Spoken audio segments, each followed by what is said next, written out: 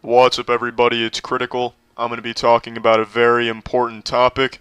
That is the shitting anomaly that I'm sure many of you have faced before.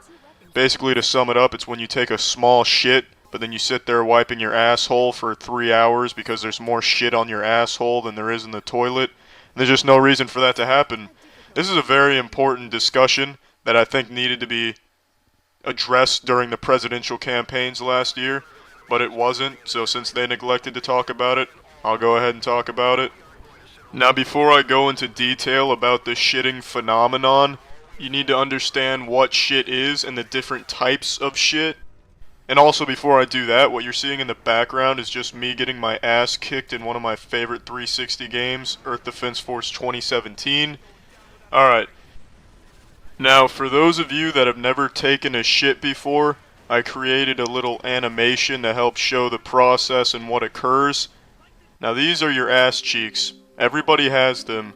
Your asshole is located in between the ass cheeks in an area known as the ass crack.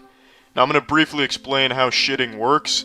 Your rectum temporarily stores shit your body doesn't need, and when it fills up, pressure builds up and the pressure opens the walls on your anal canal, which allows shit to enter. Then your rectum shrinks and peristaltic waves force shit out of your rectum. Then your anal sphincters and your pubor rectalis muscles lift up your asshole and allow shit to be blasted out of your anus. Now, this is all demonstrated in the animation, and I know the animation isn't the best.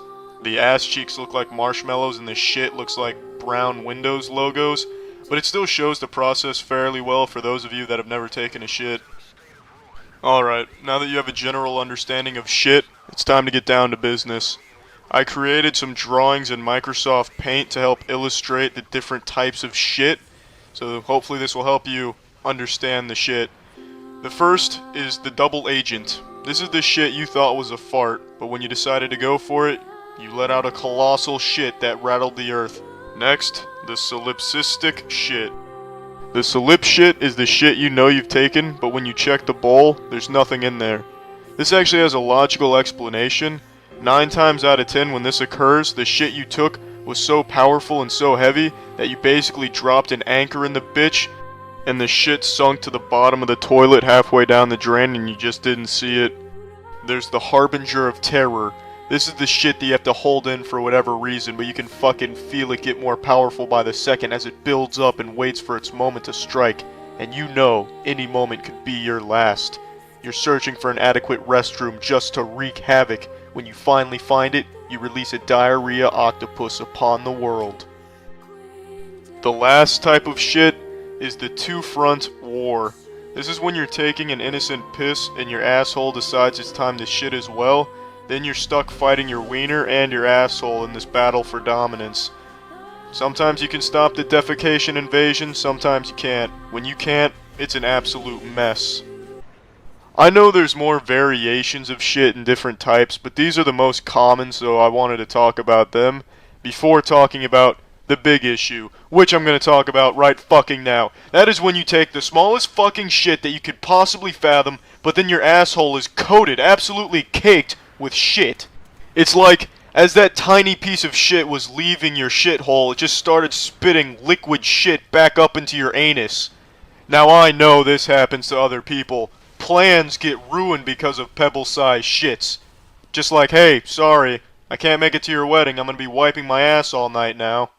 Or even fucking worse is when you have plans and then you decide to take a precautionary shit 10 minutes before leaving because you don't want to risk shitting yourself, but then you take one of these fucking monsters, these pencil eraser-sized shits, and then you're fucked because you decide not to wipe because it was such a small shit there's not gonna be any shit on your asshole, or so you think. And then 30 minutes later, your asshole feels like it's made out of sandpaper because it's so damn itchy, because there's shit on your asshole you didn't think would be there. But then you're stuck, you have to endure the itchiness because you're already halfway to the mini golf course, so there's no way to fix that problem. It makes absolutely no sense. Why is it so difficult to clean up after a small shit? There needs to be scientific studies conducted to explain this bullshit, because it makes no sense. Now, I know some of you think that those toilets that use a fire hose to clean your ass would solve this problem. But those are expensive, probably still wouldn't work, and really they don't make sense either. Like when a woman accidentally propels milk from her titties, does she run to a sprinkler to clean them off? No, She grabs paper towels. Same concept with a dirty asshole. You use toilet paper. There's no explanation as to why a small shit leads to a massive cleanup, and I believe this is the most prominent mystery in the world. If there's never going to be a solution to this problem, I hope eventually someone will be able to tell us why this is, why a small shit leads to a massive cleanup. Alright, well that's it. See ya. I haven't heard of video game drama this big since the whole Dream Minecraft speedrunning saga. What's happening with the Marvel Rivals $40,000 tournament situation is pretty bizarre. In a nutshell, there was a Marvel Rivals tournament with a $40,000 prize purse.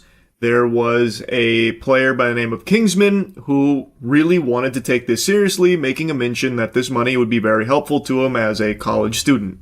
And the rest of the team didn't seem to take it all that seriously, and eventually, when Kingsman was trying to, make changes to the team comp so they could better stand a chance at winning, they all attacked him, and eventually it led to him getting kicked from the tournament.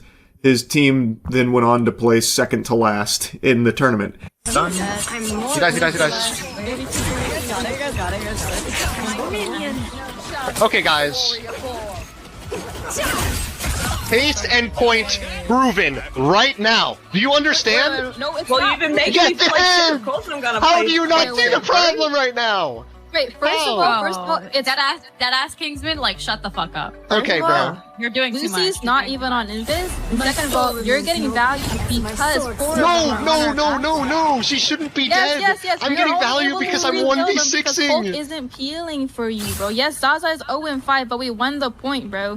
Why? Because they were hard. Like, 4 people are dying here. That means 4 of their util, 4 of their resources are all spent on Zaza. I saw this a couple days ago and I was so confused why anyone would be joining a tournament if they didn't actually care about winning at all.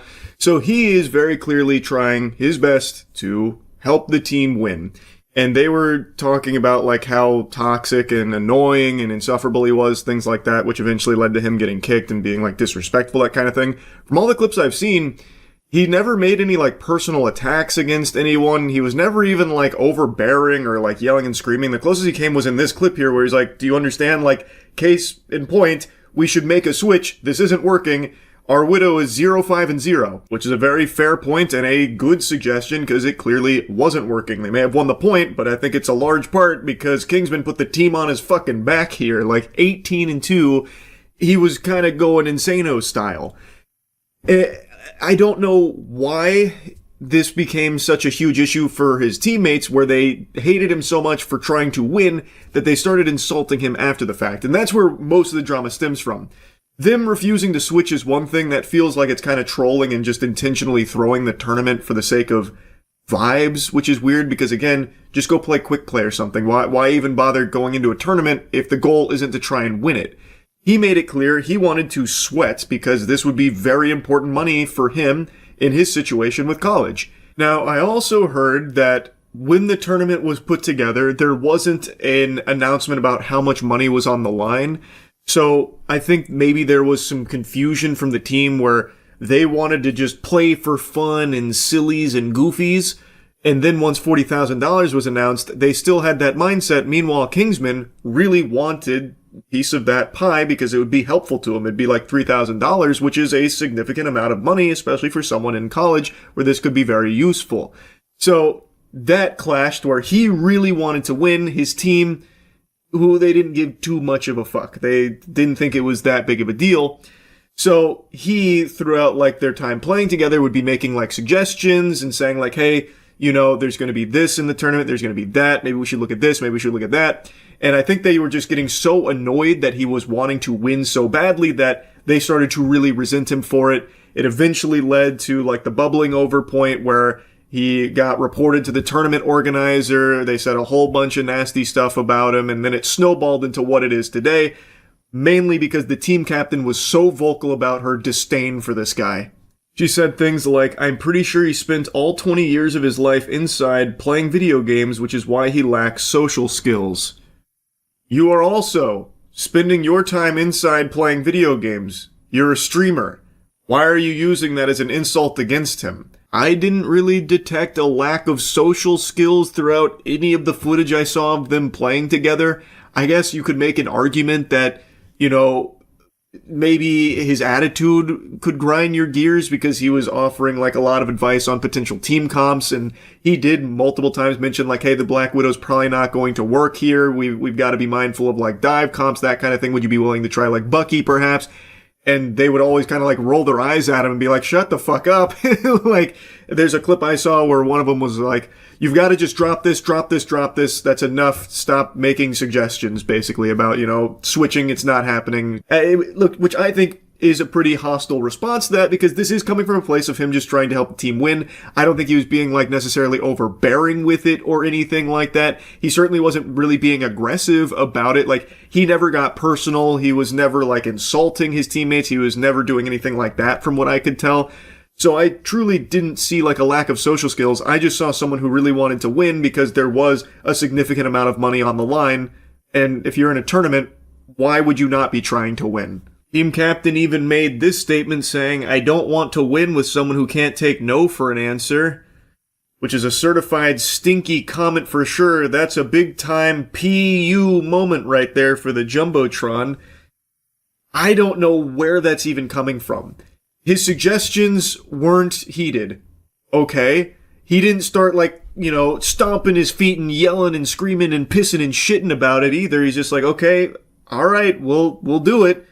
We'll run it, fuck it, we'll do it live. And when it didn't work, he did eventually say like, look, told you so, can we please make this switch? And then still got attacked for it. I didn't see any examples of him not taking no for an answer. Like, yes, he did make a suggestion multiple times, like, would you be willing to try this? Would you be willing to maybe switch here? What about this? But that isn't not taking no for an answer. That is coming from someone who wants to win a fucking $40,000 tournament. He then continued to insult Kingsman and I guess anyone that was supporting him in her Discord, saying, yo, Kingsman cocksuckers, screenshot this. Y'all think I ain't seen the toxicity in the Kingsman Discord with not spreading hate from the mods and Kingsman community? Fire emoji. This one will really get your eyebrow in the air. So she's calling out the people that were supporting Kingsman, saying they're cocksuckers and how toxic they are. Meanwhile, she has been the most openly toxic, like vocally expressing her disdain for this guy and now like his community. And let's not get it twisted. I think it's pretty obvious. Most people have probably seen a lot of like really dog shit takes from people that are using this as just like a giant insult against all women who play video games. That is absolutely happening, and that shit sucks. Those are some fucking losers you can make fun of. Absolutely. But she, from what I can tell when this message was sent, was talking about like anyone that was expressing support for Kingsman, and I'm sure there probably were some like absolute greaseballs that went through and said some terrible things, sure. But to extend that to like anyone that was supporting Kingsman, calling them cocksuckers, I think is just kind of crazy, especially considering she has by far been the most mean and nasty about this. Kingsman, from what I saw from the clips that were during this time, he tried to like actively say like, hey, don't go harass anyone and don't be mean, you know, it is what it is at the end of the day. Like, he was clearly upset about it, but I felt like he was doing, or at least making an effort to try and stop people from going and doing shit like that. She, on the other hand, was just openly attacking him. Character? No, everyone thinks this guy's a loser. Like a bug. That's just what happens.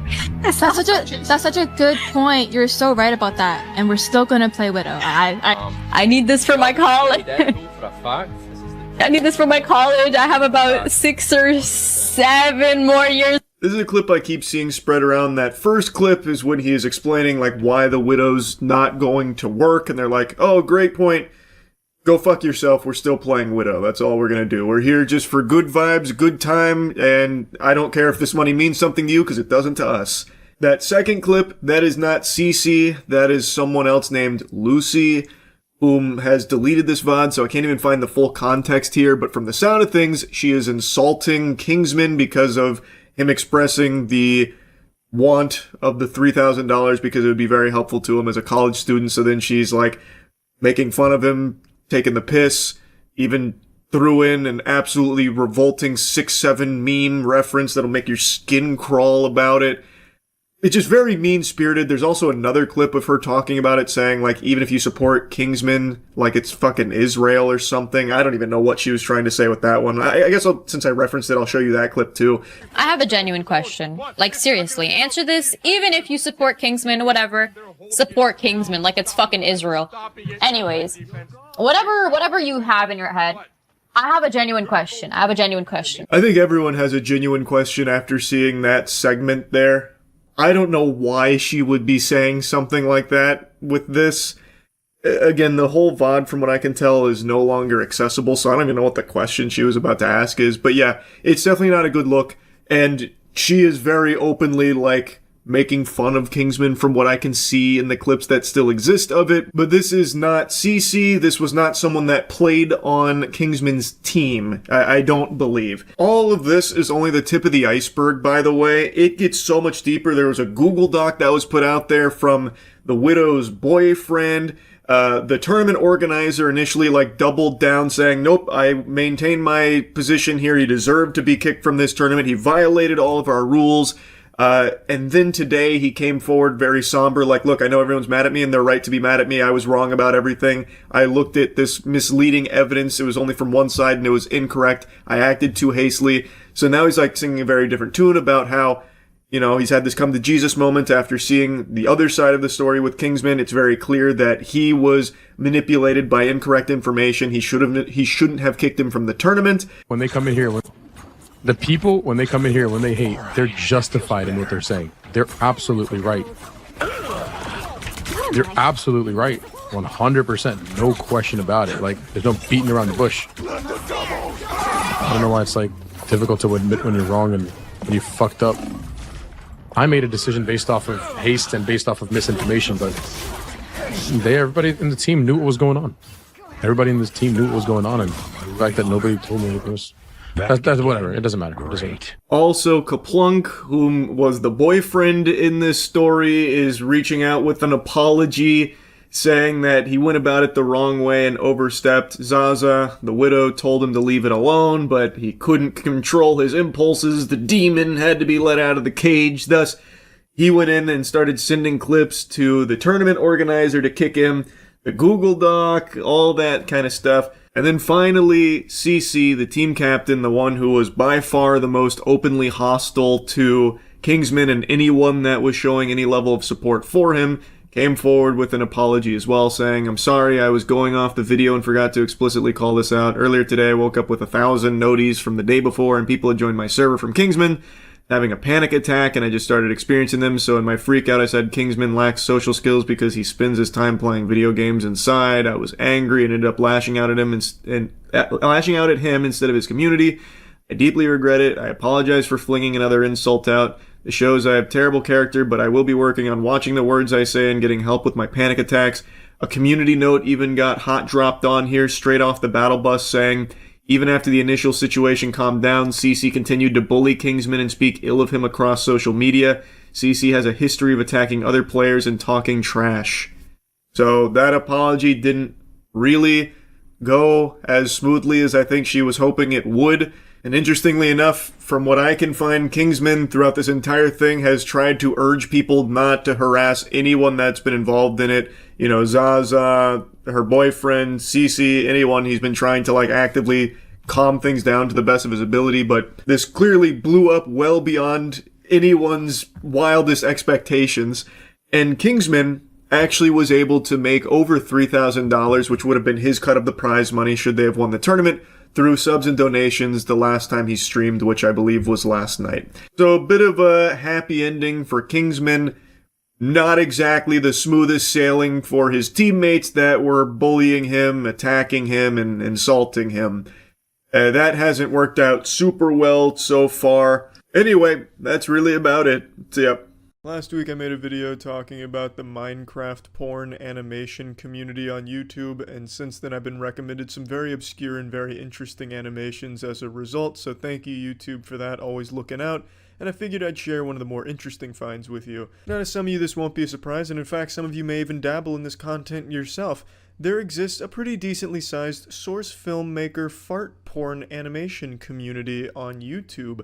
And now I know that's not overly weird, because fart porn apparently is super popular, because anytime I even go on Pornhub, it's almost nothing but fart porn these days. Watch Tina as her asshole puffs out while blasting fat, wet farts in my face, your face, the viewer. I'm not a fan of it, but it's apparently a prospering niche in the community of porn. So on YouTube, it shouldn't be all that surprising that it exists. I'm going to show you one of the bigger channels I found. This is kind of like the leader of the rebellion, or not the rebellion, but a pioneer in the fart porn animation community on YouTube. This is Fartimation. Check some of this shit out, and I mean shit literally.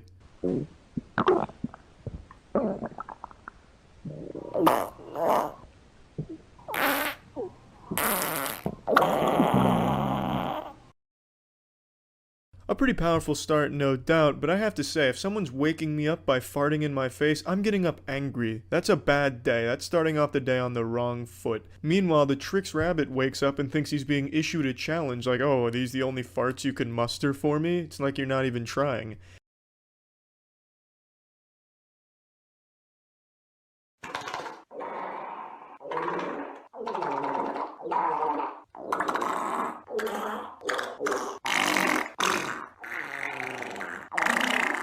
It's pretty clear to me that all of the fart sound effects are done in-house by the animator making the noises with his mouth. Because not only do the farts sound shitty, the audio quality is shitty as well. It sounds like Donald Duck being strangled. It sounds like a trumpet being played poorly underwater. I can make the noises with my mouth too, and that's how I know this is what he's doing.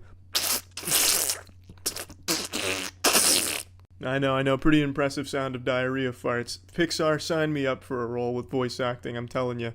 But I have to wonder why he didn't just use stock sound effects of farts on the internet. It would have sounded far better.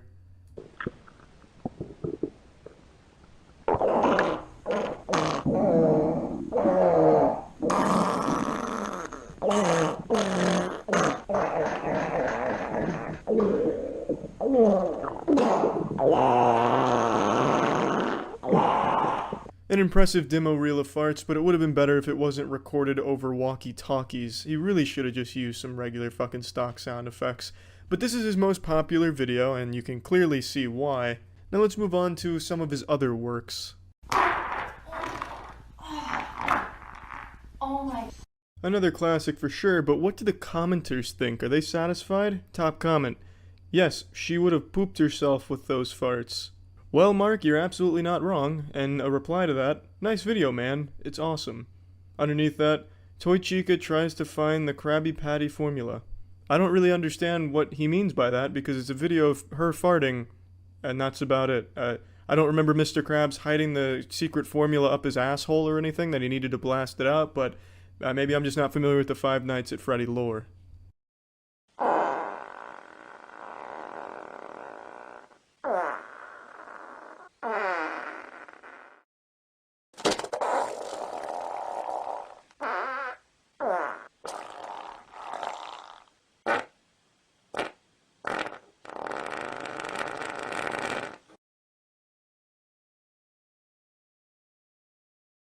This one had a big grand finale with actually shitting in the panties, just filling the entire diaper. However, it didn't really look like it was panties being pushed to their breaking point with poop. It looked more like a hemorrhoid forming or an anus prolapsing, or even like filling a fucking water balloon down there. It didn't really look like filled panties. All of the panties should have moved back. I think it was a little lazy on the animation side, but then Mangle asks you if you're full now. And obviously the answer is going to be yes, you've probably lost your appetite, or if you're into this fetish, you're definitely sailing full mast, I get it. But I'm particularly fascinated with this last line, now go before the others see you, as if you're in some type of time crunch that you need to quickly jerk off and then hide the evidence, as if someone would be so shameless they'd be watching Five Nights at Freddy's fart porn animations on YouTube, like they're at work and they had to get this off their, drain their nuts watching this before their boss comes and sees them. I highly doubt anyone's watching this content outside of their own masturbatorium with the lights off.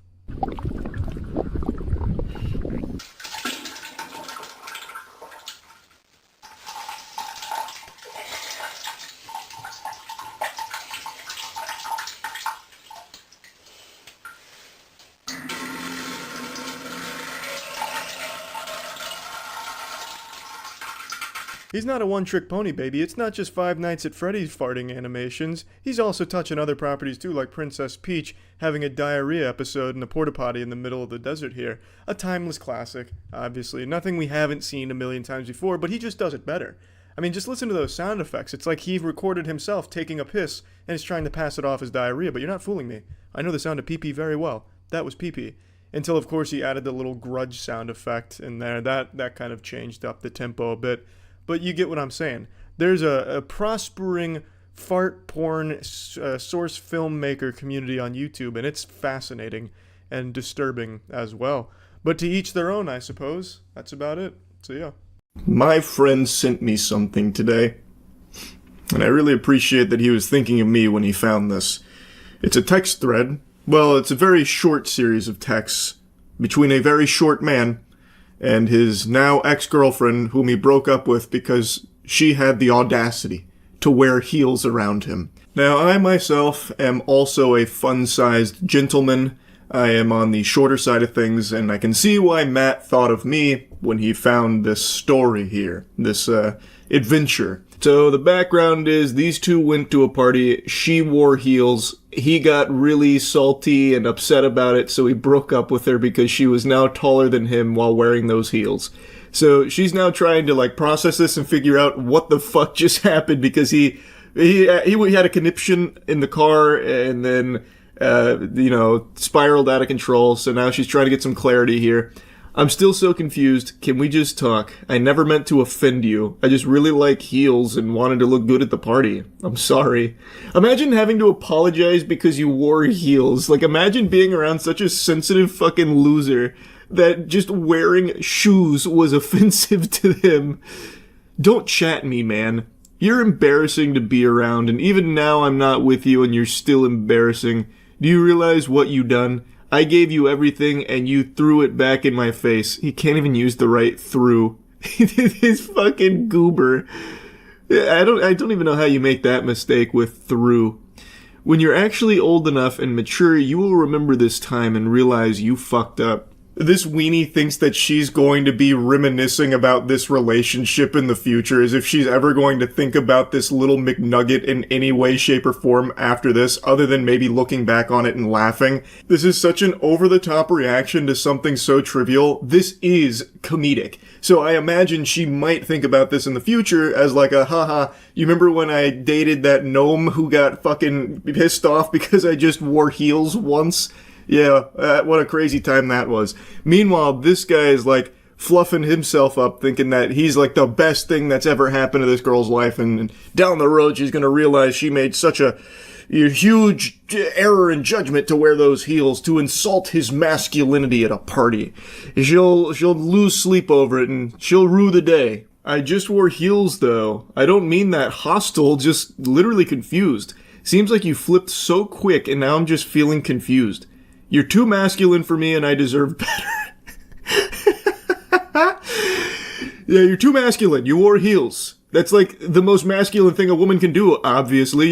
You're way too masculine. I'm high value and you are still a child and finding your way in life. Yeah, this seems like behavior of a high value male. Melting down all because you're short and insecure and your girlfriend wore heels so she was taller than you and you just didn't like that.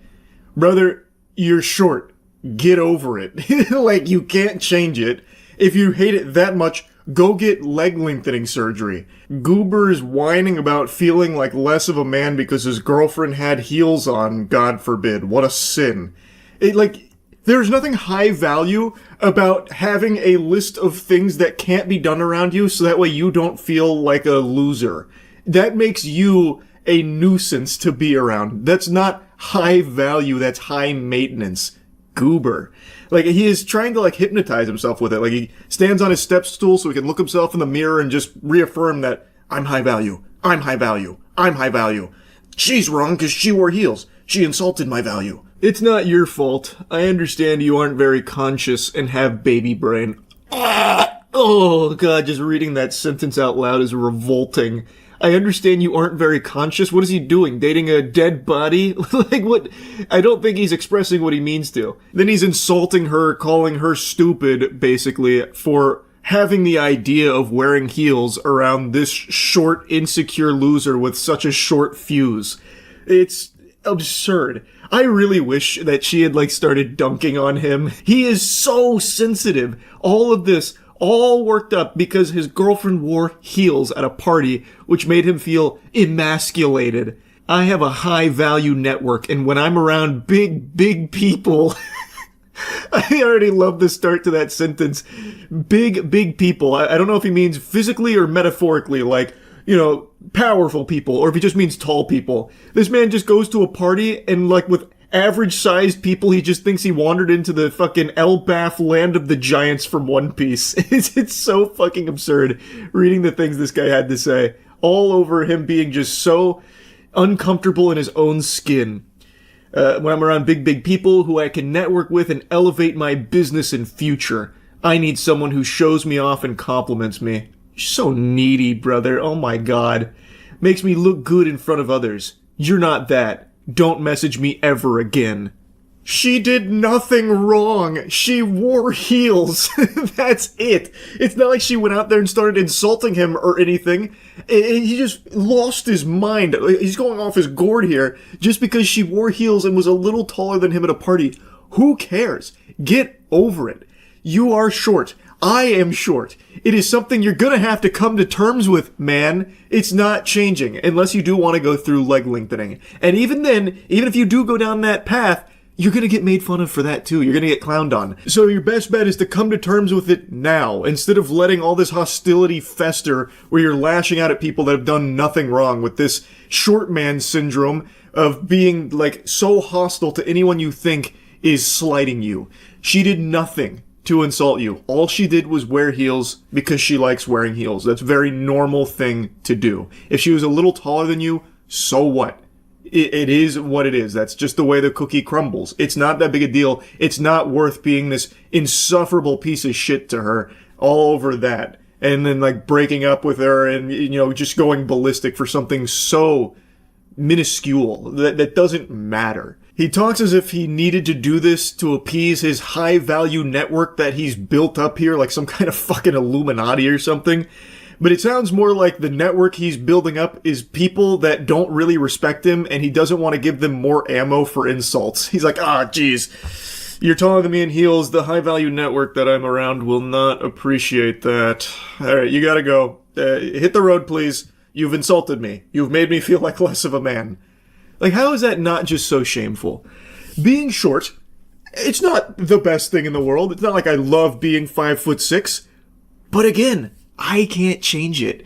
And I'm not going to be mad about it forever. I stopped being mad about my height when I stopped growing at, like, 21, even though my height had only grown like a couple inches since high school. What am I going to do about it? What value is there in getting angry at anyone taller than me? Or feeling as though people look at me as less of a man? What value is there in me just constantly being on edge about that kind of shit? It's preposterous to get this worked up over it. This is now a message to all of my fellow shortmen out there. Do not be like this guy. Just come on in. The water's fine. Being short's not that big a deal. Trust me, it's really not. It's fine. Anyway, I just wanted to yap about this a bit. Had me giggling. That's it. See ya. What's up, everybody? It's Critical. I'm playing I'm Scared, a pixelated nightmare for the PC. Let's do this shit. Fuck. This is the Italian version. Son of a bitch, I don't know what this is telling me. I can't read this language. This is English, and I understand it. But that doesn't mean I'm gonna watch the intro. The game is about to begin. Splendid. It is important to play the game. Got it. I agree, it is indeed important to play the game. Let's rock and roll. Oh, here we go. Here we go. I see why it's called a pixelated nightmare. There are indeed pixels present. This room could benefit from some posters and slot machines. What do we got in the wardrobe? Oh, it's locked. I guess we'll never know what's inside. I don't suppose I can leave? No. I cannot leave. I am surprised. What is that, like a pile of puke? Can I do anything with it? Can I crouch? Ah, there we go. Oh, it's a little key. How about we try and open a little wardrobe?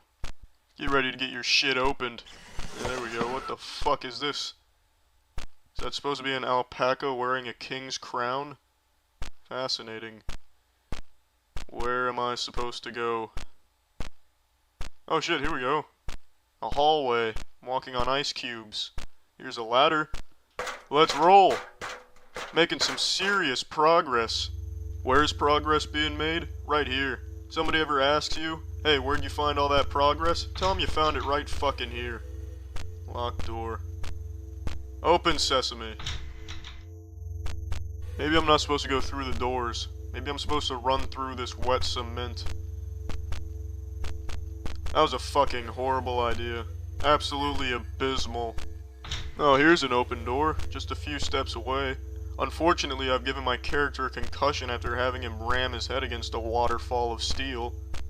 Is this one of those secret bookshelves where you pull a specific book and it reveals a tunnel to the Batcave or some shit? I guess not. Or I haven't pulled the right book. Oh wait, here we go, here's something. I can't get to it. I still can't get to it. I still can't get to it. Fucking goodness gracious, nearly had to get a blowjob from the key just to pick it up. I haven't been through this door yet. Looks like a parking garage is closed. Is that Jack Skellington? Where's he going? Is he fucking on an escalator going backwards? Is he gone or is he coming back? What an impolite bitch, he didn't even finish eating all of his nipple meat. What a terrible house guest. Good afternoon, ma'am. Just passing by. How the fuck am I supposed to cross this chasm? Do I set the rusty key down, shoot it with a beam to make it larger, then use it as a bridge to get across? I doubt it. Pardon me, ma'am, but somebody put some blood on you. You're supposed to be a painting, not a shitting ground for bloody piss squirters. Is every fucking door here locked? Like, what's the point of doors if you're just gonna lock them? You might as well just have walls. Is this like King Kong's esophagus? This reminds me of the time Miss Frizzle took the class through the human body in the magic school bus. Another key. Alright. Oh, it's a heart. Greetings, asshole. Where is the fucking at? It just closed out of the game. Hello, do you know my name? How the fuck would I know your name? No, I don't. Oh wait, shit, actually, yes I do. I know how the Rumpelstiltskin I know the Rumpelstiltskin story. Fuck, shit. This game actually adds files to my computer, and it told me its name is Whiteface. Let's play tag. Alright, let's play tag. But little do you know that prior to me soiling my undergarments with shit, I used to be a tag professional. So you don't have a chance at beating me. What the fuck? Liar. The arrow is not telling the truth. Fuck it, we'll go this way then. Thank you for the hint. Alright. Is this just like a parking garage? Take a little detour here. Pure anarchy, fucking not following the arrows like the instructions told me to. Oh shit, that's a wall. Oh, goodness gracious. Who would have guessed they'd put walls in this establishment? Now we're following the arrow. Oh, here we go. I should have guessed it'd be locked. Every fucking door in this place is locked. But it's not just locked, like it's sealed. Sealed with the Green Lantern seal of you're not getting the fuck through. Collision course imminent! Shit. The game closed again. Is this a new arrow? No, that's the same fucking door. Just gonna keep running through this parking garage. I have never seen a lead like this, ladies and gentlemen. The other drivers are nowhere in sight.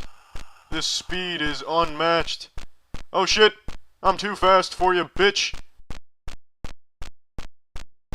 This is like my third lap now. Is this a new arrow? Yes, it is! Here we go! Oh, it's an elevator, alright. This is certainly an odd golf course. Here's some blood on a giant domino. Oh, there you are! You're not getting away that easily, bitch! He's got some jets on him! He is fucking fast, he just zoomed through. He gives space shuttles a run for their money. Is this door locked? No, it is not. Hey, there you are, ma'am. You cleaned yourself up. Nice work. Oh, this door's locked. Excellent. This door is also locked. Splendid. Fuck. Shit. Asshole. Bitch. Every fucking door is locked. Is this locked? Oh, there we go. Finally. Oh, this is the first room, isn't it? The wardrobe's locked. No key. Oh, shit. Means you have to go through here. SS. What does that stand for? Spare seashells? Who gives a fuck? Oh, now that is a very useful door. Just leads to a slab of steak. Awesome. I haven't opened a single one of these doors yet. Where are the keys? Oh, is this a key? No, that is not a key. Alright. Oh, here we go. Is this a key? Yes. Door number 7. Where is that? Here it is. This is my room. Your room's a pile of shit. Do you see how dark it is? Yeah, you should probably turn on a light. It's cold. Then get a blanket, asshole. But I can look at you. Alright. Look at me. Alright. Are you scared? No. I am scared. Go fuck yourself. That was an interesting encounter. Now he just dropped inside out titties everywhere.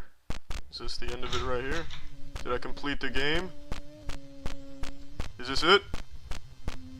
Ah, shit. It's his room again. Congratulations. Alright. You made it to the end. I completed the game!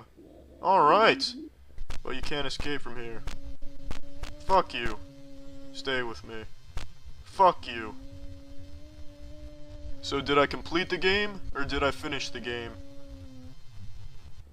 Alright, so, I finished this game. Maybe I have to get the character to hang himself, or herself. That's a pretty fucked up way to end the game. You have to get the character you're controlling to hang themselves. Alright, that's fucked up, but I completed the game. Alright, I'm done playing this. Well, that's the end of this video. Remember to rate the video, comment the video, and subscribe if you want to see videos similar to this one. See ya. I saw something super interesting today that I want to yap about. It's become somewhat of a big conversation even outside of these bubbles that I'm tapped into, because even people that know nothing about guns can recognize that there's something wrong with this little puppy here. It's the SIG P320. This puppy's got a real nasty reputation developing. It's got the cheese touch, people talking about it being stinkier than Sir Strumming. I was going to lore dump on you, and I had even made this video setting all of the groundwork and the foundation for everything that had been happening with the P320 up until this point, but I want to show you the video that's sparked this topic for me today that I want to talk about, and it's got a lot of people talking. Through the firing sequence, through the actual movement of the sear down is less than 1 millimeter. And we're going to see if it'll set the cartridge off. I don't know. We'll try it a couple times. It might not. This safety might be working, but the other safeties might not have been. So let's see.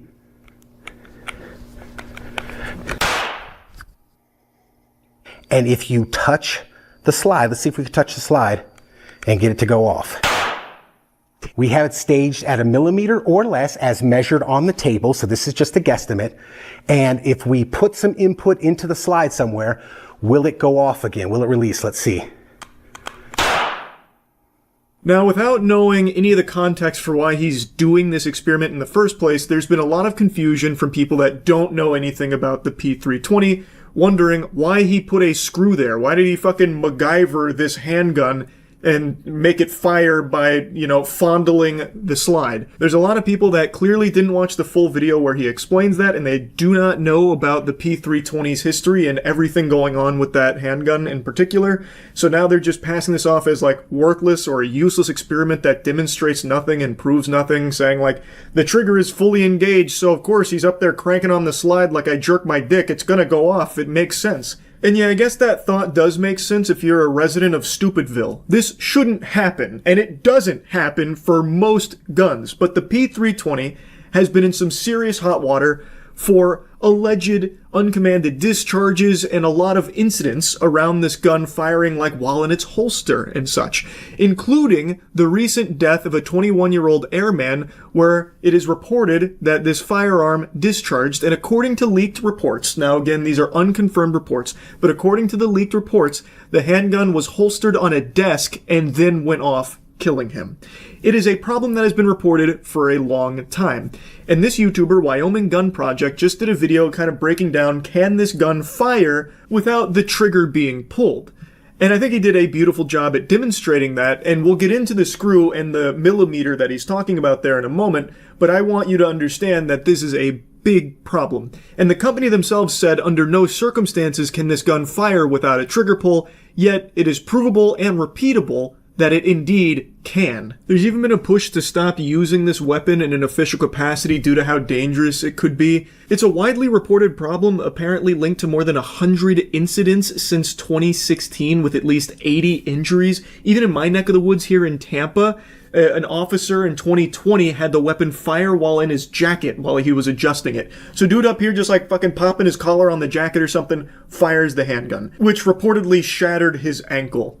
There are tons of cases that have been reported, and SIG has actually filed a lawsuit trying to reverse the ban on this weapon from law enforcement, which I think is a horrible look from SIG, by the way. This is just a big safety concern across the board, and it's something that's been talked about quite a bit for a while now.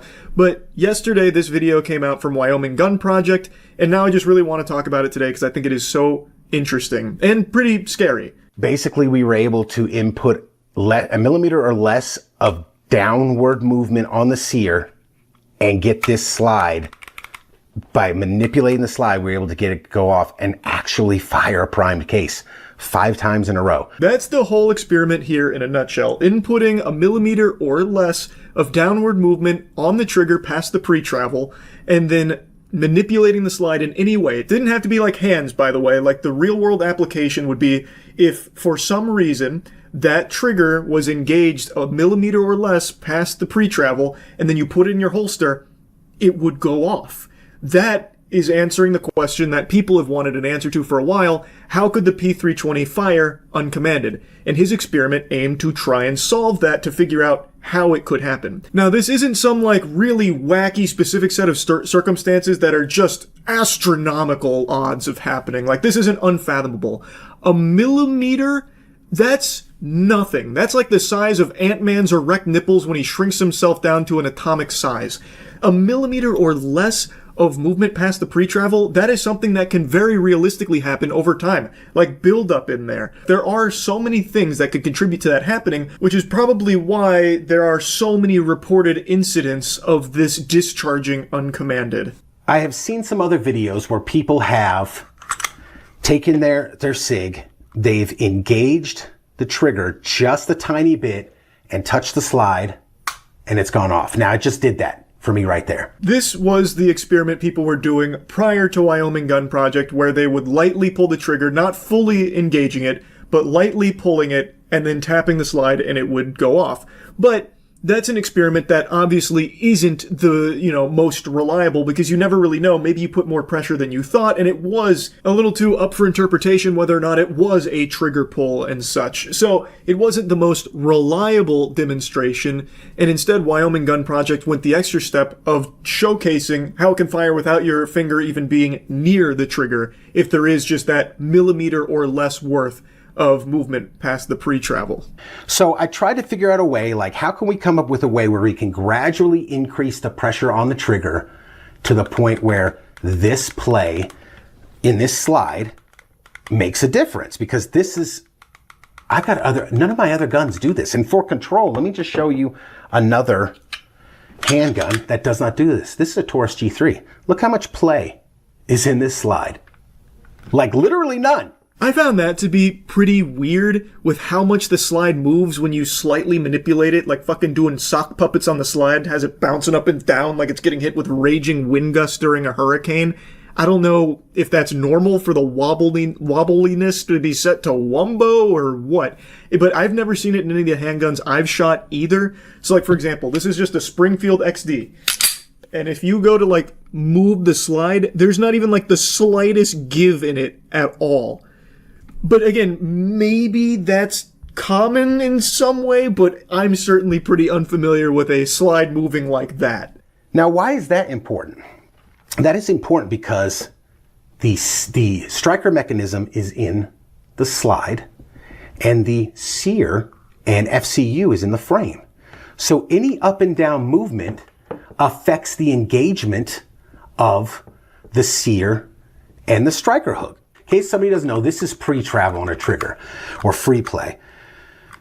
Nothing is happening here. No firing process is starting at all. When it hits that wall, that's when it will start lowering the sear. A super solid explanation on why the movement of that slide is so odd, and then he explains the pre-travel. Then he measures the pre-travel, and then he puts in the screw being his way of fine-tuning the amount of movement that he could get past the trigger wall. And in this case, it would go off with as little as less than a millimeter worth. Let's see if we can get it off by just touching, or let it, if we can release the striker by just touching the slide. Now, I'm not touching it with my finger. How about that? So this was less than a millimeter, so we'll assume the one that is at 1 millimeter will go off. Okay? So let's try it. That time it didn't. And there it did. So that's kind of simulating of it's rolling around in a cop's holster. Not a whole lot of movement required to have this go off by just having the slide be bumped or moved or in some way jostled around. That's a big concern. And then he addresses people that inevitably ended up talking about like the screw being there. Like, oh, it's just a full trigger pull with the screw. This doesn't really prove anything. I think he gives a good explanation on why the screw doesn't matter. It's there just to simulate what could happen should a millimeter worth of movement happen to the trigger, which again is something that can very easily happen. I'm going to get some jerk off that comes in these comments go, well, just don't stick a screw in your trigger. This is a tool to simulate, to take the human factor out so that you sane people that will come in my comments and say this aren't going, you pulled the trigger with your finger, bro. I didn't. The FBI report said there was a ledge on, it was either the sear or the striker hook. I don't remember. And you pulled the trigger a little bit, less than a millimeter, less than 1 millimeter. And it caught on that ledge. And then you holstered your gun. Okay, this is a G-code holster. Then you holstered your gun. And it just went off. I think that right there really showcases it extremely well. Also, there are some holsters that do have like a reported issue where when you holster it, like depending on the angle, sometimes it can actually depress the trigger slightly. So if you happen to have one of those holsters and happen to put it in at that angle, and the SIG P320, the trigger gets depressed a little bit, a millimeter past the pre-travel, it could just go off in your holster. Like that is an issue. Let me see if I can set this on the desk and bang the desk and see if it'll, now the camera's going to shake, so. Whoa! Let's see what we got here. Did it go off? Sure did. Look at that. So how could he set it on the desk and it go off? I just showed you right there. Again, this is simulating what the FBI found as a shelf on either the sear or the striker hook, and it getting caught up on that, or maybe you're putting input on the trigger and you've only gone less than a millimeter through the firing sequence, through the actual movement of the sear down is less than 1 millimeter. And we're going to see if it'll set the cartridge off. I don't know. We'll try it a couple times. It might not. This safety might be working, but the other safeties might not have been. So let's see.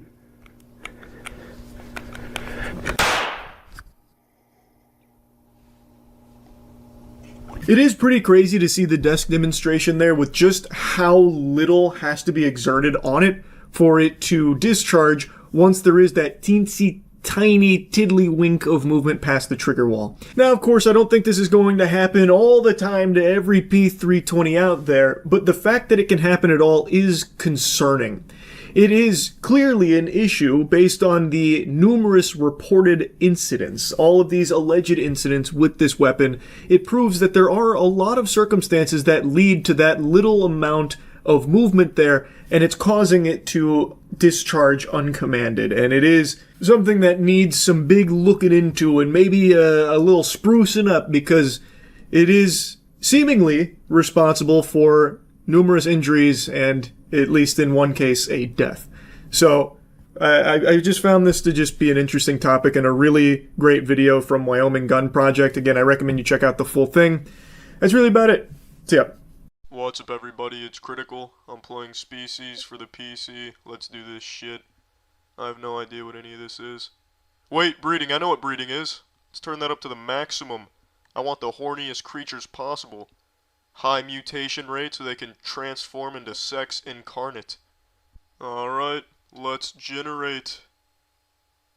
Oh fuck, we're coming in hot. Passengers, fasten your safety belts. It's about to get bumpy. I hope you all packed for a long trip to the grave! That was a deceptively smooth landing. Nice and soft. Are these floating green teeth? Or like a partially unzipped zipper? Well, this is a rather large piece of shit. What's it doing here? Is this indigenous to the area? Oh fuck, it's out for blood! That's sentient. And mobile. And lethal. I've got my eyes on you, assassin. Let's get some information on this bitch. I guess that about sums it up. It is rather self-explanatory. It's a giant wiggling hunk of shit. Now here's another one. They're everywhere. Oh fuck! It's reproducing at an alarming rate! It didn't even fuck anything. It's reproducing asexually. If giant squirming logs of shit can't find true love, what hope have we? These bitches are everywhere. They have invaded this planet, taken it over. Why is there a raw hamburger patty over here? Oh shit, that's a decomposing carcass of one of the shits! Mutiny, they're turning on one another. It's pandemonium. This is a cactus. Are these bullet holes? Or is it a face? I can't really tell because it's following me around, not letting me look at it. Fine, I'll give you some space. Surprise! Ah, shit. Go fuck yourself, you giant cowboy hat. I'll go back to my scientific research. I'm gonna shoot this bitch with a radiation gun, see how it reacts. Perhaps it'll undergo a sudden gravitational collapse and create a supernova. Did it just fucking give birth while being doused in radiation? To a speeding mushroom? This is preposterous. You are foul. There's only one way to reclaim our planet. A mass genocide of these filthy creatures. It's the only option. They've brought it on themselves. This may look like a field of raw steak, but make no mistake, this is simply wiggle shit corpses. I didn't even make a dent in their numbers. I must continue the battle. I will fight for our planet. Ambush! Yes, it worked perfectly. I caught him off guard. You will be murdered thoroughly, just to be safe. This is how it all ends. This is it. I always knew if our world was going to succumb to evil or be conquered, it would be by the hands of a substance we create. A substance once synonymous with safety and happiness. Our excrement. What the fuck has happened? What type of bizarre metamorphosis is this? The shit has fused with piss. They are now a piss-shit hybrid of sentient fuck. Some of them even have legs. Look at this. This abomination has the face of a marshmallow. They're becoming more human. Soon they'll have titties and nipples, and we won't be able to distinguish humans from these lemon shits. What are you? Tell me what you are. Oh, don't you dare walk away. I will slap you with this shit. Why can't I attack him? There we go. That's your own fault. Do you want to suffer the same fate as that drowsy lobster? Tell me what you are and where you come from. It looks like that engineer space shuttle from the movie Prometheus. Case closed. Thank you for your cooperation. What the fuck is this? It's like a giant walking abacus. It looks like somebody glued dildos to the body of a sea creature. Why did it just stop moving? It was hauling ass a second. Oh shit! It gave birth. This one's got teeth on its face. Interesting. Oh fuck, Stampede! Oh shit. Looks like there's about to be a fight. A brawl, a showdown. Let's see who's gonna win this encounter. Newton's cradle or the purple lizard just looking for a hug? Come on, fight. Fight each other, what are you doing? Oh fuck, don't run away. Damn it. This is a weird fucking spider. It's got some really fucked up shoes and a really fucked up place to have feet. Fuck, the flood have shown up. And there's a squid on the land. What is that doing on the land? There is a ton of fucking creatures here. And there's even more over here. Our planet is lost. I cannot fight them all. Alright, well I'm done playing this. Well, that's the end of this video. Remember to rate the video, comment the video, and subscribe if you want to see videos similar to this one. See ya. That ever God, and that he wanted to change Well, God his must have life. told him to get the fuck out of there or something, because this man's possessed. Finally.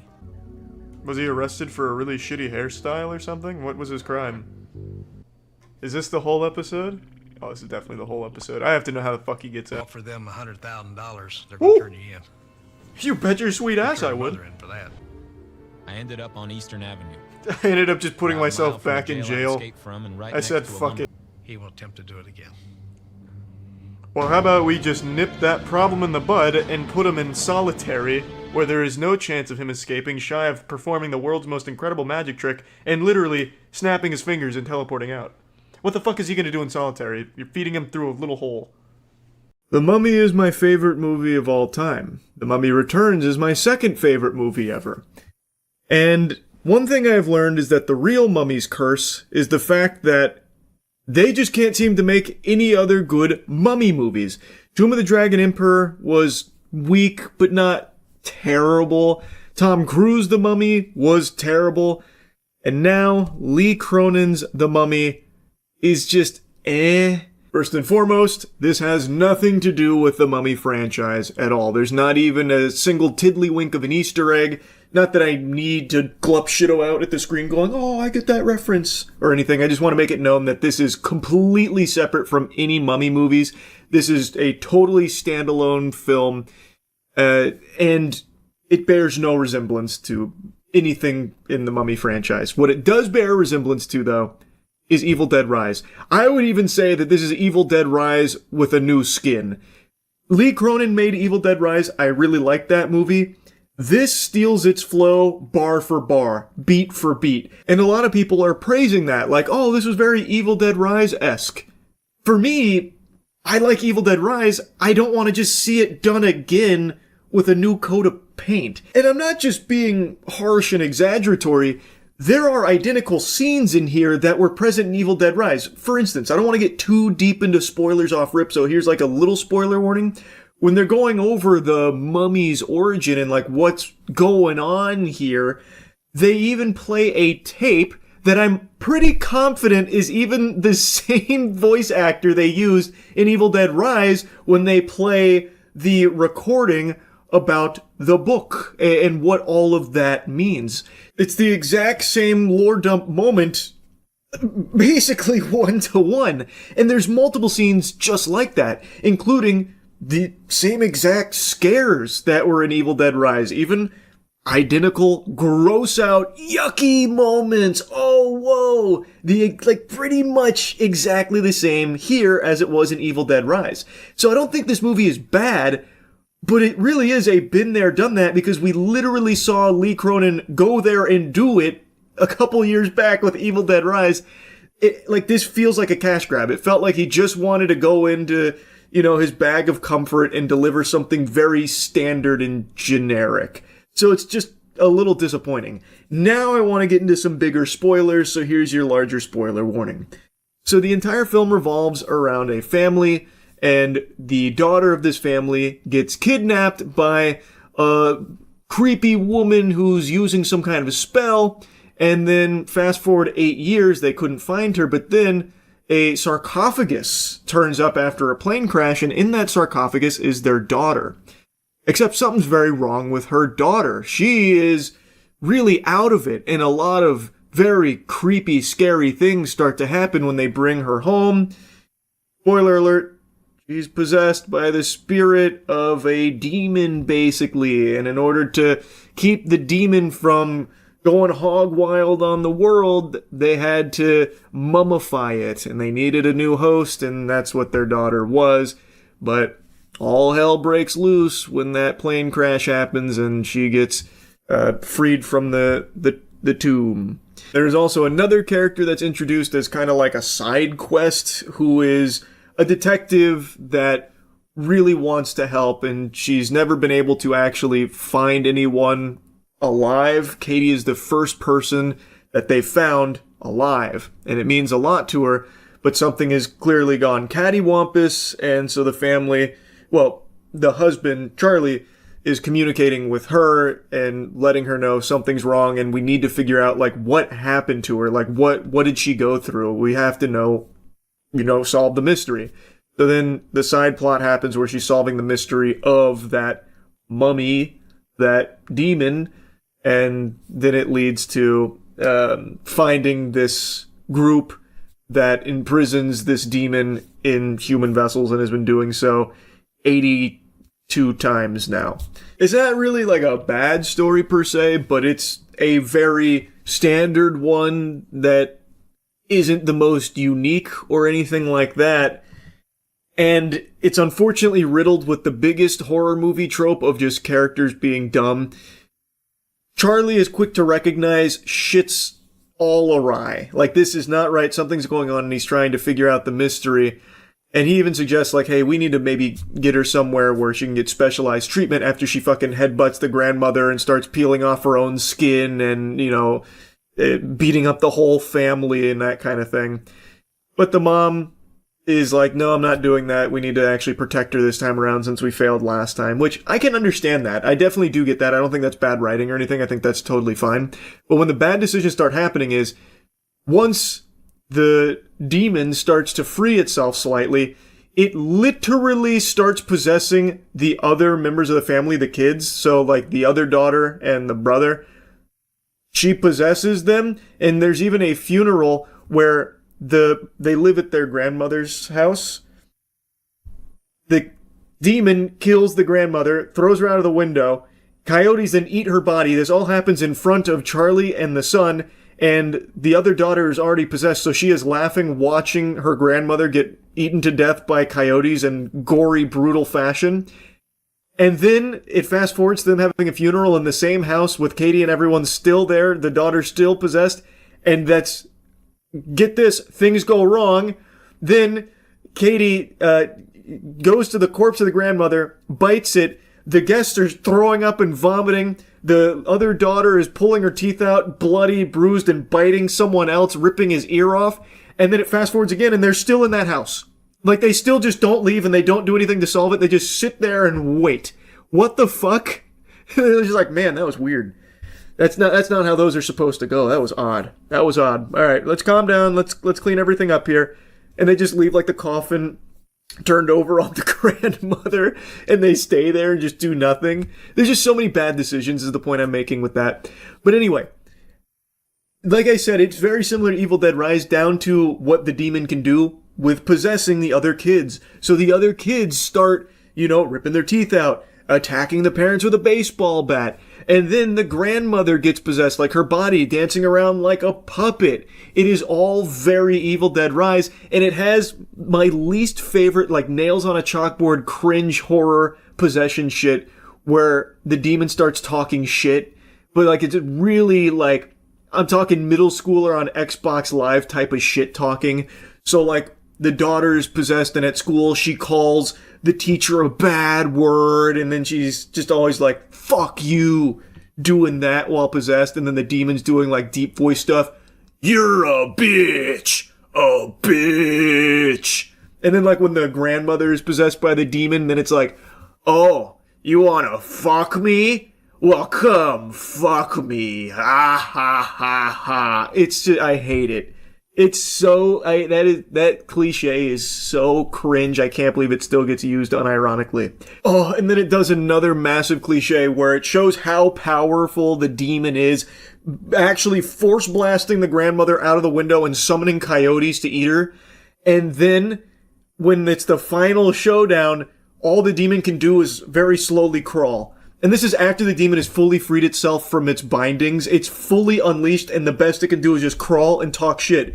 You're a bitch. You're not getting your daughter back. Ha ha ha ha. And then, when it actually like gets in position to attack, all it can do is slap. Like actually slap box, like a cat swatting. But it's not even drawing blood or anything. So like, the husband, the father, Charlie, is like gripping as the investigator who's learned about like the curse and everything and learned the words that they use to bind. Somehow she memorized all of the words. Then she starts reciting the words as the daughter's being held and just slapping instead of using any of the powers. The demon just sits there slapping, going no, and then they bind the spirit to Charlie. And then I actually do like this ending. I like what they did at the very end. When you think it's over, and it's like a somewhat happy ending, but bittersweet because they do still have the demon bound to their father, well, they then end up binding that demon to the woman who started all of this by kidnapping Katie. They go to her and put the demon onto her in order to free Charlie from it, so the family's all back together, and the lady who inflicted this curse upon them is now the one that has to bear it. I actually liked the ending. I thought that was... I didn't expect that. I actually thought that was kind of clever. But overall, like I said, I don't think the movie's bad. It's definitely not boring. That's the best compliment I can give it. I wasn't bored. It is constantly trying to unnerve you with gross and gory imagery, and there's always something happening with like a jump scare or something going on. So like it's entertaining. Like I don't regret going to see it. I had higher expectations though. Like I would hope for like an evolution of like, you know, crafting it further as opposed to just being content doing like the same thing again that he did with Evil Dead Rise. But I don't think this was like a terrible movie or anything like that. Though if you have seen Evil Dead Rise, you've seen like 50% of this movie already. Because like I said, it recycles a lot from that one. In imagery, in scenes, even in story moments as well, kind of. It uses some of the same shit. It's just, I don't know. I would have expected more here, so I'm disappointed with it. I think a lot of people are probably going to be satisfied because it is just constantly gory and constantly something trying to disturb you. And maybe that's all it needs to do in order to be successful. I don't know. I just would have liked to see something more than that. Anyway, that's really about it. So, yeah. I like shiny cardboard. I do not like grading the shiny cardboard. I do not like green eggs and ham. I have said it for many moons now. I think grading cards is hooey. I know I've spit and shit about this topic for a while, but it's true. I just think it's a bunch of horseradish. You pay hundreds, sometimes thousands of dollars to grade your cards, and sometimes they get damaged. Other times, it just feels like it's truly just RNG, the roll of the dice, and it's entirely dependent on whoever's manhandling your card's mood on that given day with whatever grade they decide to dole out. To me, it just always feels inconsistent, so I just really never think that it's worth the money to get cards graded. And I know people make entire careers out of buying and selling graded cards and all of that. All power to you. I'm not your fucking dad. I'm not coming in there with a belt making you stop just because I don't like it. You do what you want to do. But there is just very real problems with the whole practice of grading cards, especially when it comes to things like PSA. And that's what we're about to talk about today. PSA is probably one of the biggest when it comes to card grading. I'm sure all of you have heard their brand name tossed around quite a bit. When it comes to card grading, they're like fucking Kleenex, where when people talk about a graded card, they usually say like PSA plus the number as opposed to like just general card grading. The same way when people talk about tissue, sometimes they say, can you get me a fucking Kleenex? Like, it's gotten to that level where they are just that big. They're kind of the top dog.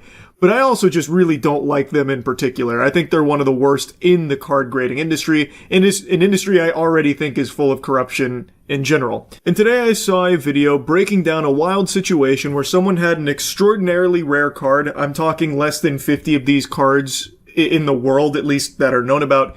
It's a PSA, or was, RIP, God rest its soul, a PSA 10 Deoxys lenticular card. So basically it's 3 art in 1, and it's from over 22 years ago.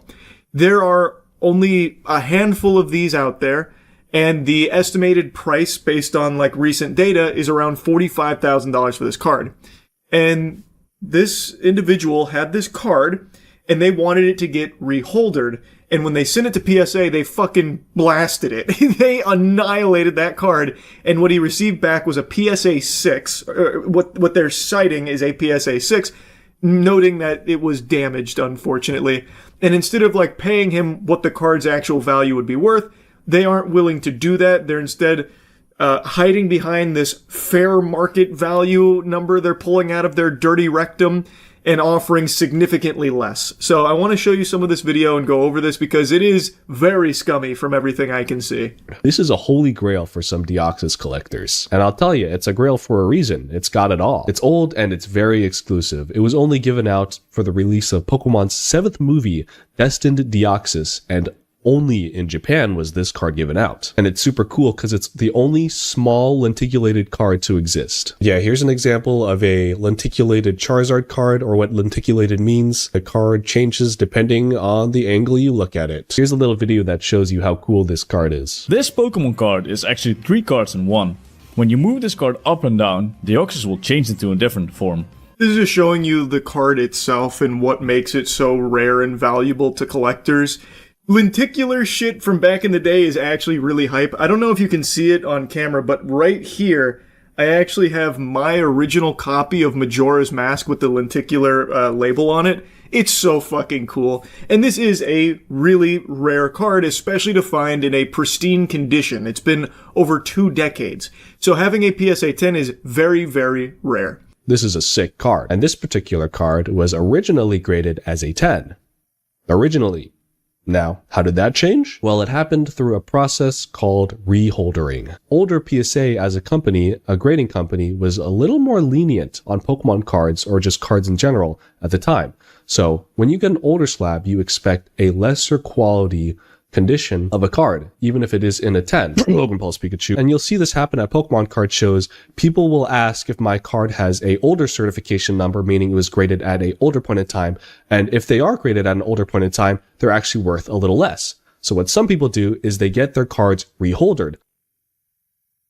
Which is exactly what this individual is doing. They wanted it reholdered so they could have an updated slab showing that it is a pristine 10, even by modern, more strict grading standards, because that would then fetch a higher price to collectors that want to purchase the item.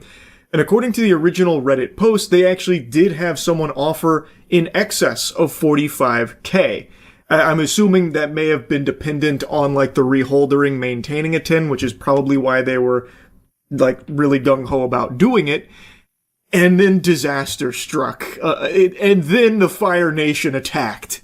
Now imagine the shock that Brian felt when he submitted his super old, super rare, already in a PSA 10, Deoxys for reholdering, and it came back to him as a PSA 6, losing about 90% of its value. And it wasn't because he did anything wrong, but PSA actually damaged his card. 268-279-56, I actually looked it up, and as you can see, it actually has been deemed back down to an EX Mint 6. They kept the same certification number, and they turned it down from a PSA 10 all the way down to a PSA 6. Again, just to make sure it's very clear, the reason he was doing this is because with an older slab, it was more lenient, which means buyers wouldn't pay as much because there's a chance it's not actually a 10. Maybe there's like some scuffs here, a little poop over there, like who really knows?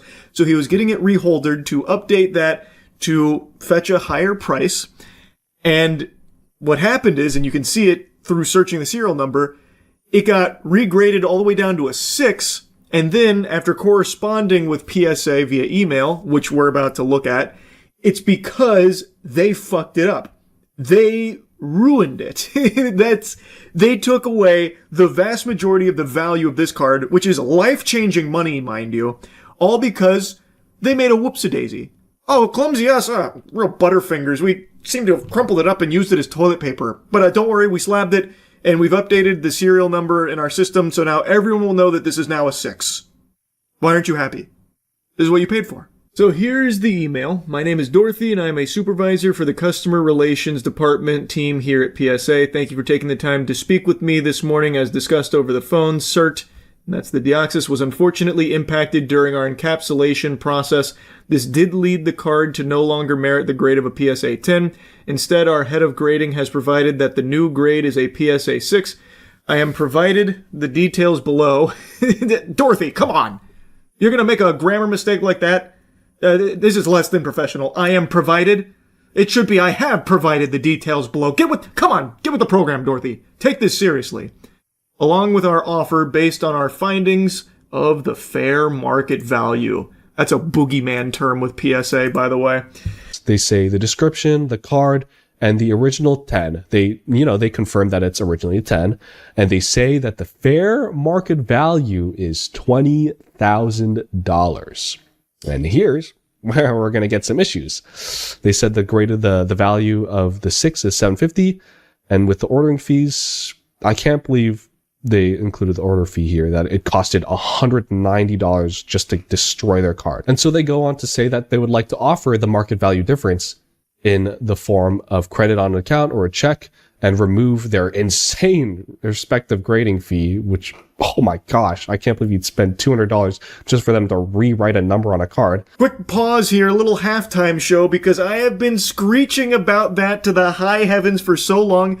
PSA overcharges the fuck out of everyone who makes the mistake of using their services. You pay an arm and a leg for the most basic of services, and they arbitrarily jack the price up as they're jacking themselves off on top of your cards, giving you whatever grades they decide to pull out of their ass that day, and their numbers make no sense. It's extremely expensive to do, like, basically anything even remotely adjacent to card grading through PSA.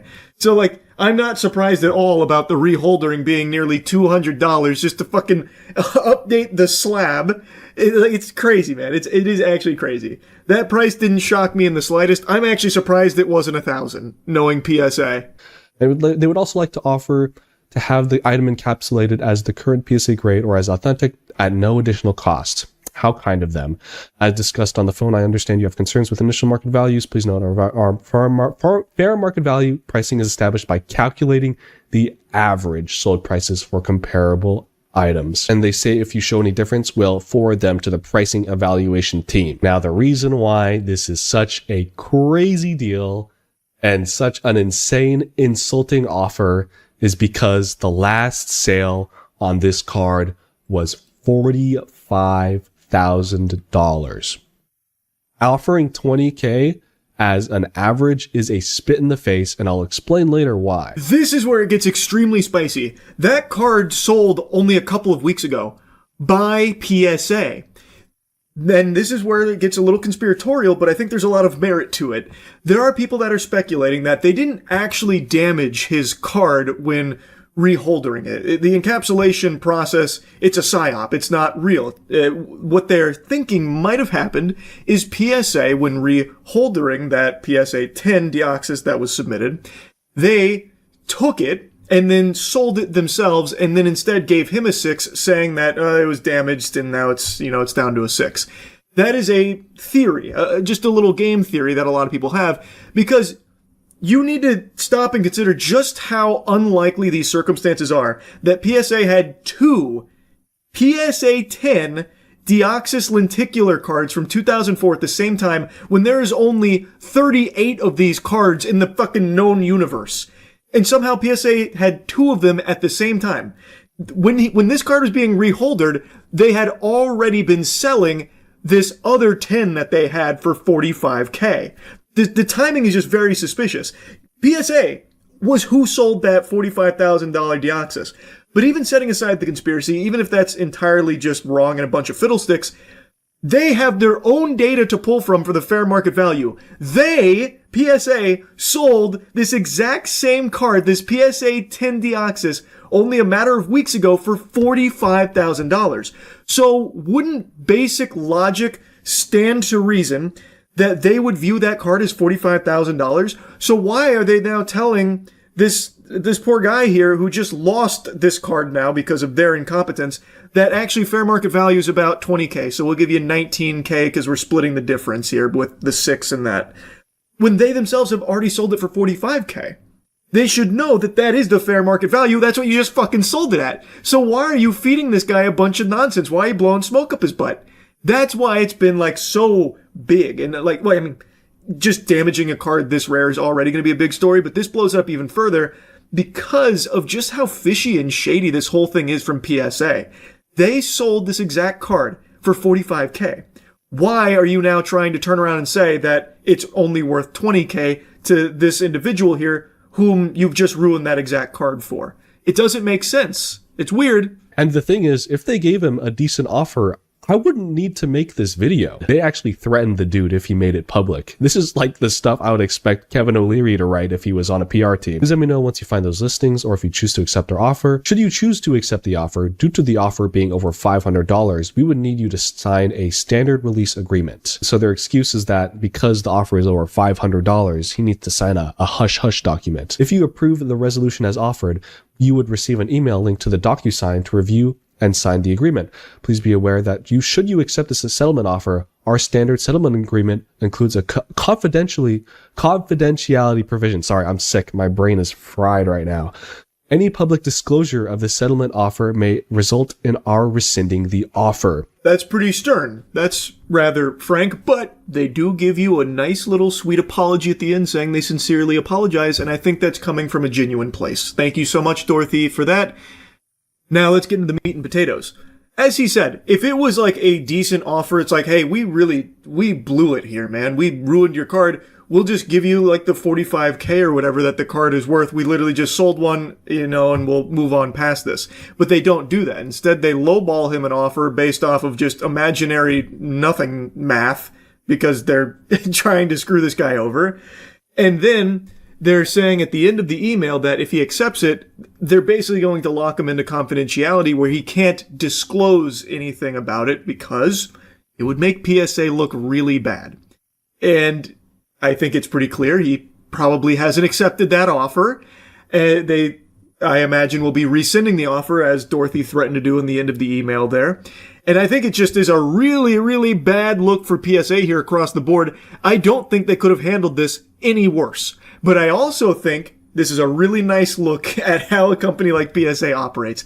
I have said PSA is shady for a while. Dorothy calls it a standard form, which leads me and many others to believe that this is just the norm for them, that if they ruin your shit and it's over $500, they'll lock you down into being like quiet about it, so they'll pay you off like hush money and you can't talk about like, the settlement, which I can almost see the logic behind, because like PSA probably doesn't want people hearing that they're ruining cards over like $500 because then people won't feel comfortable sending them the cards.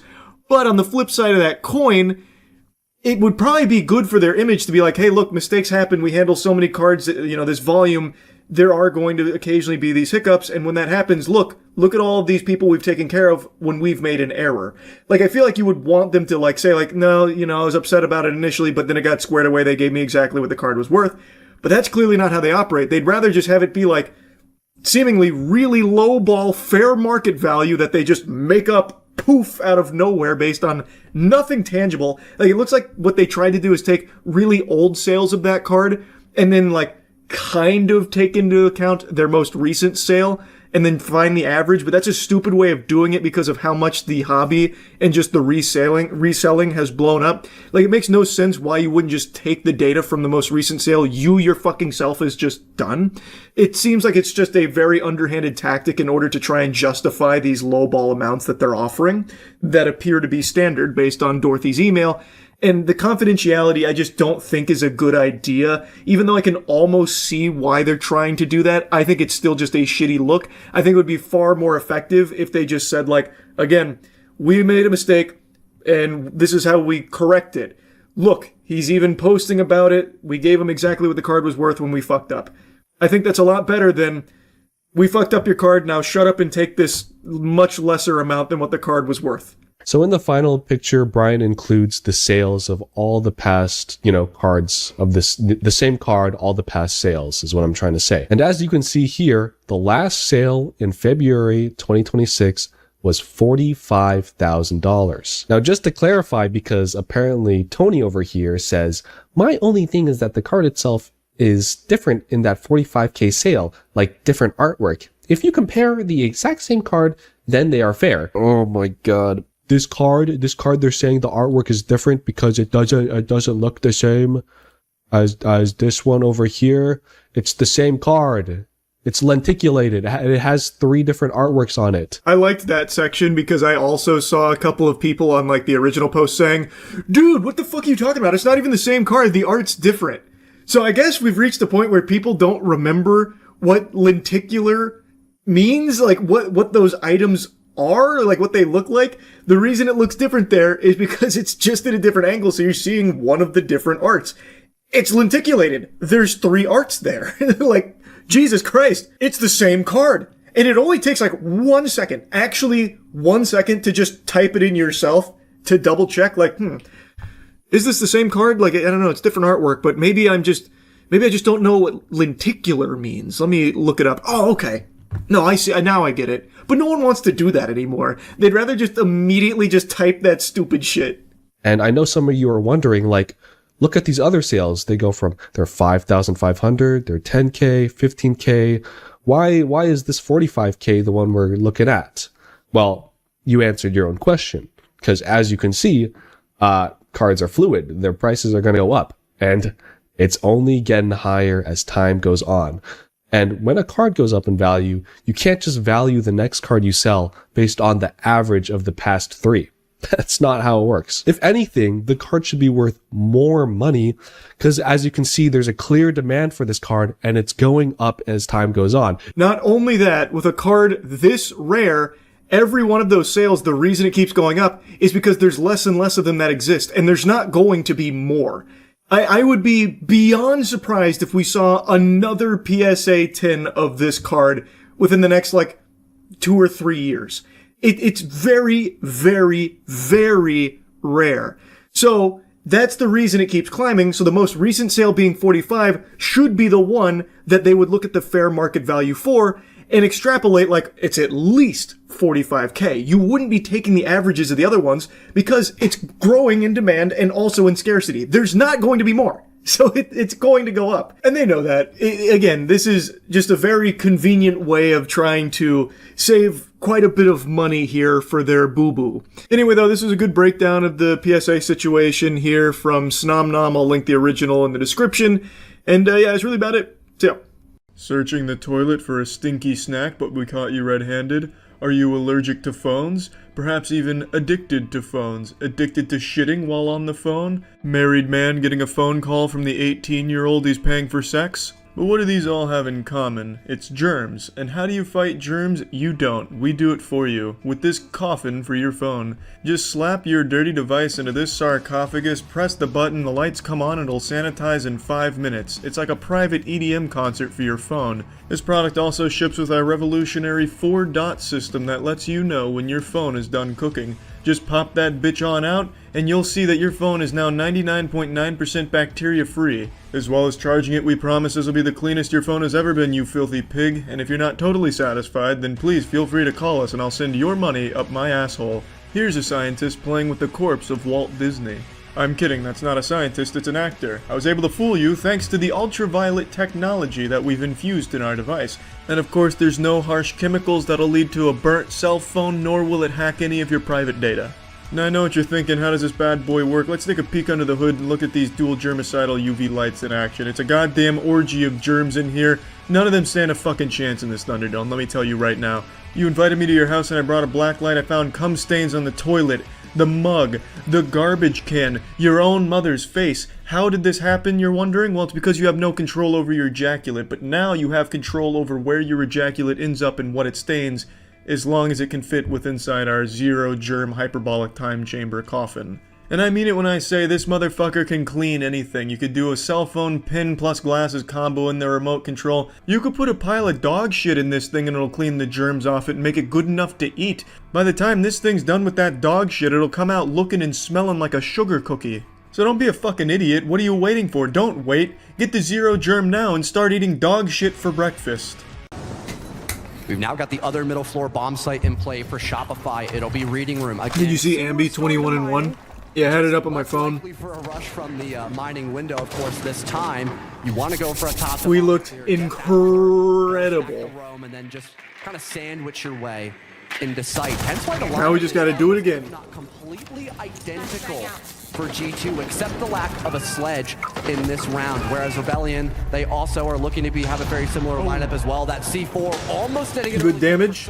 And now he'll be hunted down as G2 land a perfect nade. Nice, there you go, Surf. Oh no, they traded it. Oh my god. Nice, Rexon. Man, this is fucking high intensity. Holy shit. Your boy dropped an actual nuke, I know. Proving that to be a fact. 2 trades for each team on that top floor. G2 started the killing off on the Spoit. But thanks to Surf and Rexon, they do not lose the man advantage. They do, however, lose the top floor. Luckily for them, G2... Ambi was actually so gross, Jinxie said it was a main stage record. Was it a record? I didn't have the audio, I just had it up on the phone. All they'll really be working with here are the pre-made holes from the defense and some of those explosions made by the nades.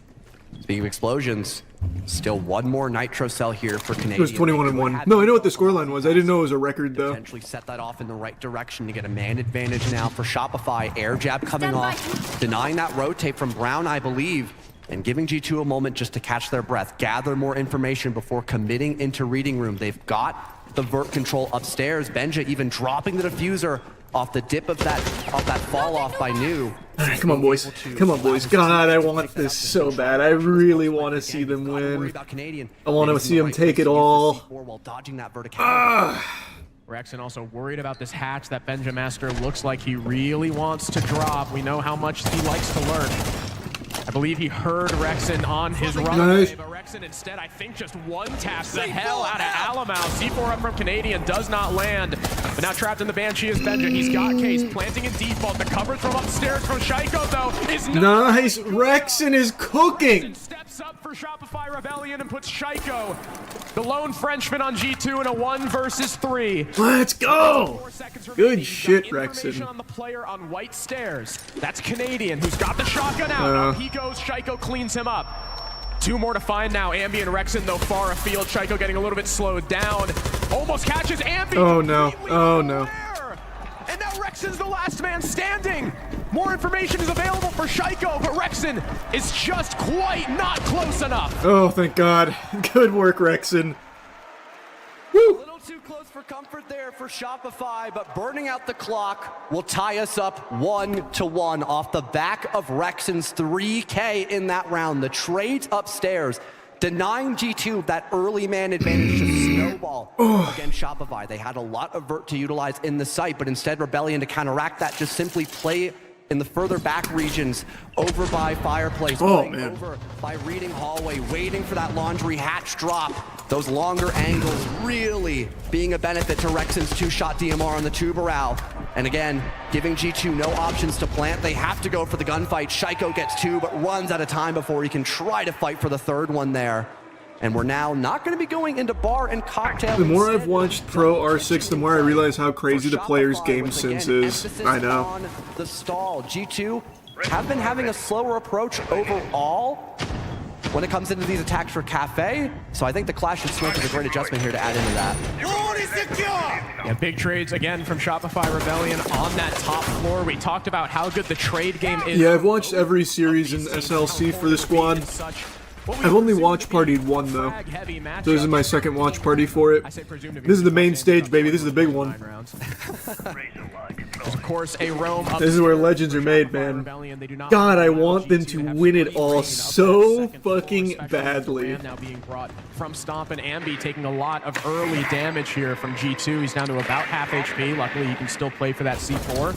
He's actually playing in VIP. Could get some Canadians too. The first time we're seeing the clash on our Cafe defense here. No, we're gonna watch the Jack Doherty body cam after this. Kind of by Whiskey Double, or you have him play in VIP to help protect.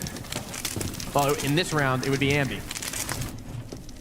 Canadian maybe looking to make some distance here, allowing Rexon for this 1-for-1. Oh, wow. Feet of Benja.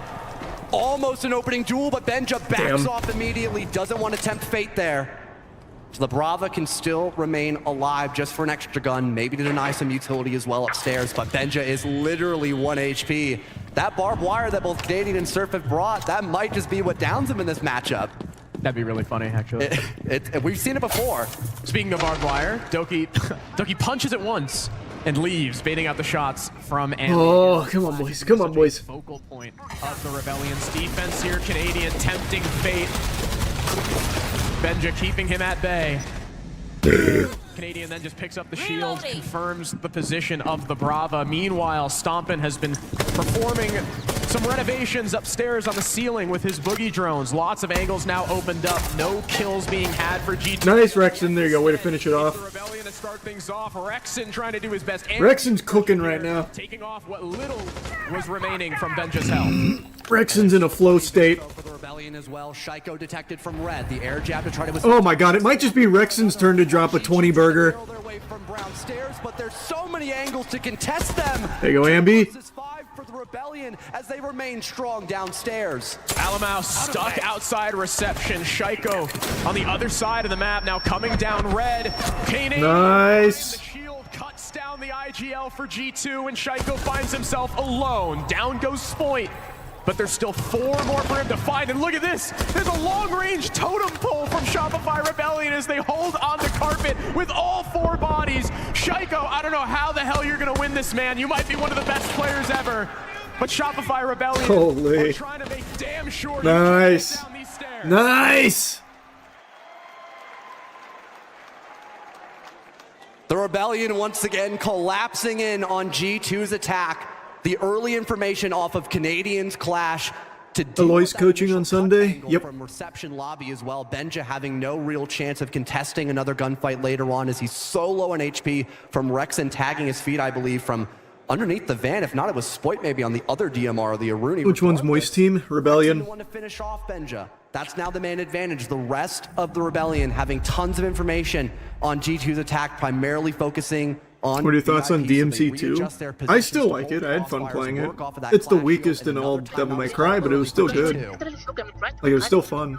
Like, look, let's fucking wake up, bro. Like, again, like, we have 3v3. Like, we are not talking like what we need. Like, respect. Like, let's play the plan. Like, let's try to pick them. Like, if you don't have no words, like, let's try to do something together. Like, we're like just one by one getting picked. When you play Siege again on stream, new map comes out soon. Bro, I've been grinding the fuck out of Siege on the gaming channel. I just don't think I want to stream Siege. I've been enjoying just playing at random times, getting a few games in here and there. Like, let's put the drone, see if they have C4 below. Yeah, to open the hedges. Like, let's like a solution to the problems, not avoid the problems, guys. Like, we are better than that, guys. You guys know that. Like, we're not playing our game. Let's fucking go, guys. Wake up, guys. Good. Let's go, guys. Let's go. Let's go. Let's go, guys. Let's go. Bum. Dude, he sounds stressed. He sounds stressed. 2-1 lead for Shopify Rebellion. Romalio trying to hammer into his team that they need to reset, that they're better than this, that they keep getting picked isolated by members of Shopify Rebellion. G2 have another 3 rounds to try and recover this half, though we have mentioned that benefit of winning round number 1 on the attack. Oh, man. For Cafe. Oh, baby. Defense. G2 only have to win 1 more. Obviously, they want more than that, but they only need 1 more to reach that typical quota we see. Back to mining we go. This was, I believe, one of the only bomb sites they were successful at attacking. They had an initial rush. Yep, I saw Ambi in the last map. Being that only person on site. Fucking inspirational. Both white and mining, but he still won those 2 picks back to back. Then they recovered in the mid to late round, getting a man advantage and reconfirming case control. I imagine now at Alamau on this Montaigne, they want to prioritize again, clearing the rope early for map control, but also having a safety net when going in for a plant. But there's a lot to counter him here. Again, the Banshees to slow down this shield and the overall roam clear, gathering more info. 3 nitro cells in the pocket of the Rebellion as well. All right, come on, guys. Come on, boys. Let's keep it going. Let's keep it going. Army their chin. To go down below from red stairs to get early map control towards the site. Stompin already opening up the walls of B. Back on the Ash, the operator that he first became known for in all those console No, that's bad. pick cuts down Ambi. Alamau already going Yeah. for the plan, and there's All right, Rexen, maybe. Oh, Rexen is really cooking. Holy fuck, man. Shuts down both Doki and Alamau, drops the case just as it was about to go down. Oh, god damn it, man. By Shaiko, a man lead now for G2 as it's all up to Surf. That fell apart. Lurk as well from Stompin to make it this 3 versus 1. Ooh, good shot. Fadeaway kills Benja. I can't believe this, Harrison. It's now a 1v2, and Stompin has case control. Surf, though, this would be unbelievable. Oh, almost. Zero pressure, shuts him down with the DMR, and there's the 2 default rounds we were hoping G2 could find on their attack. And again, they do it on the first round of the new rotation, so there is more than just a small opportunity for more. G2 would love to get this 3-3 half here against Shopify Rebellion. As we talked about when this game first started, Shopify Rebellion, despite Cafe in the tournament as a whole, Who's the best player in the tournament right now? Phase 1 and 2, Spoit. On this map, so you would This is now main stage, though. This is phase 3. Worst, guarantee overtime. Only time will tell, but And right now it's looking like Ambi after map 1. Play off of each other, getting that early pressure. All right, let's pop off. Let's get crazy. Let's get crazy. Let's go wild. Come on, guys. Come on, guys. But still, having their insurance policy, still having the lurk that also caught rotates off guard from the Rebellion, making sure they had a much bigger issue when it came to looking for those trades. They were initially successful off Rexen's 2 kills, but still having Benja and Shaiko playing towards the chandelier side of the map made it very tricky for Rebellion again on those late round rotations. We go back down to Reading Room, where again it was the Rexen show, getting that 3K to keep Rebellion in the lead. And he's still having a good game overall. Ambi, not as much, a lot more quiet compared to Bank, obviously. I think what G2 have been doing well in the couple rounds they've won, and even in the early round of round 2, is sitting back and waiting for Shopify Rebellion to do something. G2 are playing these attacks a lot more. I'm getting so nervous. Than they were on the last map, just waiting for someone on the Rebellion to get aggressive and overexpose themselves to the angles G2 are already holding. About 30 seconds in now as G2 start to mount this clear. The Reading Room. No. Oh. Have to try and take away this top 4 presence from Shopify Rebellion. Spoit took a little bit there. That's a little scary. Lion Scan goes out, spotting 2 members of Shopify Rebellion. Still, these defenders upstairs hold firm. Oh my god. Oh! Just panicking. We're just panicking. Come on, guys. Drone giving away that he's downed as well. Only a matter of time before G2 go hunting. The Twitch drone to finish off Spoit. You don't see that one every day, Harrison. Officially taking the lead and detecting Rexen on 2 ground, and it baited him! Oh boy. We're getting cooked right now. We're getting cooked right now. The lead by 3 bodies. I thought it was just funny, but it was big brain. And now G2 have a 3-man lead. Amity, it's need to work some bank magic to try and pull this one will take a little miracle, but that's all right. Oh wow. Ambi, last man standing, doesn't know. Oh wow, we're getting cooked right now. All right, come on, come on. Back in this game with a flawless round. And finally, let's get serious again. Synergy coming alive for G2. So much emphasis on just hunting down the initial roam. Spoit had no chance of getting out of that position. He was cut off from the Hell window, cut off all the way by Humidor and another player not too far behind, gathering information for G2 to shut him down. Rexen as well denied of a trade, that Twitch drone kind of baiting him, and Shaiko taking full advantage of it. You've got those two bodies to your favor. Rebellion now forced to go for some aggressive picks, and it doesn't net their way. They're, for the first time, well, I guess excluding round number 1, because they were in the lead 1-0. They're now back in the lead since round number 1 concluded, Harrison, and we're heading back down to double kitchen. So far, G2 have been incredibly solid. Come on, guys. Come on, guys. Need Ambi to heat up again and exploit. Very similar lineup to what the Rebellion are bringing now. There's no more Valkyrie. Instead, Ambi is on the Fenrir. Maybe just adding extra stall potential to make sure that G2 can't just simply enter the map for free and try to work those coordinated entry picks that have netted them 2 rounds in a row on their attack. We talked about the fact that, you know, when Ambi's dropping 21, Canadian does not need to get kills. You know who Rebellion do rely on to get kills? Is it Ambi? Is it Spoit? Yeah, but I was also going to say Spoit. A combined 1 for 9 right now. Spoit. Yeah, well, this is a rough start for us here. Come on, guys. Come on, guys. Tournament second, I believe, to NJR. We talked about his tweet, how he did not have a good kickoff. The opening event of the year was not kind to him, but so far in Salt Lake City, he has been a massive part of Shopify Rebellion's success, and they are going to need him if they want to succeed on map number 2 and take this before we go to Lair. G2 now a different lineup slightly as well. The Blackbeard to help get early map control on the top floor, allowing for Stompin to get those boogie drones on the ground, creating the vert pressure upstairs to try and signal a plant. That's where the I'm so fucking nervous. I'm clinching. Teammates in the bomb site to get that diffuser on the ground, cutting off crucial lines of sight. With there being no Warden in play either, there isn't a lot to counter these Capitao smokes besides the Lamai magnets, maybe catching them. All right, we got some noisy neighbors upstairs. Time wasted for G2 on this vert, noticing the lack of a roam similar to round number 3, and now Rebellion forced to readjust to avoid these angles above them. About half the round remaining. G2 are making pretty good time. Now they've got the vert done. Basically nobody from Shopify Rebellion inside the site itself. Everyone else just next to it. Nice, Ambi. Good work, Nadian. Good work, Ambi. Doki is the shock from the shield. Guard breaks Blackbeard. Doki maybe overextending a little bit. No help from his team will result in an opening kill for the defense. Canadian backing off towards garage. Okay.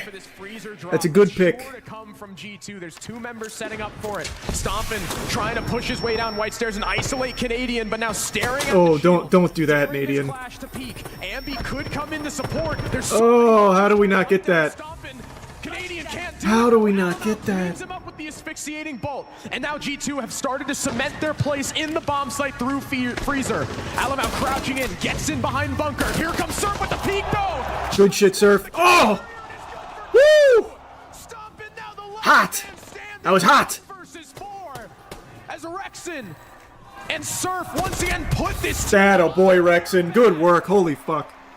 Needed that. Actually needed that. And Surf, it was a mighty gamble to go for, but when rolling the dice, you know it's worse to just lose your life than have a plant go down in that position. Oof. The half is tied, and the coach is brought back out once again for comms. God damn. Okay. Okay, so like I have 2 options for you: speed up, like play safe and wide, like clear, and the plants actually gonna work, but you actually also like open the hell angles, so like move also the hell angles, okay? Or we just like do make it push with the monte, open the prep wall, and like some. The clash is gonna go there. No, the clash is not gonna go there because. What are your thoughts on DMC2 show? Oh, the second season? Is it out? And like the other one, like play the verse dimension, okay? So like you need the verse to like avoid the clash retake there.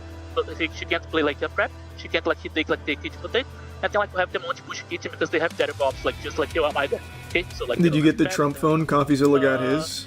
What? Remember what I spoke about? No, I didn't get it. It's not working. Like let's run like 5 traps on them. Like let's close the other windows. Like try put the pace of the game. Like not let it play fast on us. Okay. Okay. Yep. What do you want to do first? Rain time? I mean, it's only 3 times already. I think we started the rain time. But like the hall was clear, just like a Goyo for him to pop. For mining, they again bunkered top, they reinforced off the back wall, they played a mute there. Thorn was playing Skylight, so beware. Doki is always going to be starting like. Why am I not getting my fucking phone? Pulse was in train and dining. Cade is also playing in that area. Mozzie's red. Shaiko loves to play like the Mozzie red. If we're looking for white gaps, I want you to be careful because Alamount and I think Pulse could be a third ban if you want to go for that too. Seth, I want to do, instead of the Azami, I want to do Solus. Because that was banned in that match, and He didn't get his, he just got confirmation. Okay. Well, I haven't even gotten that much. That's fine. Okay. So again, if we're looking for those white gaps, I just want you to be careful because Alamount likes to sit and like dining and basically pulse down onto white and like the hall there. So just be aware of that.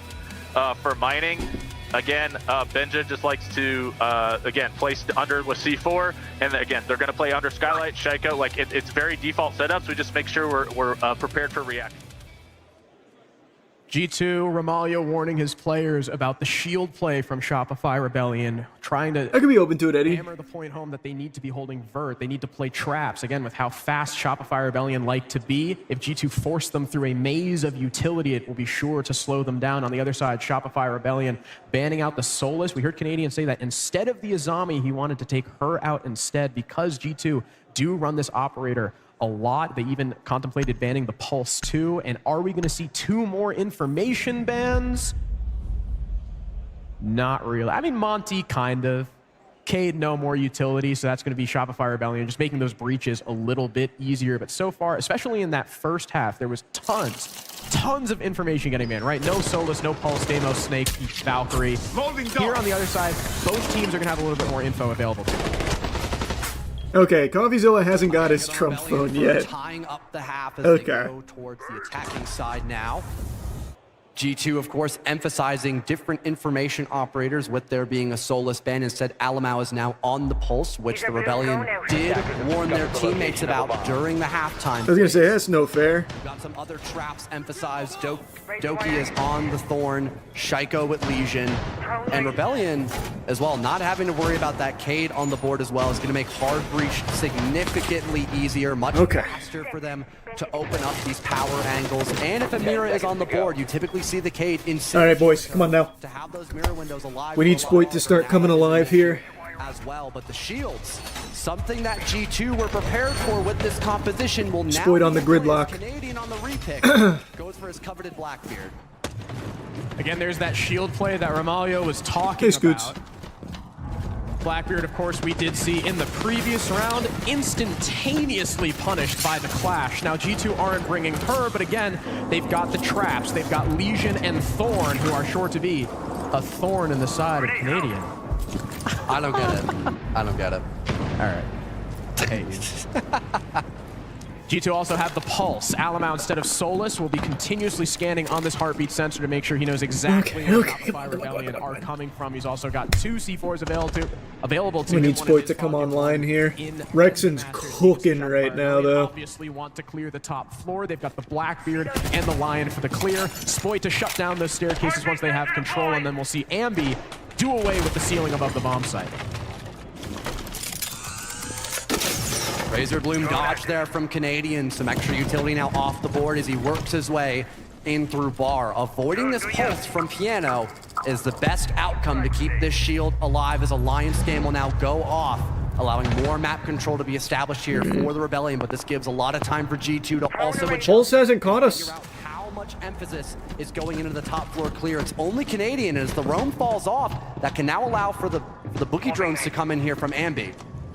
We see that soon as, again, the staircases now being locked down by Spoit. We tried to see a cheeky push-up from Stomp in there, but he does not net a kill. Okay. Train Hatch now falling is going to expose Alamau a little bit more, but you can see that, at least for now, no one's playing directly on his Hatch. Rexon could be an easy victim for a C4 as he's standing still, droning right now. Alamau still on the cardiac sensor, trying to see if he's going to stay there. Oh, that's a hard floor. That's on me. I didn't realize he was on that side of the wall. So no, Almost got a C4 prep, maybe? Made some vert there with the shotgun, expecting someone to go through that rotate, but 50 seconds left to go. Rebellion now getting outside. They've got Ace on this mining wall. Come on, boys. Maybe to challenge Shaiko, but it gets past 2 separate angles, keeping his life alive for just an extra second. Narrowly dodging those positions.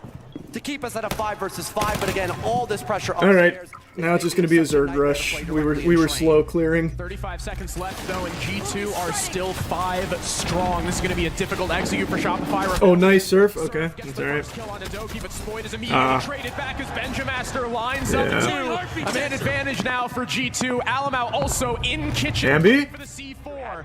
A 1-for-1 trade goes out. Rexen evading the Nitro Cell. It's just him and Ambi against 3. Spotting the Legion, taking him down. 10 seconds left, and someone's got to pick up the case and start planting. Now it's a 1v2 for Alamau. Holy shit. Holy shit, Ambi. Ambi and Rexen, baby. Rexen as the plant goes down, and now both attackers can start to fall back, but they'll play the aggressive position, just holding this cross. Nice. Oh my god, what a clutch. Holy fuck, man. Let's go.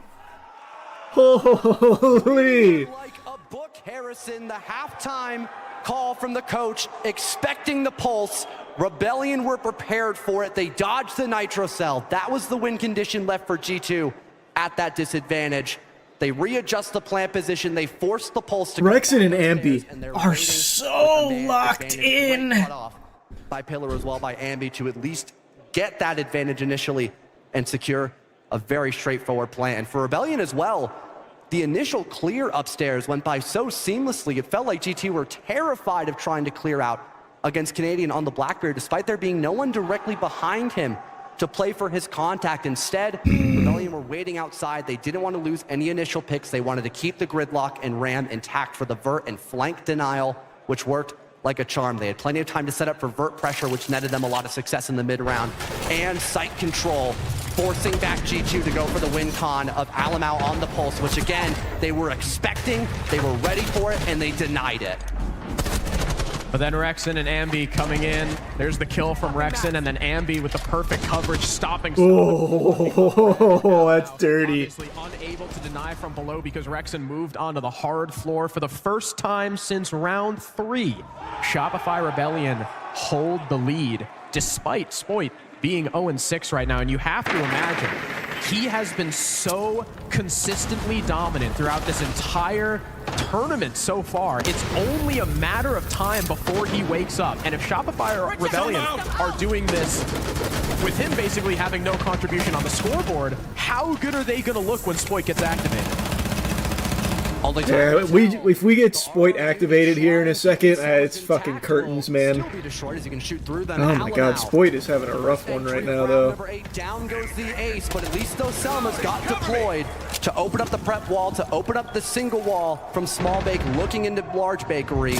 Still nice, Ambi. Trades, and that's what Rebellion finds. Ambi on this lurk from Garage shuts down Benja, but those Vulcan packs still deployed during the prep phase will provide value in that final minute marker as the Rebellion, based off their lineups, they really want to Bakery, but G2 are doing such a great job at denying them. Shaiko and Doki both holding onto this position, denying the Rebellion any control here in Bakery as Shaiko repositions in carpet.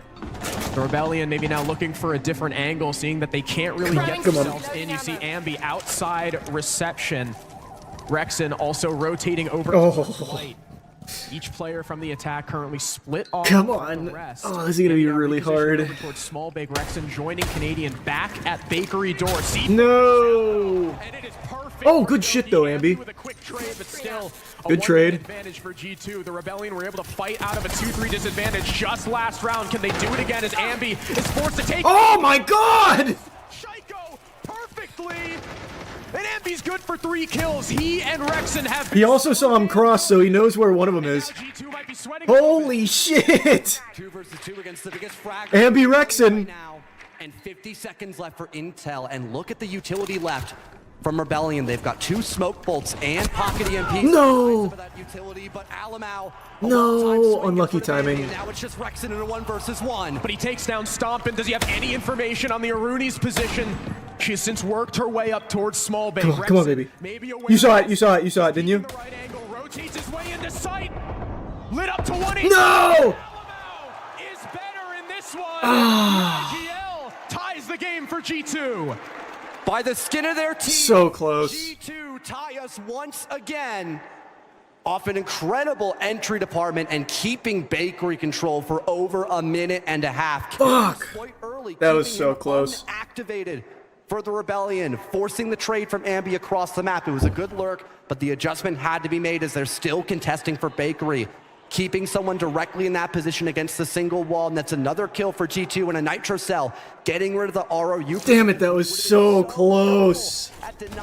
He almost clutched it. That G2 had at slowing down and denying this push from Bakery. Wow, yeah, that was a nasty shot there from Shaiko.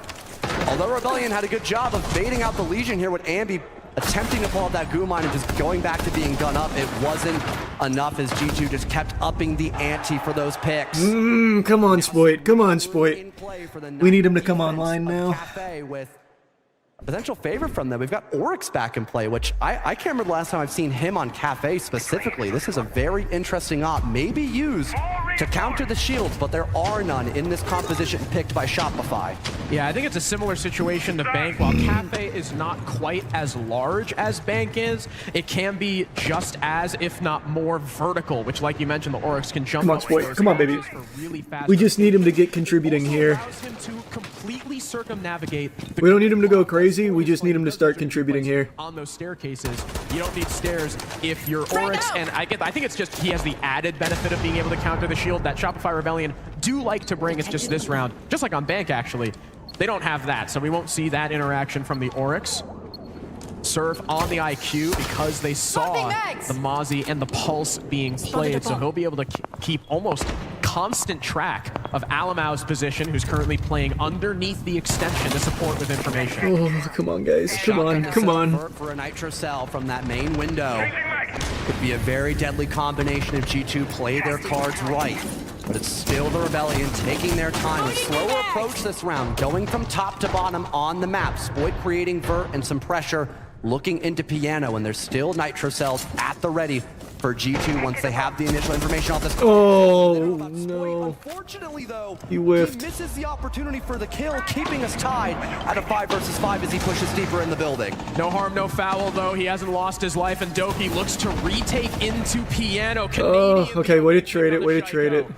Rexon very quickly traded back by Doki, the player who I just Come on, Spoit. We gotta hit those. Spoit missing out on that frag. Came back to punish Shopify Rebellion. Doki has since fallen back, though, down to bottom white. Everyone off the top floor for G2, and now there's a minute for Shopify Rebellion to get this vert down from Ambi and try to set up for this execute. They know about the position from Piano.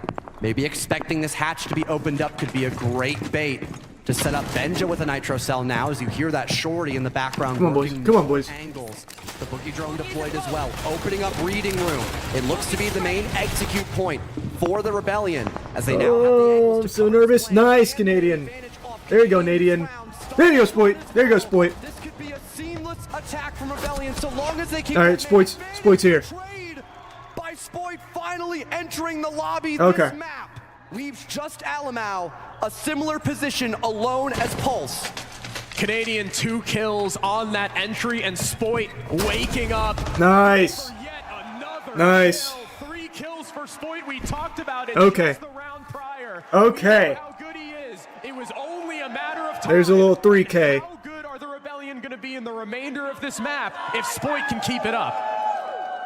The one round where it mattered most, although Spoit lost the entry initially, missing an opportunity from Piano, he works 3 different picks that tip the tide in their favor versus G2. The initial trade upstairs, the flank watch denial with those gridlock tracks providing so much info throughout the round, and closing it as Alamau attempts to rush in with the pistol. It isn't enough, as Spoit still holds white stairs. We go to bar and cocktail potentially for G2. An interesting pick for. Oh, that got scary. It's so challenging to contest against the window repel positions held by most attacking teams when dealing with bar and cocktail. It'll be a really tough spot to get themselves out of. Maybe instead emphasizing on playing off the bomb site. They still have a big run. Nice, nice. All right, come on now. Come on now. Once again. Let's go, baby. Let's go. Do we see a run out this round, perhaps? Maybe, but instead it could just be. It might just be a rotation over towards Humidor, working off the back of these castle barricades too to deny a lot of those longer lines of sight. It'll be interesting to see how G2 hold on to Cigar. They've got the Aruni Gate on the castle, on the double door. I feel like it's been a hot minute since we've seen an actual, like, a proper Cigar hold. Okay. Castle and everything. Yeah. Strangely enough, they don't have the mute. It's now Alamo shotgun instead with the Razor Blooms for shields. Yeah, I feel like the mute is such a mainstay. Come on, let's just get 2 more here, boys. Inside the Cigar shop. Oh, Ambi, nice entry frag. Let's go. Ambi is also starting to be activated. Shaiko goes down first. And oh my god, let's go. That early drone info allows for the Lion scan to go off and stopping Shaiko dead in his tracks, giving Ambi the entry. A great call made early from the Rebellion to start this round on the right foot. Ambi getting a potential cutoff for the late round as well, destroying a castle barricade and another with his second frag grenade, now readjusting.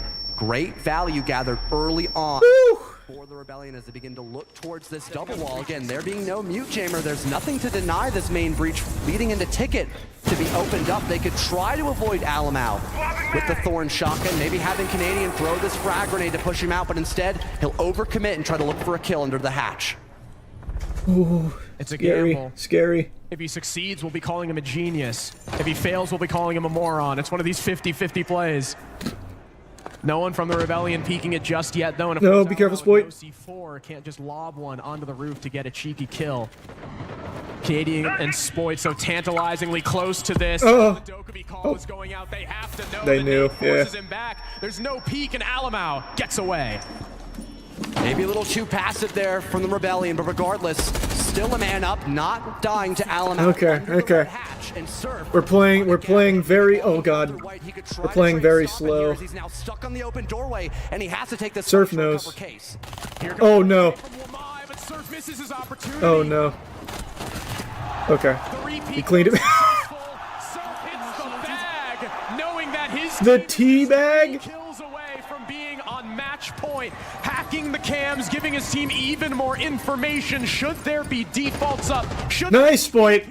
Rebellion will have it all as Spoit gets yet another kill. Dokkaebi feeling the pressure up white. No. Now only a one-man lead for the Rebellion. Come on. With 45 seconds left, though, they have plenty of time to play with. And now Alamau looking to assist his teammate of Doki. Oh no. The shot of a lifetime to keep G2's hopes Come on, Rexon. Come on, Spoit. alive. Tying us 2 versus 2, but it's Spoit and Rexon. Double digits. Does he know? Oh, no. We lost the reflex check. Wow. We choked. Wow. 5-5 as G2 denies series point wow, we for the choked. Rebellion. And then you look at G2. Teabag into throw is just such a true combo. The Rebellion send in that happens literally every time.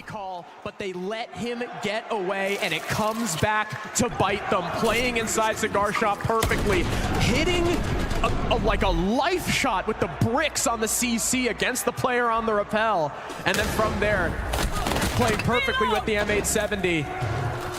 Surf maybe. I hope he didn't just Levron affect his team. Wow, talk about ball knowledge. Oh my gosh. That's a deep pull. Man. Wherever he is. Yeah. Not killing him when he overcommitted under hatch really did fuck us. We really needed that. That actually lost us the round. That's crazy. Alright, come on, guys.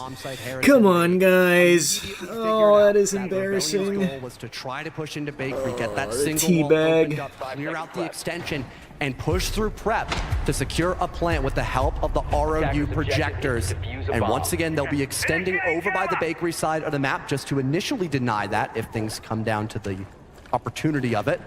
Rebellion not opting in for a sense this time. Instead, Rexon's on the Capitao. Canadian with Blitz and a Glaz in play for the first time of this series, I believe. Maybe just trying to throw everything, including the kitchen sink, at this Warden. But again, Dokkaebi is on the perfect operator to stop these smokes from being a threat while dealing against Glaz's thermal optic.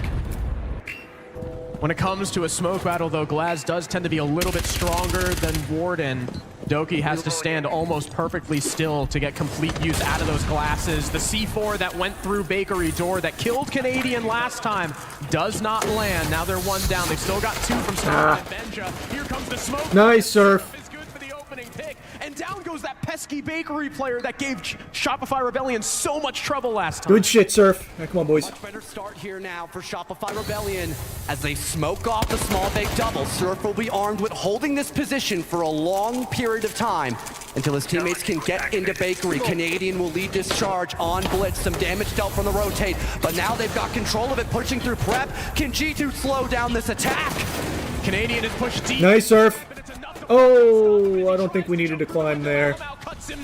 I don't think we needed that. Oh god, come on, guys. Against the Rebellion. Now 3-on-3. More smoke. You saw him. Oh no, no, no, no. Pixel. The IGL on G2 is trying desperately to keep his team in this game and not allow the Rebellion to be on match point. Come on, Rexing, come on, Spoit, please, boys. Both stuck inside bakery. Benjamaster coming in from Freezer to try and help his team on the site. Spoit opening Alamau's wall will force the Aruni back towards Whiskey Double. Rexen recovers the case that was dropped by Canadian and Split. You saw him, you saw him. Player in coat check though. There's so many angles. He lights up he's low, he's low. But takes back a lot of punishment himself. Spoit trying to cover his teammate from carpet. The flashbang will force the Azami away towards reception, but still, Alamau is jiggling this angle, daring Rexen to push his way in. Oh, he's so close. Alamau gathering information. He spots Rexen for a moment, calls it to his Azami. More missed shots from both sides. This is so scary. From Shopify Rebellion. 30 seconds left. They try to get it. Good work, Spoit. Works the pick over by the carpet head holes, and now we're on 2 versus 2. Rexen, come on, please. Spot to plant just yet. He's so worried about those head holes. Spoit forced to board back out of the bomb site. Oh. Rexen pushing deep behind the bomb chassis. Halfway through, Alamau worried about the player's small bake. Nice, Spoit. Spoit takes off the head of Benjamaster, and now Alamau's left with. Oh, he's so low. Lit up to 1 HP. The Rebellion, they can almost taste it. 1 bullet will put Alamau in the grave, and the Saruni sooner or later will be forced to push into the waiting. Holy fuck! Oh god. Seconds remaining to get both these. Just stay disciplined. And hop on the case. Rexen sitting so passive in prep. Spoit just waiting to play off his teammates' contact. They are playing this with 0 mistakes. Even Rexen able to get out of the bomb site. There is no chance for Alamau. 8 seconds left. 7 seconds left. He's forced on the stick, and the Rebellion. Woo! Let's go. Good fucking save, boys. All right. Come on. Come on. One more. One more. One more. One more. The back-to-back clutch unsuccessful for Alamau. Rebellion taking back this lead. 1 round away from overtime for G2 and a second chance to take this series to layer, or 1 round. Come on, baby. Come on, baby. In years, getting past the barrier of top 8 at any international event that we've seen them perform in for the past several years. It all came down to a 2 versus 2 with, by the skin of their teeth, Rebellion make enough space off of Spoit to get Rexen. Oh god, Spoit, that was such a big kill there. When this team has Spoit activated, how well can G2 recover? And it hasn't seemed to be working out for them. 2 massive rounds that Rebellion have won off the back of Spoit securing a triple kill and getting those trades. And it's a reattempt of Double Kitchen. I can't really blame them, Harrison. This has been one of the best looking sites that G2. All right, come on, guys. Come on, one more, please. One more, one more, one more. One more. Each time. Come on. The question will Rebellion just try to triple down and go through bakery, or go for a different clear this time around? John, it hasn't just been a while. They technically have not been in the top 4 since Copenhagen. Wow. When they were the Sonics, which is really not even the same team. The only player still there is Rexen. And I guess Super as the coach counts too. So for this core, a completely new experience to make it into the semifinals. And all they have to do is repeat the success we just saw on Double Kitchen. Come on, come on, come on, guys. Come on, come on, come on, come on, come on. Once again, gathered by Shopify. And it seems like they'll try to pressure out Bakery yet again, but this time having more emphasis over towards the reception side of the map. I like this adjustment here from Shopify Rebellion because one of the biggest positions that almost saved the round for G2 was not only Red Hall, but coat check, guarding over so much of that prep location towards the bottom floor that they now want to deal with this spot early to not have the plant be as unsuccessful. Canadian getting his way into coat check, pressuring this Azami. Shaiko looking at... Nice, Canadian! Canadian, yes! Canadian puts his team on top. Holy fuck, great pick.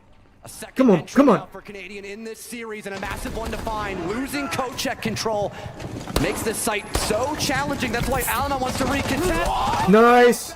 That's all right. That's a good trade for us. That's a good trade for us. You lose your Blackbeard, but still have the cutoff nonetheless. You've got the diffuser control as well outside as Rexon and Spoit maybe looking to readjust in this round. They notice a majority of that brown position has been fallen back of by G2. Maybe they could go for Freezer instead for an execute. Oh, come on, come on. Surf on the carpet cut off. He hears the Dokkaebi call. He hears Doki inside Bakery. No. Push up from the shotgun, though, from Oh! Not the teabag. Surf with a well-deserved teabag. Oh! It's all down to Benja in a one. Oh my god! Oh my god! What the fuck? Let's go! What a crazy finish there! Let's go, Surf! Holy shit! Let's go! Fuck! That's big! And we asked if lightning could strike twice here in Utah for the Rebellion. Yes! Against one of the best teams in Europe. It most certainly will today. Oh! Alright, let me send them all a message. That was beautiful. That was a beautiful thing to watch there. That was actually beautiful. And G2, better luck next time for them. They were one of the best teams coming out of Swiss stage, but they're sent home early today. Harrison, unlike map 1, everybody was firing on all cylinders today in map 2. And that guarantees with DZ wildcard later today, we will have 2 NA teams in the semi-final bracket. What a game from Shopify Rebellion, who now, since EWC last year, are 5-0 in maps against G2.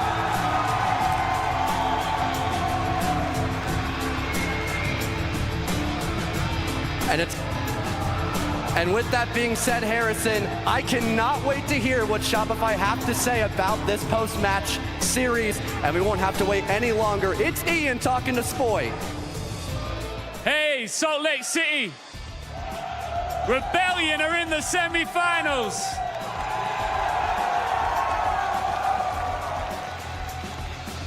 Spoit, it's been a long time since you've been in the top 4. Last time was way back in Berlin. We all know what happened there. How proud are you to be right back in the mix at the top again? All right. I was sending them all a message. That was so good. I'm just so happy to see everyone in the crowd here. You guys are amazing. Thank you. Oh, that was so good. Recently you Oh, that was so good. addressed some of the haters online who may be questioning your ability. Do you feel like this is another dagger to the doubters out there? I mean, they love to just, I'm just doing my thing, and, the haters always a part of it. People thought we were like the worst team for some reason just after like 1 week, and now we are here in top 4 of the majors, so I'm just happy. I'm just very grateful. Thank you. You've already mentioned the crowd support. Let's keep cooking, baby. Let's keep cooking. You're going up against Twisted Mind, undefeated here. What do you make of them? We're gonna beat them, of course. They haven't played Shopify yet. I love that. I love that too. I love that shit, brother. Let's go. Time for your semi-finalists in Shopify Rebellion. For now, we're going to go to a quick break, and when we come back, we've got an all-American, North American desk for you. Jonah is jumping. Fuck, that was so good. What a crazy finish there from Surf. What an unbelievable finish from Surf.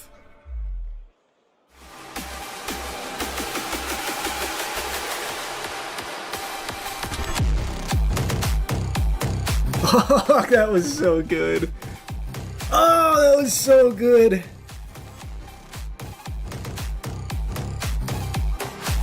Woo!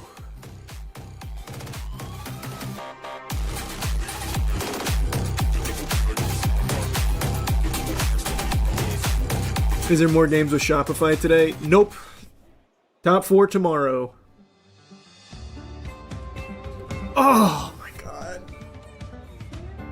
Woo, baby. What is the annual Soulsborne marathon that you usually do? Coming up in August. Called Jinxie, he ain't doing so good. Why won't Jinxie just root for my team, bro? It was the same thing in Rocket League. All he does is get hurt rooting against me. He should really just start rooting for Rebellion. Because of stomping. Doesn't matter. It doesn't matter. Oh my god, that was so good, bro. Holy shit. We just need to stay this locked in tomorrow and then Sunday. Call Jinxie and rage bait him. No, I'm not gonna do that. The knife kill was just... Yeah, I know, man. That knife kill was crazy. The knife kill into the next 2 kills for the 3K was disgusting from Surf. Actually disgusting. Yeah, I own Shopify Rebellion. Oh, 4K. Yeah, 4K. Sorry, I forgot he's the one that also traded out the Nadian death. So he traded off Nadian, then got the 3K. You're right. I did forget that. Ambi dropped the fucking nuke on him the first map. I know, 21-1 is unreal. Actually unbelievable. Wow. Wow. You gonna hop into rank this stream? No, I don't stream Siege. I've been playing it off stream. I'm gold 2 right now. Been posting it on the gaming channel. Do you have a CS team? Not yet. Whew. Yeah, we're gonna watch the Jack Doherty body cam in just a minute. I want to watch the series highlights there. That was actually so special. Yeah, we have a league team. We have not had a very good year though, unfortunately. That's the only game we're in right now where we haven't been doing super well. Unfortunately. It happens though. You gonna watch party RLCS Major next weekend? Yes, sir. Yes, sir. You caught up on The Boys? It's actually so cooked. Haven't seen the newest episode, but I heard it's fucking terrible. What's the best way to support your team? Just the watching, bro. You don't have to buy anything or anything. Just cheer for them. Get enthusiastic. First time I've watched competitive R6, that was crazy. Good series to tune in on for your first one. Also, this major's doing really well. They had like 150k I saw earlier on mainstream on Twitch. G2 are just that good of a team that we did not see this coming. Guys, it is so good to be with you here on the desk. But we gotta talk about that last game we just witnessed. Clutch moments left and right. Ambi dropping 21 136k during the commercial break. Yeah, it was ludicrous. I mean, we have to look back. Siege is doing pretty well right now. Carried the momentum for them to be able to get over this hurdle and especially break into the semifinals. We haven't seen that for quite some time from this roster. But I mean, again, it's these rounds that really capture these moments from these players, specifically in round 11 right I watch it on the YouTube stream though, just because the player's smoother. They get the early round, they get the picks going into their favor, but things start to slowly fade away from them. They start to slowly lose a handle on this map. And Doki said, you know, we want to play the rest of the team. We just don't want to play on the side of Ambi. And sure enough, you got exactly what you asked for. You got every single player stepping up individually here on the side of Rebellion and being able to bring this round back. And something that I want to highlight in this moment, they did not give Alamau a chance to be able to bring this round back. And it just shows how much they wanted this. They sure did. Alamau was doing his best on that double door, but the discipline from Shopify Rebellion, I mean, they were really showing it when it mattered most. And it goes without saying, I mean, Ambi had an amazing map 1. The team showed up map 2 to be able to look at that good shit. Yeah, you're so good. You got to put him on there 2 times. Ambi was on there twice. I mean, something we wanted a bloodbath, and that's exactly what we got. I mean, so specifically that last round, Surf getting the 3K with the starting it off with the knife. I mean, that was just so beautiful. We saw the back and forth. We saw the clutches. We saw the great plays. Cinema game. And Ambi putting himself in the history books in terms of KD on that very first map. You just do not see things like that ever. But moving into our next game here, it is another historical because the world champs. All right, let's see this body cam. Let's see what this dweeb did. How are you, bro? When an entitled YouTuber, well, we know what he did, but I mean how he handled the officers. They decide to bring him in, but they are unaware of the lengths he's willing to go to turn this situation into content.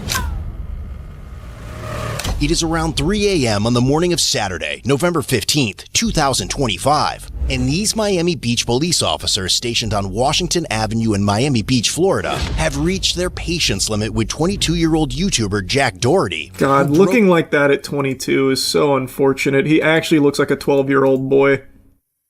That's brutal, man. That looks like something you'd see in your middle school yearbook. He also runs like an OnlyFans agency or some shit, too. Imagine Boss Baby being the person handling your paychecks. Eek. Jack Doherty, who broke away from his group and attempted to engage officers to create content for his channel in the middle of the roadway, creating a safety hazard. Despite multiple warnings, Jack continued recording the video, even ignoring his friends as they told him to stop. As a final warning, officers told him that they would... Also, I always like to highlight these guys as well, because I think they're even more pathetic than the main clown, because they do this for nothing. I bet this guy doesn't even get paid to hold the camera for Jack Doherty's dog shit streams. I bet he just does it because he tries to suckle some clout out of it. I bet he does it for the love of the game. Oh, Jack, do you need someone to hold your cock while you pee? Yeah, I'll do it. No, you don't need to pay me. The same thing with all the pranksters and shit.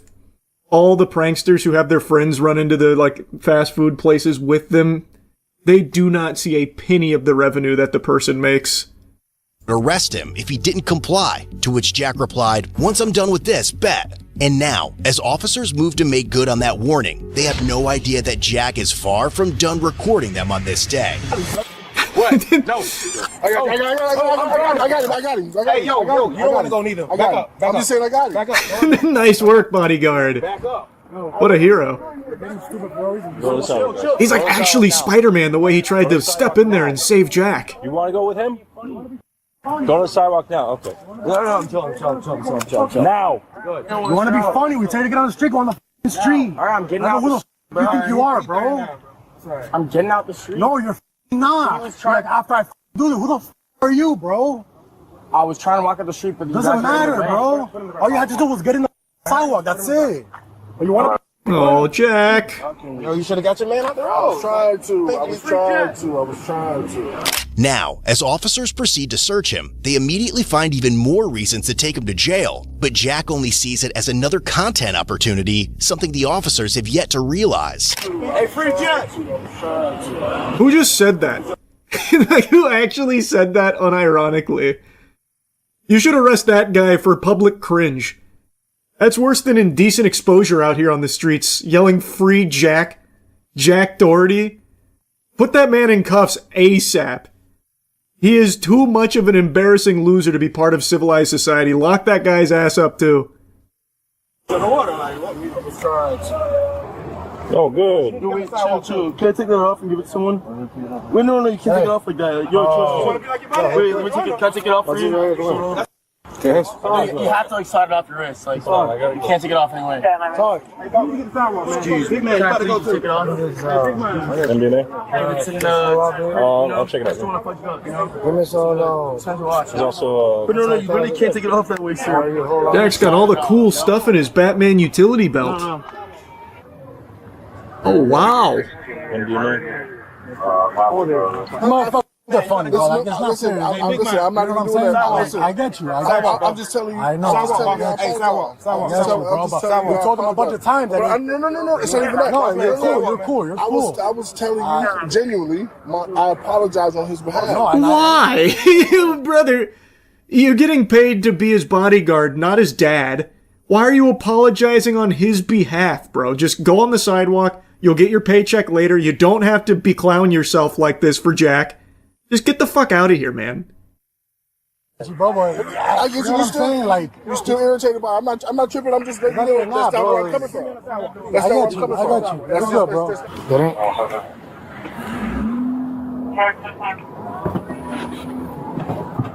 We tried to get my watch to someone or no? What is? I need a watch. No, but you have to untape. You have to. I got you. Go on. Yeah, thank you. Can you tell him to pull up here, my friend? He can take it off. He can take the watch off 05. We'll do it at the station, man. But real quick, he's afraid of not getting fired for defending him from the cops. That's true. I didn't even stop to consider that. Jack Doherty is such a fucking lobotomite. I bet he would blame his bodyguard for that.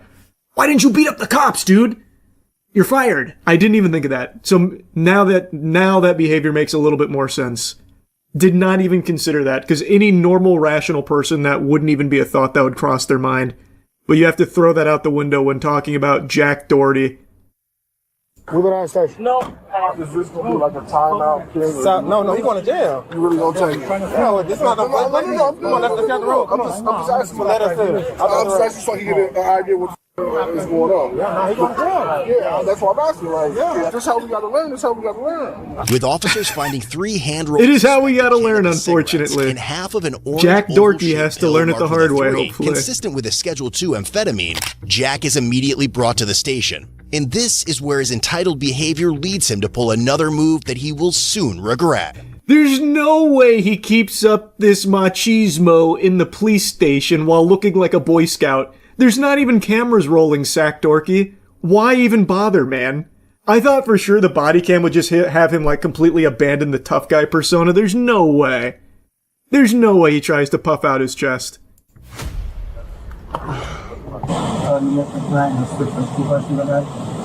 You'll ask them when you get a chance to. How long will it take? I don't know. As soon as the judge call you in, then you'll be fine. With respect to me, so I'm not trying to like be a dickhead, Is there any chance you can answer the question? I'll answer it. I'll answer it later on. Sorry. Can't let me know how long. He doesn't want to talk to you, Jack. Nobody does unless they're paid to be around you. What tonight? Probably tomorrow. Maybe. Oh no. This is just a pit stop.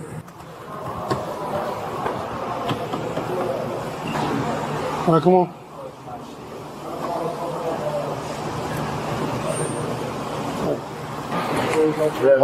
How are you guys? How are you? Pretty good, man. All right. Cool now, you know. I'm sorry. You guys sound like my friend. But, we got you. No worries. You have the right to remain silent. Everything you will, right? Because no one said that thing. We're not questioning you. Oh, really? It's kind of how it works. Just face that way for me, please. That's right. Yes, stuff like that. Are your guys' body cams going? Oh, he's trying to farm off the body cams. Oh my god, he's such a loser. Holy shit. Oh my god, it's actual bottom of the barrel. Alright, so here's what's going to happen. I'm going to remove the handcuff from you. Listen. Oh, yeah. And then take all your jewelry out. Okay. Socks, sneakers, put it on top of the counter. Yes? Top of the, what? Counter. This might seem like a simple order, but to Jack, it's about protecting his jewelry, and he won't even hesitate to instruct officers on how to preserve it. I'm knocking out tonight. Unfortunately not, brother. When do you think I will? Tomorrow's Saturday, hopefully tomorrow. Okay, hopefully. They don't want to be around you either, man. So yeah, hopefully. I'm so OCD and shit. I guess you are. Oh, this shit scratched my shit up. Nah, I'm suing. Yeah, alright, you think, bro? I got insurance on it now, you know what I'm saying? Take the jewelry off, please. What do I do with this, you know? Take everything off? You guys can be like careful with it, you know? Yeah, of course, man. I'm so OCD, bro. Delicate. Alright, everything got documented, you know? Alright, cool. No, it's not even about that. It's like, you can't like bend it, you know? His friends outside? I don't know. Because I think he wants to hand that over to them. Can I call him? I'll do anything to give him this so it doesn't have to be here. Like, please. No, go here. Just my jewelry. I'll do anything. I'm down for that. Let him, he got his phone, right? Yeah, it's right here. Let him make a phone call. Thank you. And Oh, they're being so nice to him. Boss man, Jack. Yes, sir. When you give him the order, dog, you gotta do that. Like, you could have avoided all of this. I know. I wish I could have. But like, right when I was getting that order, I turned around and boom, my security guard was there. But like, it was. I know. I'm not gonna like make excuses, you know. Yeah. Have him come to the station. Yo, you want to come to this? You got my location? Just give me the address. How come? Dave has the location, but you can pick up my jewelry. Washington Avenue. Why does Jack always rub his tummy? That's something I've noticed. When he crashes his car, he's rubbing his tummy. When he's getting arrested, he's rubbing his tummy. Why does he do that? I don't really get it. Is it like something from childhood? Like now he just can't help but rub his little belly? Pick up my jewelry, you know? Give me your cash. You're gonna put all the Yeah, pick up my jewelry. In the cash. Matter of fact, yeah, put it all in the bag. Yeah. he's gonna go back out and go into your car or whatever. A nervous tick? And then the guy will walk him in. I guess. That's a weird one, though. I don't usually see that. He's like, hey, you can get this and get his, the person. He's checking for abs. Nope. Still out of shape. No problem. Sorry, I'm trying to tell him to come here. Yo, can you hear me? Hello, hello. Ain't no video, just phone calls. It's just not working. Here, I'll put it right here. Alright. I'm taking your jewelry off, man. Come on. Sorry, I'm just trying to tell him to get here. Just take off, while you're doing that, take off the jewelry. So you should give it to him. We got his 13? No? Not yet. Yo, can you hear me? Yeah, we're here. Alright, where are you? We're walking there right now. Okay, bet. Tell him to have his driver's license and everything. You should inform the officer up front that the goof troop's coming through, guys. Someone just have Dave or whoever has their ID. It's about to get cringe. You do? I bet. How much was it again? 440. 100. Oh, sorry, no, yeah, the cash is cool. You guys got that. No, look, 300. 1, 2, 3, 4, 5, 6, 7. You saw that, right? Yeah, but you got 6, 7. Hold on in here. Wait, no. One I person. thought we were giving it to him. Yeah, you are. Yeah, well, we gotta like keep it nice and neat, you know? Okay, so one here. All right? No. Can I just give it to him handily? We have to do this first. Alright, y'all. Okay, 2. All right. Alright. 3 right here. 4. Okay. Thank you. And the necklace. Can we get a separate bag first so we don't scratch it up, you know? You don't got a separate bag? The watch. Because it's going to scratch it up. You can't scratch it. We got you. Thank you so much. Thank you so much. I appreciate you guys. Yourself, right? Can you, Once you get a brace. Here's the problem, right? We made an exception for you to...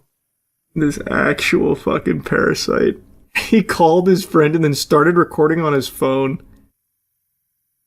He just needs to stay in jail forever. Like, he's not really a human being anymore. He's legitimately subhuman. His brain is so rotted and poisoned, all he sees is, like, content opportunities, but it's also, like, terrible content. Like, legitimately, it's just bad content. So he's trying to perform for the cameras, and he's still extremely lame and boring. Just keep him in jail, man. Make a phone call. Yes? Yes. And I told you not to record, but you're recording. I don't know. So you know what's going to happen now? All these is going with you to the UK. We're not giving this to anybody else. I can just delete the video. No, take your shoes off. Bro, what? Take your shoes off. Take your shoes off. But aren't you guys recording too? Take your shoes off. My shoes are off. Take your socks off. Alright. Hey, call the sergeant. 10-207. Somebody picking this up is going to the UK. The what? Turn on. Dude, real? It's going to the incinerator, bro. We're torching it. Come on. Hey, be careful! Be careful! This tiny meat might get damaged there. You gotta be... What are you doing in there? Oh, hey, what? Hey, stop it! You're slapping his little almond nuts around. Hey, it's going to the UK. Everything's going to the UK. Ending mileage 15031.5.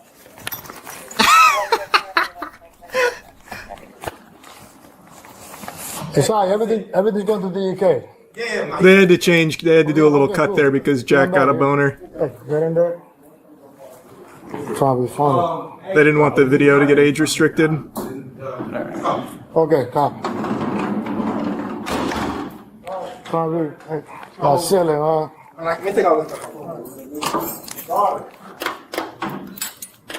Damn, he looks so hard in there. Yeah, what's up? I was trying to help him out. He's gonna go straight over. We actually been very nice. Make an exception for him. Trying to be funny. I'm trying to be very nice with you. You wasn't even gonna wait. But now, if you want to do all this, now we're gonna do this. So now you gotta wait till at least 6 o'clock in the morning. 7 o'clock in the morning. Then at that point, I have no idea what it's going. Yes, you did. I explained that. He explained it multiple times, man. But I honestly don't have no idea. No one told me anything. Also, hey. Leave the video, yes? Nah. No, we can't do that. No, it's cool because hey, everything is cool. Kill you. No, we can't. No, we can't. Huh? We can't. For him to go on his phone and delete it. No. Nah, kill you. Nah, it's cool. You can't do that. No, Hey, what I said to them, It's on my hey, camera. We're I recording. know where you're coming from, but kill you, man. I'm good. Can I ask what I'm being The resistance, one of them. How is our resistance? Possibly possession. What? Possibly possession. Possession of substance. I caught it. Understand that? Yes. He doesn't know what that word means, Even bro. after realizing the full impact of his actions, Jack's desperate attempt to apologize only becomes another display of his vanity. No chance, my friend.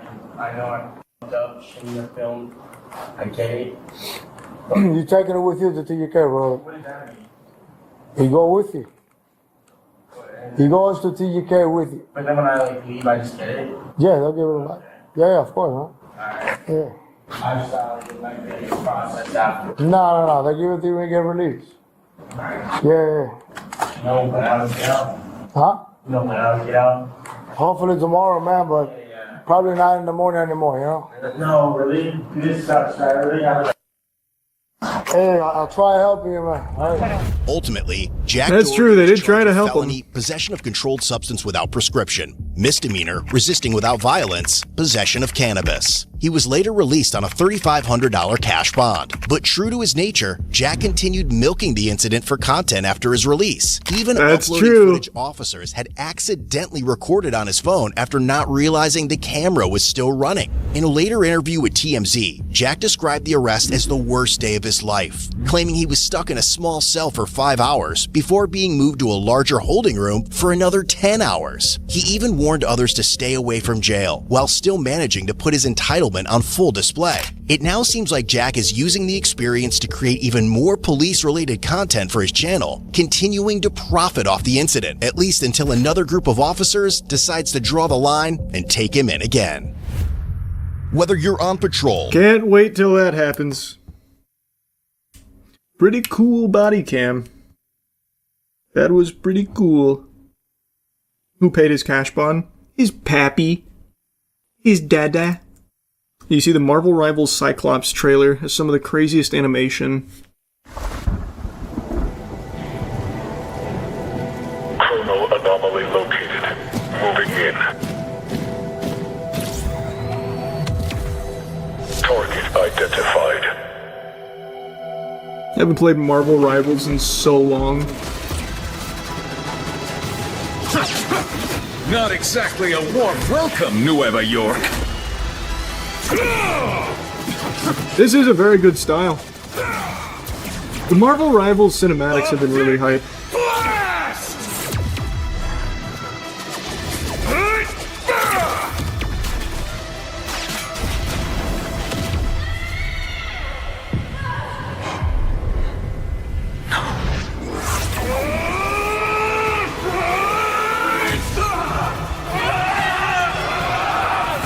Damn.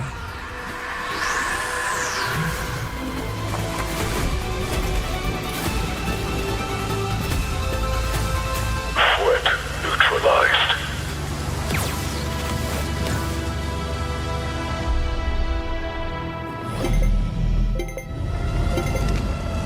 Oh, this is the dinosaur. I saw that.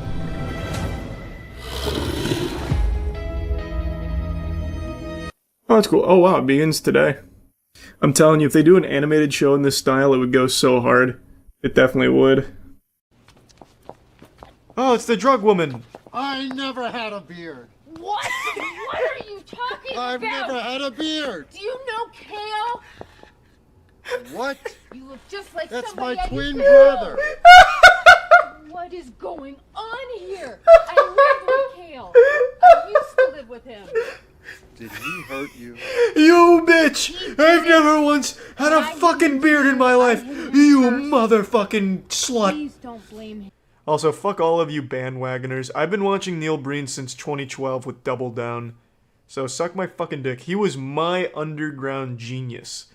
I don't know who blew him up on the internet. I think it was Red Letter Media, but whoever they did can suck the fattest, dirtiest part of my butthole. He was mine. I even sent him a Facebook message to audition to be in this movie. It's not Universal Pictures, it's much better than that. It's Neil Breen Films. Now, one thing many of you may not know about Neil Breen if you're a child or just not enlightened yet, haven't opened your third eye, he uses a lot of stock footage. Fucking dumbass kids can't even eat hot dog slices. It's embarrassing to think that I was once this age. Couldn't even use Reddit. Going to the beach. Entering Smash, Neil Breen joins the battle. Oh my god, it's Neil Breen and a Second Life avatar. Neil, watch out! There's a man. Oh, it's two Neil Breens. Just a smaller one. The final human invention. Neil AI. Breen. He looks confused. I was approaching a robotic, humanoid state. The human mind wasn't meant to work the way Neil Breen's does. While developing He's an further and further evolutionary in a humanoid anomaly. state over the years, I never wanted to lose touch with the magic and majesty of nature. Pet it, Neil. And the gifts it had given me. Kiss it. Make out with it. Fuck it. Make nature your bitch. Good morning. Have a nice day. Thanks, Neil. Will do, Neil. Just the motivation I needed this morning. Oh, God! Jesus, he truly has been augmented. Oh, is he the one that just killed the ISIS leader? Follow me. Neil, You get can't me out hurt of here. You won't get hurt. Neil, help! Follow me. Christ, terrorists win. Should have bought the diffuser. I'll protect you. Save them, Neil. The training exercise is going wrong. Neil, be careful. There's a good-looking woman behind you, but she could be an android. Programmable virtual reality. The corrupt version. Oculus Rift? Mark Zuckerberg? A limitless digital universe, connecting all shared virtual reality. Stop it, Neil. I don't want it. Digital tribes. No! With all my abilities to defeat evil. Hey, look, it's I the still Twisted think of my Pair brother premiere. Kale Look at all the all people the that showed up. A crisis. Programmable virtual reality. I hate it. We have evidence of the largest cyber and terror attacks ever planned. Programmable DNA. That one's actually kind of good, though. This is very serious. I disagree. Homeland Security is ready. What are those? You're on the verge of Speakers? mind hacking. Programmable matter. We will Pretty good. all be connected telepathically. Special agencies are prepared. Why are they shouting like this? I have the power of instant, Guns, personal, facial bullets, recognition data. and programmable Content on bullets. everyone. Oh, Jesus. Shoot. Excuse me, I'm so sorry. It's I okay, apologize. I got it. No. Here, let me get that for you. Hey, shoot. Wait, it's my fault. It's my fault, really. I apologize. Leave me alone. Let me make it up to you. No. I'll take You're you a out to creep. dinner. Leave me alone. I have a boyfriend. Let's have Get it. out of my Let's face. have a Leave me drink. alone. He's superhuman, Leave me lady. You're about to alone. get I have a fucked. I'll boyfriend. meet Get you out of my back here at face. 8 o'clock Get out of and my we'll go out and have a drink. Go. That's how I'll flirting meet works, you here boys. at 8 o'clock. We'll go out for a drink. Hey, homeless guy, you want a kiss? She was very pretty. Hey, Neil Breen's inside of a building. That just means he hasn't been kicked out yet. Hey, that's the girl I met earlier. No, I'm it's gonna go follow her. It's you, Breen. What do you mean? Where was she? Ma'am, you forgot to ask for my phone number. I'll invite myself in. We can skip that part and just have sex. Like James Bond does. Christ, Neil's in the house. Every woman's worst nightmare. Can you not smell Neil is on the prowl? Get out of there, quick! You're mine now. I'll teach you to ignore me. You were supposed to meet me at 8. Oh my god. Bitch. You can't fight me. Neil, no! You are my hero! Why are you raping her? Oh god! Not the Van Gogh! What's for dinner? Your favorite. Mom called today.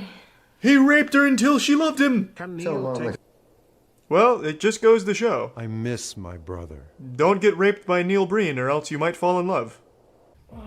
These sound like moans of pleasure, not pain. Needs to be more guttural. They're doing like fucking hentai stuff. Dude, Neil Breen's so insane. I bet that gun is loaded. Injustices.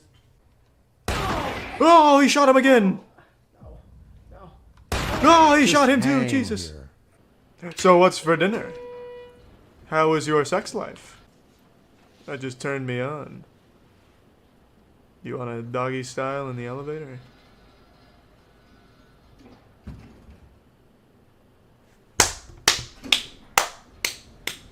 Called it. I have a sneaking suspicion that this hooded man is Kale. Breen's evil twin. I'm starting to think Neil Breen's becoming self-aware. Justice kidnapping? Because he's got a piece of tape with some scribbles on it for a mustache. I think not even Neil Breen is deep enough into lunacy to think that that was going to be serious. This entire restaurant.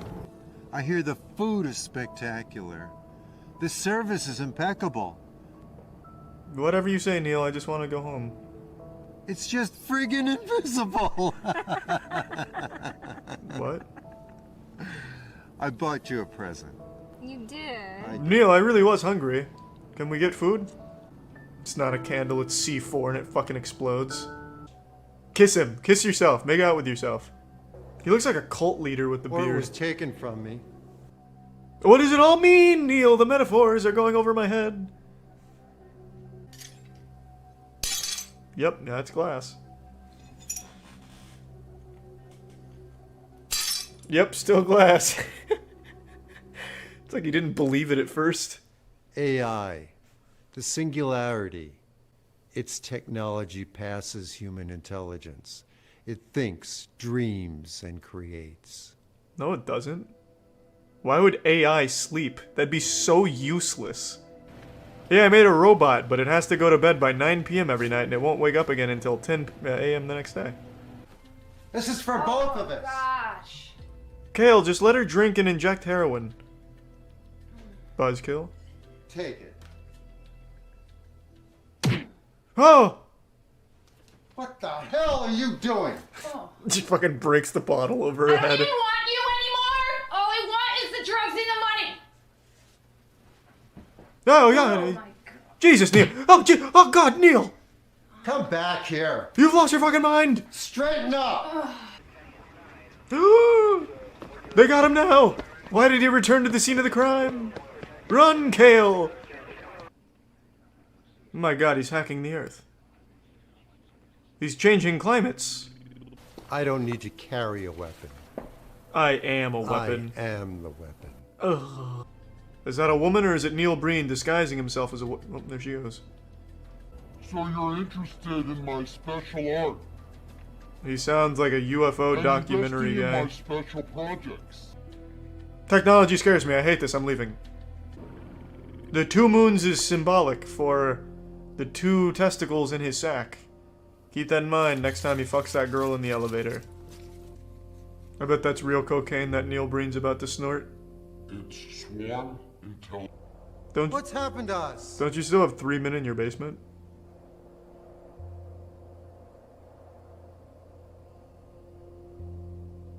He's like a toy from Toy Story. He has to go totally still whenever the other Neil Breen is around. This is fucking awesome. Sir, this is a high school. And you believe things you wouldn't ordinarily believe. Neil Breen has no idea how to use a computer. Yep, that looks about right. Couldn't even figure out how to log on. So what was he doing in the tech lab? He was trying to recruit 4chan or something? What was that plot line that hasn't been wrapped up yet and never will? So why is he in this high school? If a man's planning to take over the world, he's probably not doing it at the local high school. Cruz's biological mutant warfare plans must be stopped. Right. That was always my least favorite class. Programmable matter. It can transform itself into anything else. Even a titty. Too powerful for one man to have. I agree. I miss what I never knew. Oh, it's so deep. What don't you know, Neil? They're playing Beat Saber. Neil's about to ruin this LAN party. Okay, goodbye, boys. Neil, be careful! The Blues Brothers are on the other side of that railing. Jesus, is he vanishing him with his mind? God, he's so strong! Do you agree to stop being corrupt, evil businessmen? Okay, you can go. We're done. I'm done with you. We're done. We're done. We're done. Oh. I'm done with you.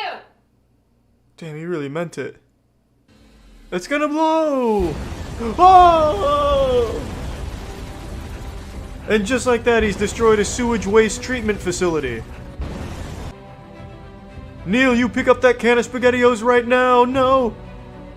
The world can't take you destroying more of these important facilities. Oh, God. He's destroying the society! So many pipes for Neil to destroy, but don't do it. Shit, he's sneaking on screen. He's creeping in. Show mercy this time. Oh god. He's going all out. This looks like Supergirl special effects. What do you mean that my poop facility is in flames? It must have been Programmable Neil. Damn, Neil. Fucking American hero. It all comes full circle. You heard correctly, Hawk. I did save the world. Hello, my friend. I love you, baby. In the trailer for his movie Double Down, his cock and balls are in full display. In the trailer, it was a really bold move. So you never know what he's capable of. Who's there? Oh, Who's there? close. I know somebody's there. I thought he was getting up Who with a are you? full chub. What do you want? Who's there?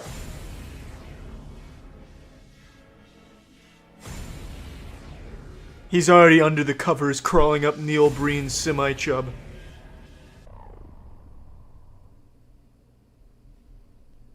Ah, must have been the wind. Ah! Why? Why did you stab that block of wood in his pants? Oh, it's the drug woman. I never had a beard. What? What are you talking I've about? never had a beard. Do you know Kale? What? You look just like That's somebody my I twin used to know. brother. What is going on here? I live with Kale. I used to live with him. Did he hurt you? You bitch! I've never once had a fucking beard in my life. You motherfucking slut. Please don't blame him. I've never had a beard. Tell your friend. Take this money. Now his wife thinks he's paying for sex. Can you tell your prisoners to stop orgasming? And your evil empire. Whoa! But those henchmen, they get to live. They're minimum wage workers, and I didn't feel like killing them. Not the high school! No! Sir. No, spare the computers. No, God, Windows 7. That's a dangerous stunt, Neil. I gotta say, I'm impressed with that right there. I didn't expect that. Neil does all his own stunts, wouldn't you know? Now these kids will have nowhere to learn after summer vacation.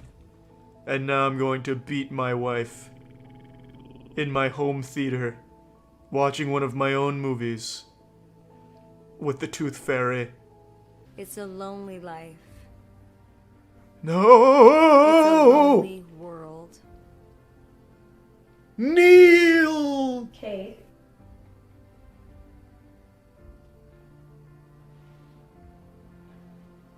Oh. Why did you let him turn around with a gun?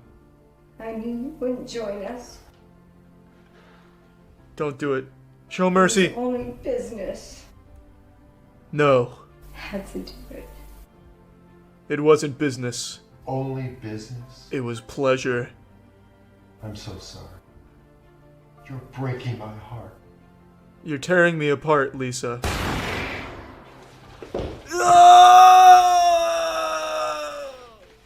She wanted me to join them, but I will not join them. I'm not one of them. I'm not one of them.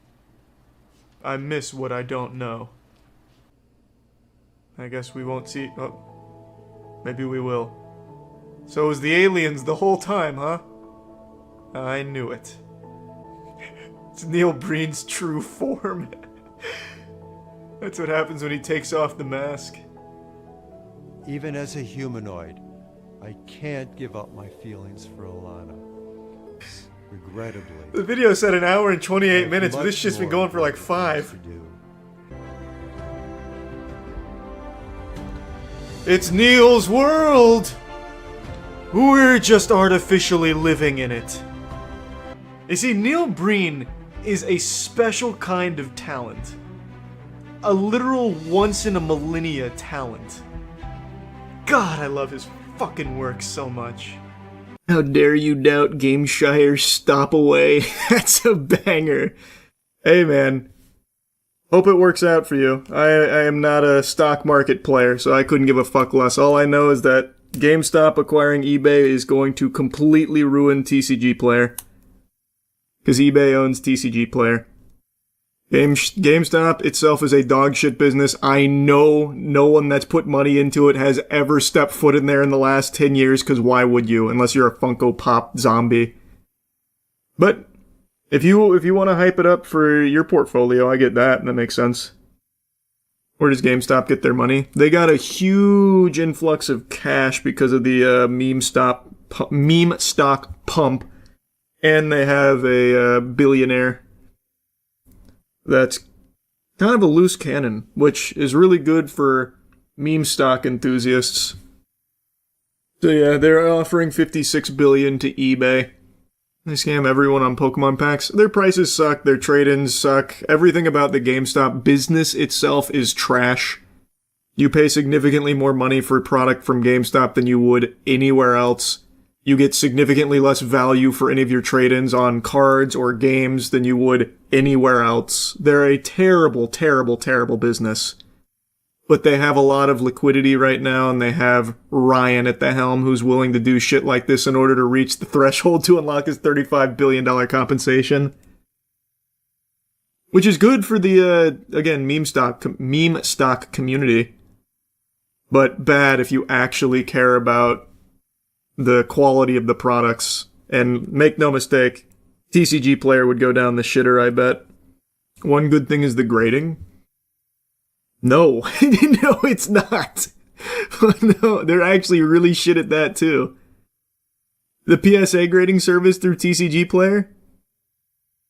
You should look into that a little bit more. You have no idea what kind of business GameStop is becoming. Why even speak on something you're completely ignorant about? Brother, your name is Multi-Cool Dude. All you do is just browse Wall Street bets. What do you mean? Are you in the shareholders meeting with Ryan? You don't know what it's becoming either. It's just a bad business. It's been a failing business for years. It's done nothing to change that. Every decision it's made is bad. It just got really lucky with being a fucking meme stock that they were able to capitalize on. And now they have Ryan at the helm gluttonously looking to consume in order to reach his compensation package milestone. What are you talking about? You read Reddit comments. Do you think GameStop will actually succeed at this buyout? Because let's be real, an $11 billion company buying a $56 billion one, even though I have $9 billion cash on hand, makes zero sense. That's not how it works. So eBay is valued at, what was it, $48 billion or something? GameStop is $12 billion, but they have $9 billion liquid. They have a $20 billion investment or something. I already forgot. I read it earlier. But they do have the capital for this offer, even though the business itself is declining. And people always point to like profitable, like the profitability that they finally achieved. They didn't achieve that through being a more successful business. They achieved that by shutting down oodles of stores and laying off employees and getting rid of product. Their Funko Pop adventure failed. Their collectible figurine adventure failed. Their fucking memorabilia adventure failed. Their game selling and trading has failed. The only thing that hasn't is TCGs, because TCGs blew up across the board. They are a failing business. The profitability is just from aggressive cost cutting. So stop getting that shit twisted, first of all. But yeah, their money comes from that meme stock pump, and they have Ryan. They also have a massive billion-dollar investment from a bank, so they can make this offer. I think there's a very good chance they succeed. And that's going to ruin eBay and TCG Player in the process. Now, if you can make a lot of money off this, then all power to you. That I have no problem with. But at least just be honest about it. Stop being delusional, saying like GameStop is a great business. You don't shop there, and I know you don't because nobody fucking shops there. It's a ghost town. So just be honest. I'm trying to capitalize off the pump. I'm trying to capitalize off the hype. That I respect. I get that. But I'm tired of these fucking booger-eating goobers coming in here about like, GameStop's actually like my favorite store. It's not, and you haven't stepped foot in there in 10 years. Stop lying. Last time I was in GameStop, a homeless man was asking an employee to use the bathroom. That's kind of sweet, though. Do you think eBay will actually take the deal? That'd be very silly. I think they absolutely will. I personally think that they will. People seem to forget eBay was struggling for a little while, too. They've also had a pretty convenient turnaround as well, with online shopping going the way in eBay's favor. So I think they are going to view this as a very positive and enticing offer. Unsolicited, but I think they're going to be pretty excited about it. That's my personal view of it. I think they probably will end up taking it. My husband likes eBay for his Warhammer figures. I like eBay too. eBay's got a host of problems, but it's been very convenient for the shit that I get there, which is Warhammer, which is also some of these statues. It's been very convenient. More so than like Craigslist. Why is Craigslist catching a stray? I've never had a good experience with Craigslist. It's always been trash. Actual trash. I'm not a big Craigslist fan. If that's true, I think some crazy shit will happen to every TCG soon. Oh, for sure. And like I said, I think it would actually tank it. I think it'd be terrible for TCG Player in particular. But that's the way she goes sometimes. You saw Saudi Arabia release massive box office flop with Anthony Mackie called Desert Warrior. Yeah, it was fun. It was Saudi funded. I don't think it was produced in Saudi Arabia. But it was a allegedly $150 million budget, and last I checked, it has raked about $490K in the box office. So that's pretty rough. It was produced. They were hoping it was going to revive the Saudi film industry. I still need to watch it. I was going to go try and watch it the other day and then didn't get around to it. I saw Hokum instead. Which was very good. I liked Hokum. I made a whole review on that yesterday. A surprisingly enjoyable movie. IGN would disagree. They gave Hokum a 4. What? No way. What is up with IGN? Oh my god. They did give it a 4. What is up with IGN reviews recently? It has to be out of spite. It has to be out of spite. What did they give Kevin? I bet this got a 9. If they reviewed it. I don't know if they did. They did not review Kevin. I bet that would have got a 9. It's Big Mouth. It's basically just Big Mouth. This can't be real. A 4 to Hokum? Finally something like a little bit different in horror, and it gets a 4 from IGN? It doesn't even throw that much at the wall. It's very simple. It's a murder mystery with a little horror. What? It's not even like complicated, convoluted, artsy. It's like pretty simple and fun. Same reviewer gave The New Mummy a 7. Ugh. It's like he didn't even watch it. This is like one of the most important factors of the film is his guilt. That is like one of the most important components of this movie. What are you talking about? It doesn't have anything to do with the rest of the film. It has to do with the entirety of the film. I don't think he watched it. This is the same guy who gave Invincible Season 3 finale a 4. No shot. That one had me livid then, too. Holy fuck, yeah, that review had me actually fuming. What does this reviewer like? Again, if you didn't like it, that's one thing. That's totally fine. Not everyone's gonna like the same shit I like, I get it. But I think this is just like a refreshingly good horror film. And some of the things that they critique in here are just actually wrong and feel like he didn't even watch it. Saying like the character's trauma plays no role in the film or anything, when that is the entire driving force of this movie. So he didn't like the Season 3 Invincible finale, which was a banger. But he liked the Season 5 finale. Or before finale, excuse me. Very cool. I seem to really enjoy Season 4. And then Lee Cronin's Mummy got a 7, which is kind of crazy. That movie is actual trash. Well, I guess I wouldn't go that far. It's not... It's just, you're watching Evil Dead Rise again. Oh, what do you give Mercy? Okay, good. That makes sense. So you're telling me he thinks Hokum is as bad as Mercy? He puts Mercy and Hokum in the same tier. In what world? He liked the live-action Snow White. I vaguely remember we saw that last time I looked through his reviews. What did he give him? This movie was fucking terrible. Okay. So he thinks him, Hokum, and Mercy are in the same tier. Why is Hokum there? I just don't think he watched it. I genuinely don't think he watched the movie. Based on what I was reading from his review. Did you see that interview about the canceled Last of Us multiplayer game? People who played it said it was the best multiplayer game they had ever played.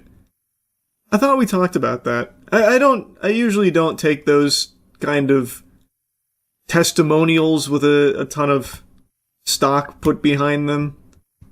Because I feel like a lot of the people that are playtesting games aren't exactly like the best gauge for the quality of a game. But that's just my perspective on it. Never played the original Last of Us multiplayer, had crazy sauce. It was fun. Yeah, it was good. I definitely didn't dislike it. Smoke him out! Damn, this guy's cooking. Night!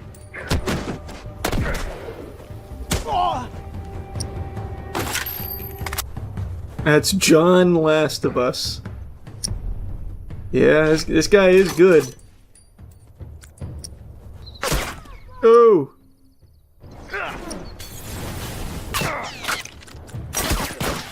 Mom's arm, careful!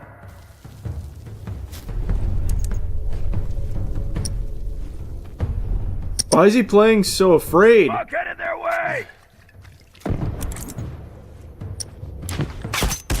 One down! Nice.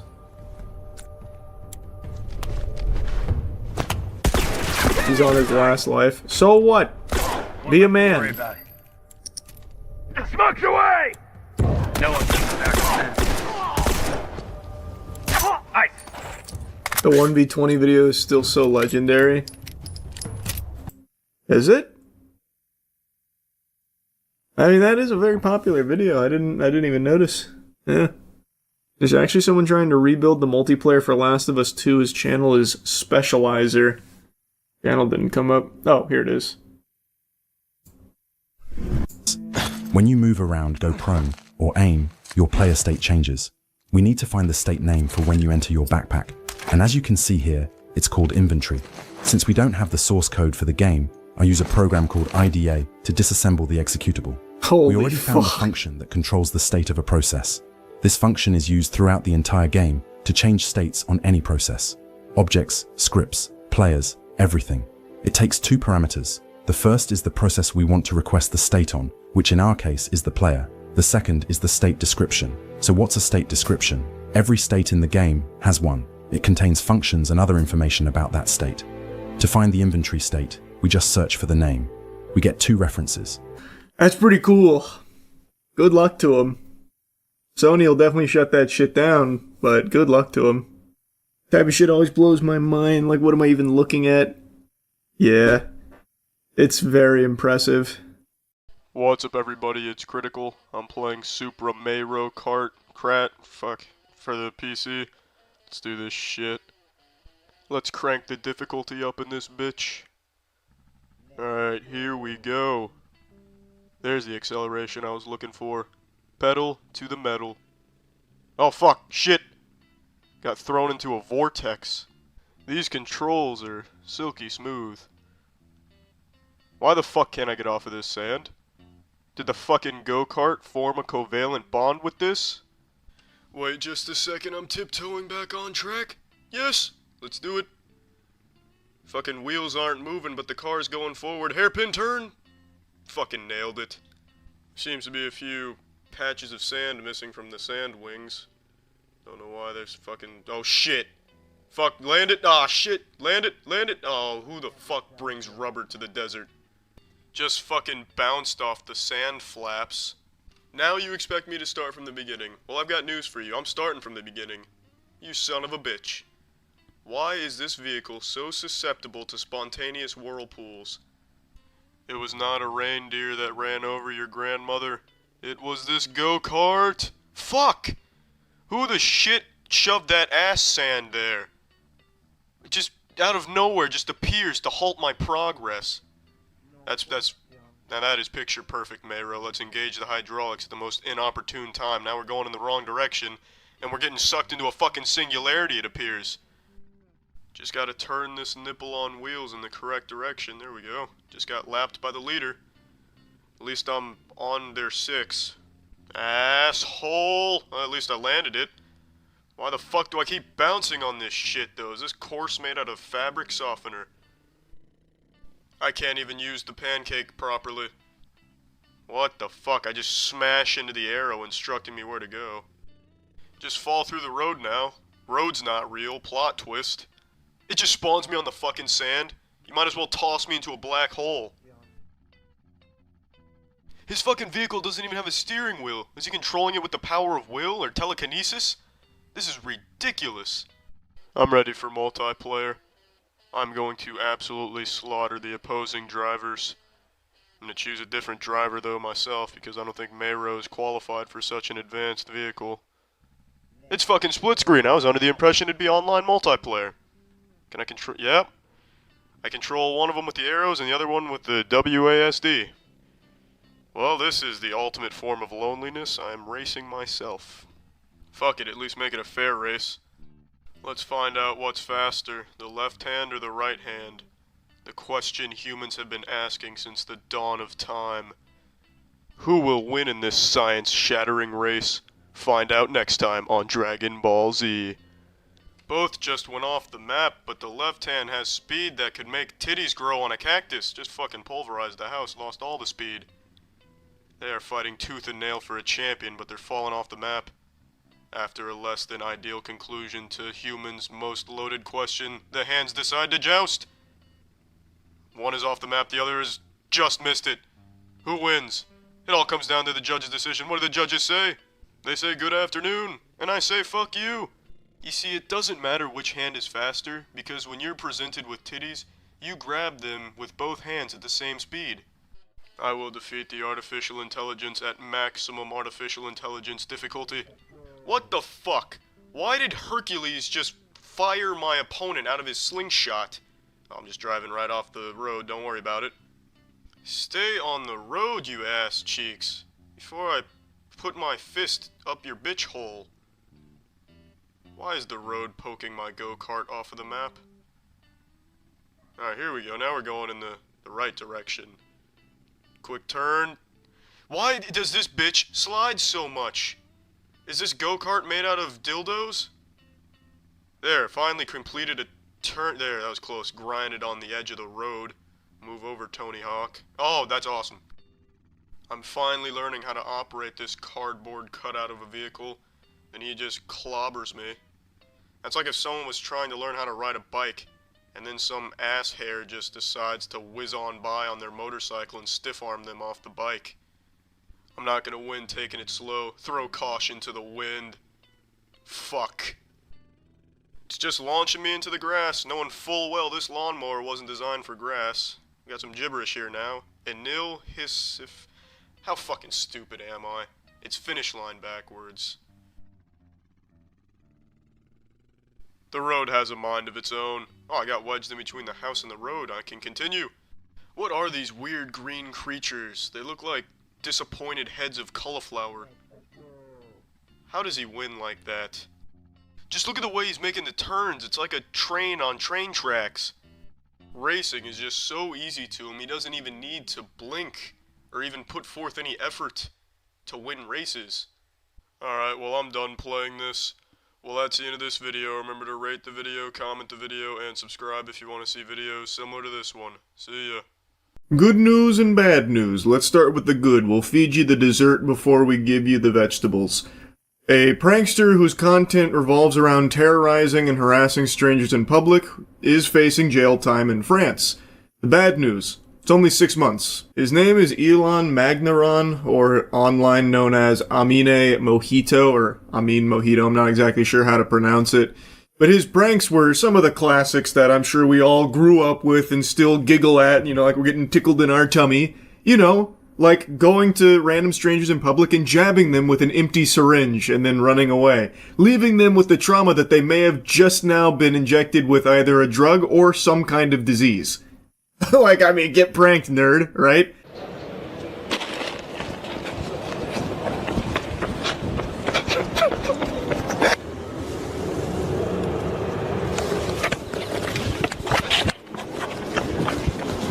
Mais nous avait menti, hein. Ouais.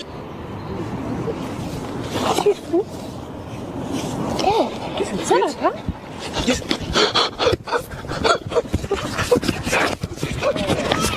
This is his peanut butter and jelly prank right here, the feel-good one. He's done this a lot from what I can tell. I've seen tons of clips and videos of him just going up to people with that syringe and just, you know, giving them the old stab on the street there, leaving them to just panic, wondering if their life is now just drastically changed from some fucking unhinged lunatic now. Now, from what I can tell, the syringe is capped. So he's not actually, like, penetrating the skin or anything with it. But the victims don't know that. All they feel is that hit against their skin, and then this guy with a syringe. Like, obviously, you are now going to start worrying in a big way.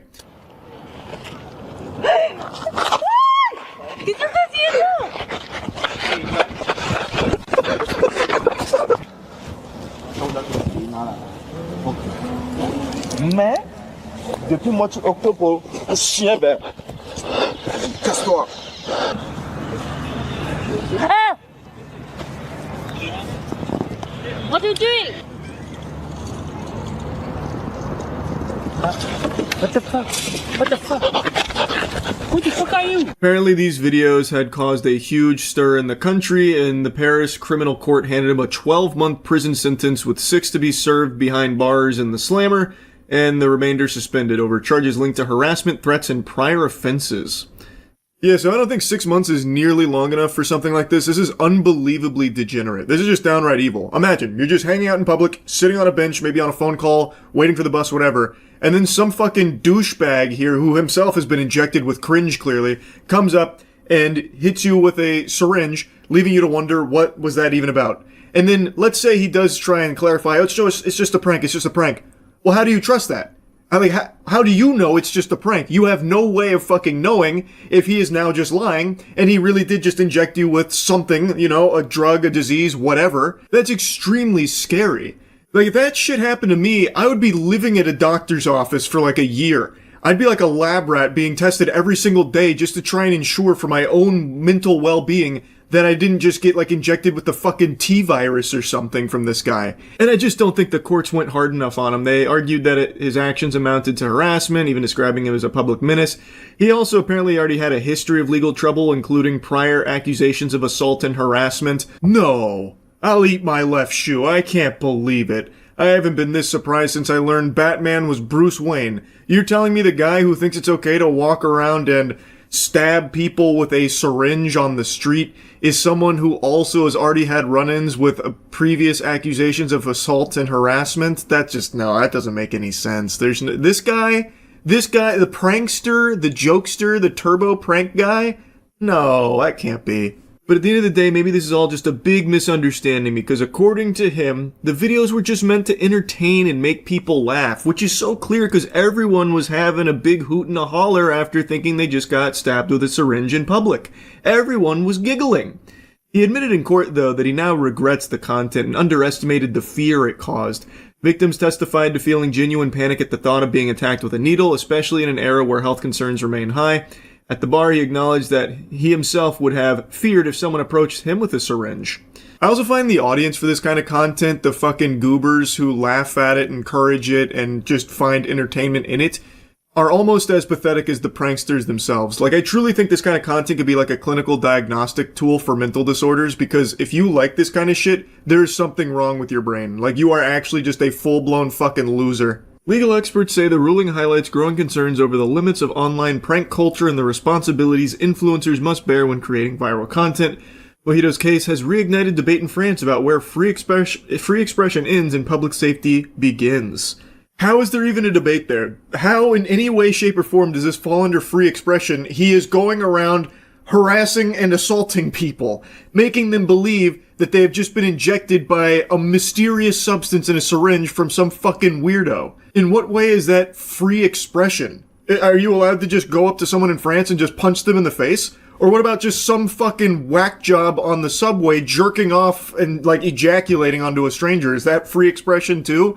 Like, this isn't a free expression argument. Even though he didn't actually have the syringe filled with a disease or a drug or anything and wasn't, like, actually penetrating the skin or anything, it doesn't matter. The threat of it was still there, and he still did enact it on strangers. So, what if it was a gun? What if he had a gun, was pointing it in people's faces, saying, I'm gonna kill you, I'm gonna kill you? It's just a prank, it's just a prank. Is that free expression as well? I just don't know how this can even be like an argument that's being had in France. Maybe it's just a prank, bro, is like an actual really sound strategy, which apparently employs free expression into it in some way. If you just say it's just a prank, bro, you get off very light with anything, maybe, which is crazy to me. Like I said, I don't think 6 months is nearly enough for this. And from what I was reading, apparently there's even been, like, scares in France at, like, festivals where people were, like, worried or had expressed run-ins where someone was, like, injecting people, like, with needles, apparently with, like, drugs or something. I don't know if that was ever confirmed or not, but, like, that fear is already there. So this kind of prank preys on that, making it even worse.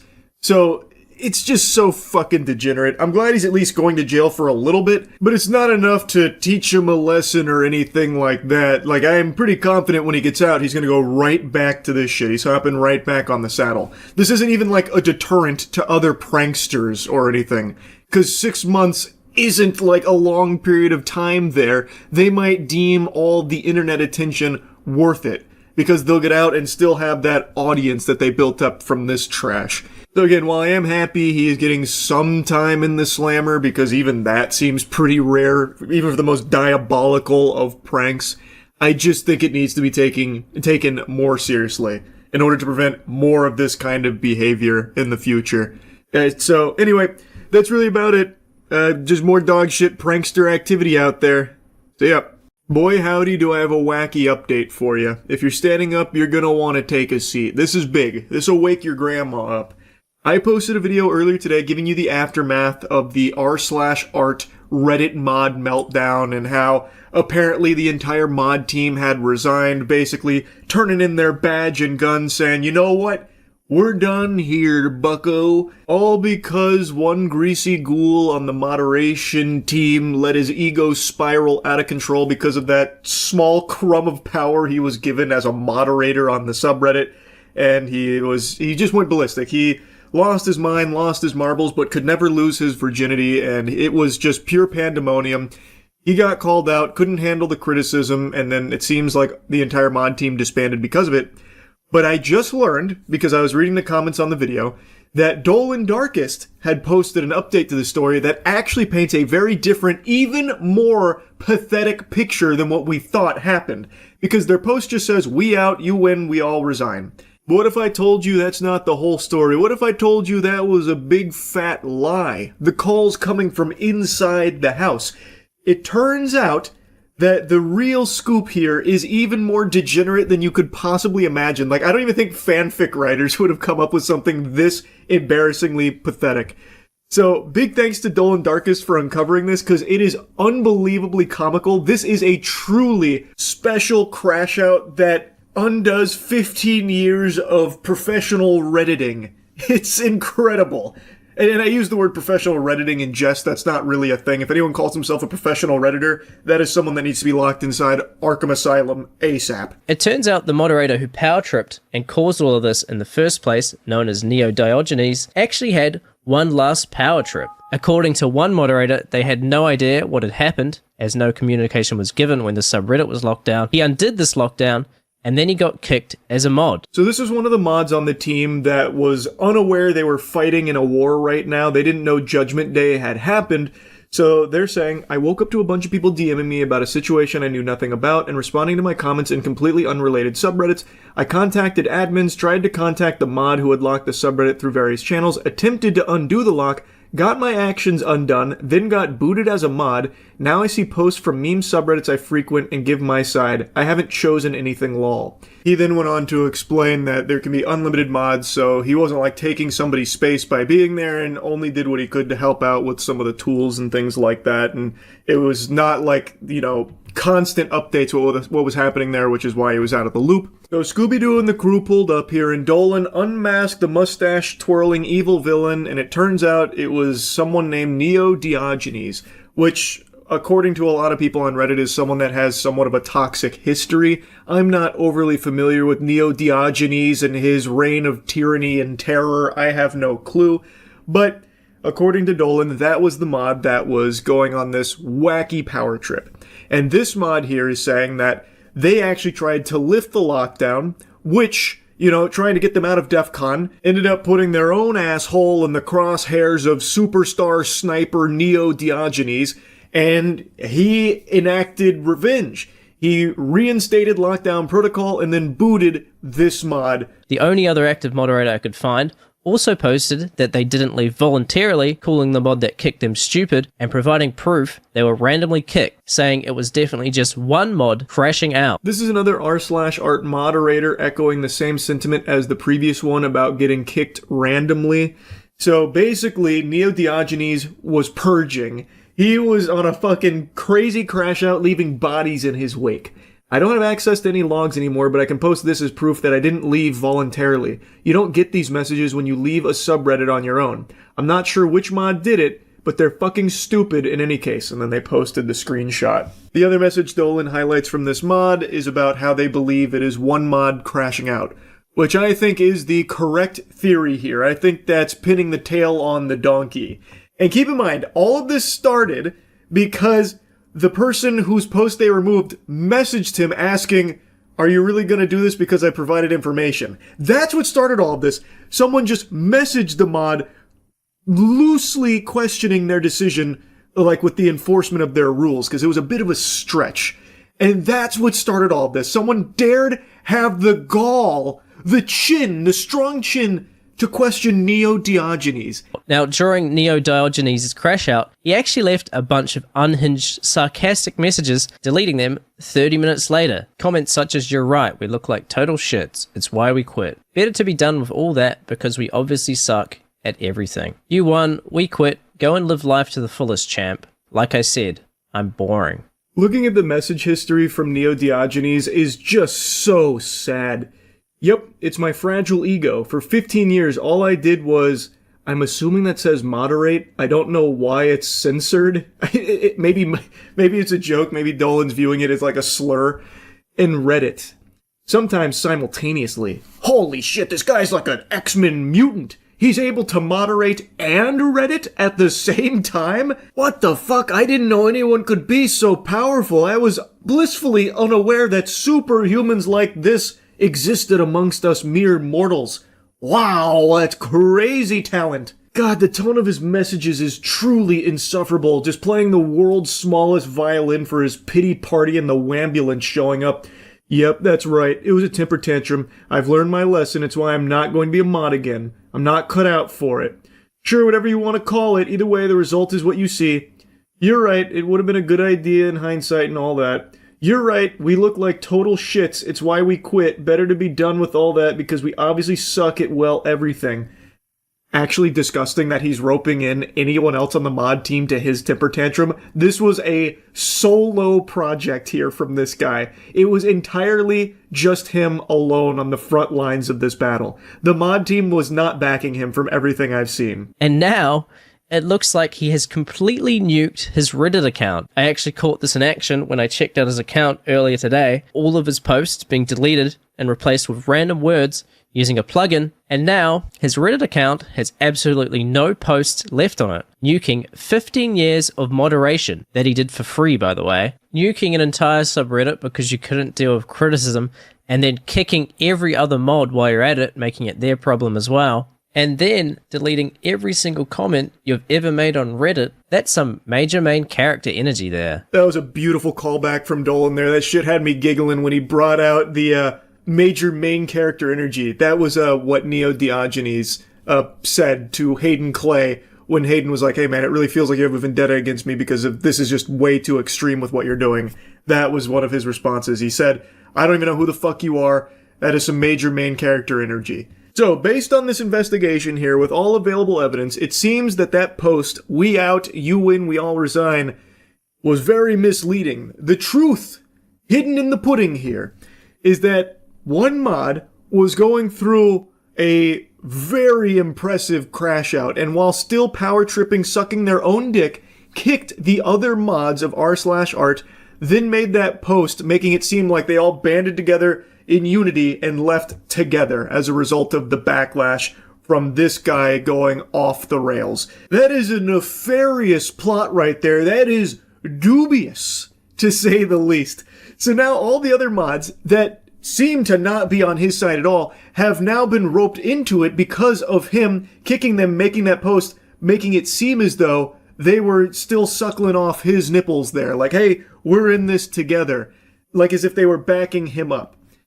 But that's just not the case, it doesn't seem.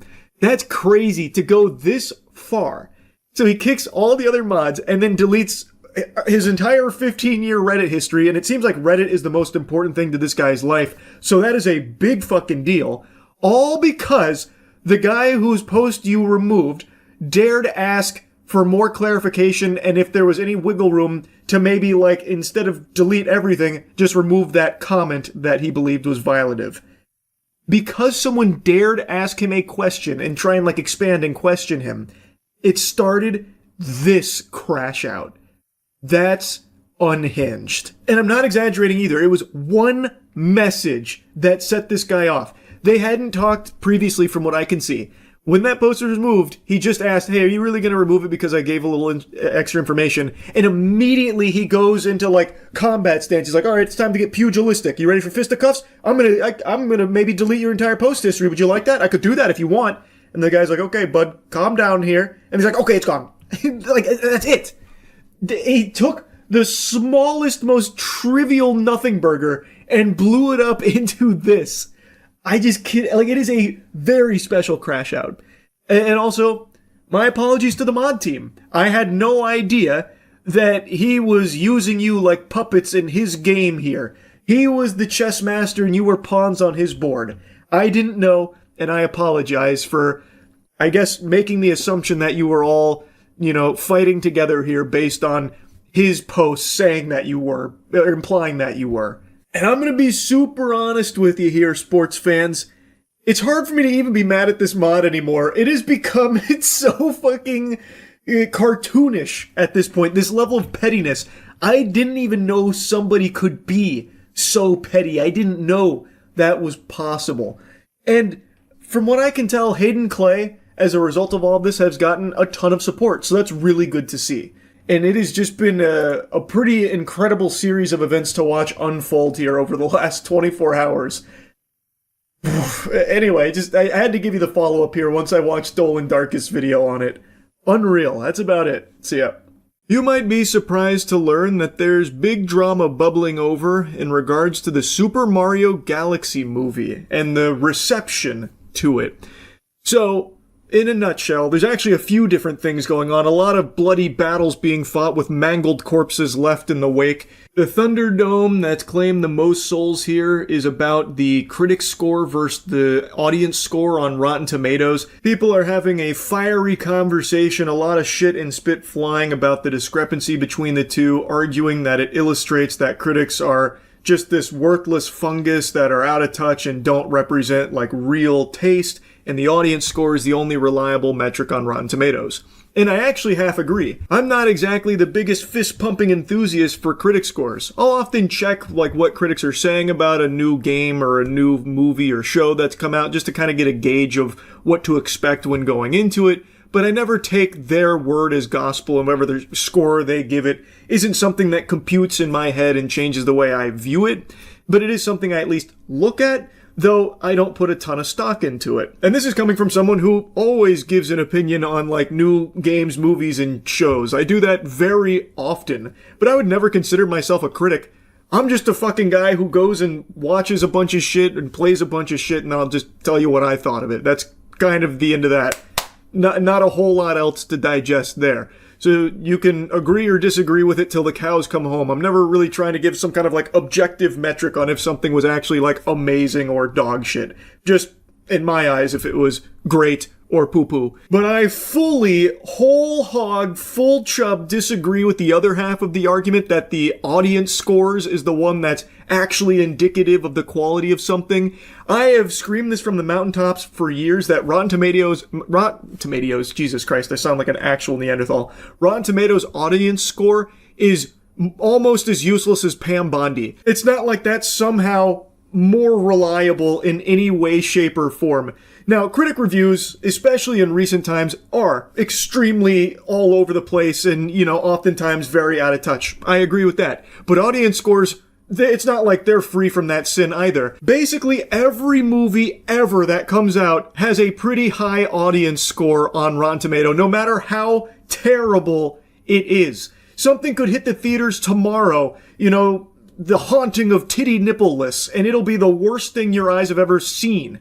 Like, actually an affront to God. And then you'll check the audience score on Rotten Tomatoes, and it's like 75%. And genuinely, do this right now. Any movie that you've seen that you didn't like, check the audience score on Rotten Tomatoes. It's probably pretty high. Like, recently, Scream 7 came out. That movie's pretty trash. 75% on Rotten Tomatoes. Do this for anything. Look at one of the worst Disney movies to come out in recent memory, Snow White from last year. 69% on Rotten Tomatoes for the audience score. Look at the worst Marvel movies of the last half decade. 75%, 77%, 79%, 76%. It is a given that anything that comes out is gonna have a pretty respectable Rotten Tomatoes audience score. It's almost a guarantee, like the sun rising every day. It's very, very rare to see like an actual catastrophic audience score for a film. Like even The Strangers Chapter 3 from last year, genuinely the conclusion to the worst horror trilogy ever made. And just as a reminder, in case you don't know, because a lot of you probably don't, they rebooted The Strangers. I'm not talking about The Strangers with Liv Tyler from way back in the day, which is a classic. They rebooted it with Chapter 1, 2, and 3. Genuinely the worst horror trilogy ever made. And the conclusion is perhaps one of the worst pieces of horror that has ever fucking contaminated the cinema. Even that has a 49% Rotten Tomatoes audience score. So I'm not a big believer that the audience score is somehow the correct metric. Because no matter what, it's always going to be significantly higher than it should ever have any right to be for things that are actually bad. So Super Mario Galaxy movie having a 90% doesn't mean that it's a masterpiece that just critics don't understand. It just means fans are very excited about it. And thus they go and just storm 10 out of 10 reviews, which jacks the score way up, and everything's always positive. Like, the audience score isn't much better than critics, is the point I'm making. Now, with that out of the way, let's get into the meat and potatoes of the Super Mario Galaxy movie. I gave you my thoughts on it a couple days ago. Overall, I think it is worse than the first Mario Brothers movie, which I actually really enjoyed. I think it is a huge step backwards. It is basically Jingling Keys, the movie. A lot of people are calling it that, and that's exactly what it is. It's a movie that has pretty much no substance at all. There's not even really a plot. There's a few plot elements that constantly are jumbled around.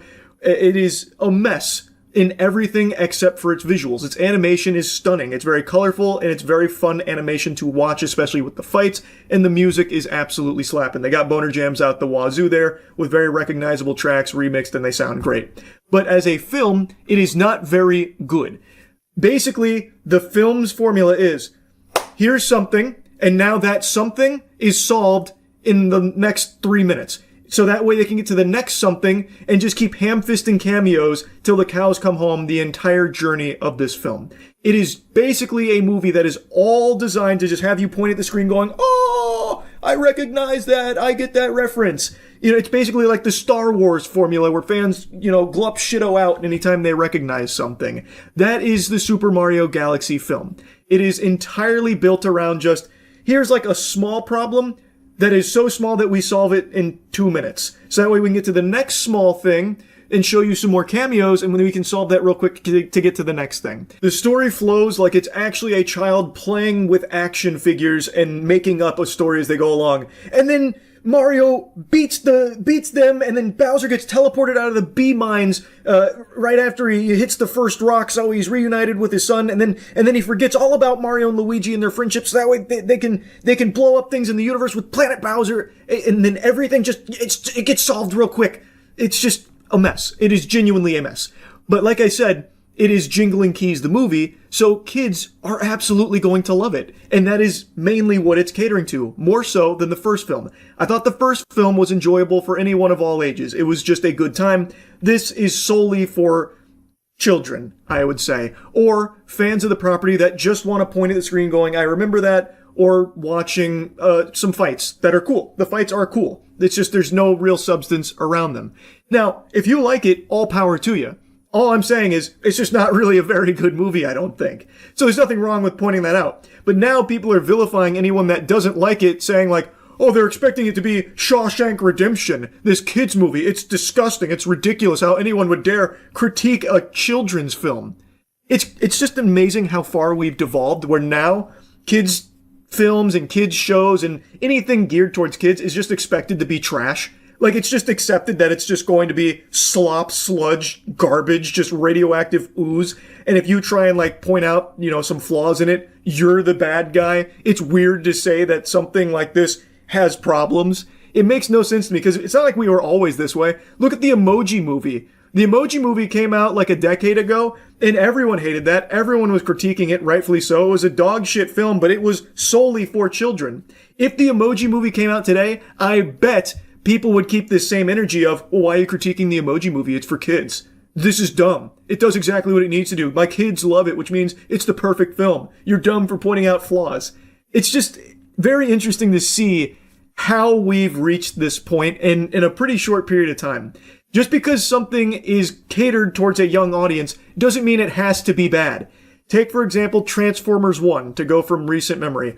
That is an animated feature film that is geared towards children, but it's also just a genuinely good movie. And there's plenty of other examples to pull from, like Toy Story. I just find it so fucking lame that we're in this era where the prevailing perspective is, yeah, it's a kid's movie, so of course it's gotta be slop. Get over it. Like, that's like the main perspective now. Very fucking dumb. But by far the dumbest part of this genre, and what I've been saving for last, the best part of it, is now Super Mario Galaxy has been fully politicized. Like, now it's become a huge political battle about conservatives versus liberals, because, I mean, in the age of Twitter, it's gotta be. So I shit you not, there's been a huge debate about it, because people are saying, oh, all these critics are giving Mario Galaxy bad reviews because they're all woke fucking liberals that just can't tolerate a good old-fashioned conservative film with conservative values. Which blew me away. Which, I found it to be a crazy take, but this tweet right here is one that I've seen reposted on a ton of pages. The protagonist is male. There are no black people. There are no homosexuals. The main romance is heterosexual. If your movie meets these standards, it will be vilified by the media. Different iterations of that have been spewed out and regurgitated by the thousands of drones that do rage bait on Twitter, the blue check marks. But this is something that people are having a real conversation about, which is crazy because the last Mario Brothers movie was applauded far more by most people, myself included. It was just a better film. But it was the same thing. Protagonist was male. There were no black characters. There were no homosexual characters. And the romance was still heterosexual. It's like they forgot that this is the sequel to a movie, and that the main complaint about this one is that it's worse than the last one. This film relies solely on, remember this, remember this, remember this, who gets this reference, who gets this reference, oh, come on, jingling keys, don't fall asleep, come on. It's just not very good. Like, I just don't feel it's as good as the last movie, and a lot of people share that sentiment. It has nothing to do with any of what this garbage they're spewing out is. That's the biggest fucking nothing burger ever. Because it is following the exact same formula from the last movie, it just does it worse. And really, if you want to dive into the nitty-gritty, Super Mario Galaxy is significantly more woke than the last Mario movie. By their standards of wokeness, this one turned the dial up past 10. This shit went turbo mode in wokeness. I feel like they haven't even seen the film and they're talking about it like this. Jiminy Christmas, one of the core elements of the plot here, one of the few plot elements they don't just forget about and wipe their ass with and abandon immediately, is the fact that Peach is a badass who doesn't need saving. She is now just fully capable of just clapping cheeks and saving her sister herself. And that sister connection is the strongest force in the universe. Big spoiler alert, the entire day is saved, the whole universe is saved by Peach and Rosalina touching hands, and the force of their sisterhood and their powers together combined instantly saved the day. By all of the definitions that they have ever talked about in regards to other films, this would be something that they would call a girl boss character and a woke film. But for some reason, now they're arguing the opposite. It's so peculiar. Because if you actually watch this movie and you are trying to follow their logic, then this film being more woke by their standards than the last one should mean that it has a higher critic score, like is more positively received by critics than the last one. But it's not. But the point is, this is just a complete nothing statement about it being, it's conservative versus liberal. That's what it all boils down to. It doesn't. It's just not really a great movie, and it's a huge step back from the last Mario Brothers movie. That's really it. It doesn't go deeper than that. Again, most of the formula is still exactly the same from the last one. They just do it worse and messier and rely significantly more on just cameos and remember this, remember that, who gets this reference, that kind of thing, which isn't overly great. And it's something that gets criticized often in other things like Star Wars. So all of a sudden now it's weird to say that that's like a negative about a film. It's just, the whole discourse around the Super Mario Galaxy movie is fucking wacky. I had to yap about it. I couldn't resist yapping about it. Anyway, that's about it. See ya. Stay inside. Lock your doors. There's a maniac on the loose. And just like that scene in SpongeBob, the maniac is me. There is someone impersonating me out there right now I just learned about that cooked up a nefarious galaxy brain scheme that would put Gru to shame here. This is despicable. He dug deep into the neurons for this one, I'll tell you what. He created a fake email called moist.pr and has sent presumably hundreds of emails to every video game company, every app, it seems, and maybe just every company in general at this point. Sleep in fear, because you might be receiving an email from the dastardly Pinhead Larry, moist.pr. Like, I wouldn't be surprised if he sent emails to dog food companies, and what he's doing is he's asking for free product for the sake of his review. And today, one of the companies that reached out trying to confirm if this is real or if they're being played like a fiddle sent me one of the original emails that he tossed their way. Hi there, I'm Charlie. This is my request for one review key for Legacy Steel and Sorcery for Steam. My channel, Moist Critical Gaming Official. Thanks, then followed by a quirky little smiley face that some high schooler would be sending to someone he's trying to ask to prom. And that has been, variations of this have been sent to innumerable companies to try and get review codes for games and apps, and probably tons more things. Now, if you got some keen peepers on you, you might be able to read between the lines here and recognize that's not my voice coming through there in the email. That's the voice of a prepubescent little criminal. It sounds like it's written by an actual 12-year-old here. Hi there, I'm Charlie. Now, first of all, it's a high quality forgery, don't get me wrong, but there's a couple of things that kind of immediately raise red flags. Why, if this is a Moist Critical PR email, would Moist Critical be the one behind it? At that point, why wouldn't Moist Critical just be sending the emails himself instead of setting up his own PR email? The whole point of a PR thing is that it's other people handling it for whoever it is. So why in this case would the Moist Critical PR agency just be Charlie? That doesn't make a ton of sense. It smells pretty fishy, but apparently it went through proper channels for some companies and they wanted to verify the authenticity of it because they wanted to be sure that it wasn't fraudulent. And obviously it's not authentic or anything, but it does make you wonder, a little food for thought, how many companies maybe received this and then just sent over the product for free without, double checking if it was real or not, because maybe this isn't something that's super common, I really don't know. But Matt had received emails like this. Hello Matt, I work on the marketing team at CGE. We got an email from moistcritical.pr requesting 3 codes for a review of our Through the Ages app. So this time he was a little more gluttonous. He was looking for 3 codes this time around, I'm guessing for him and his buddies at the lunch tables. Before sending them over, I just wanted to reach out and verify the legitimacy of the request and that it came from Charlie or someone on the team. If so, we would be more than happy to supply the codes for the game.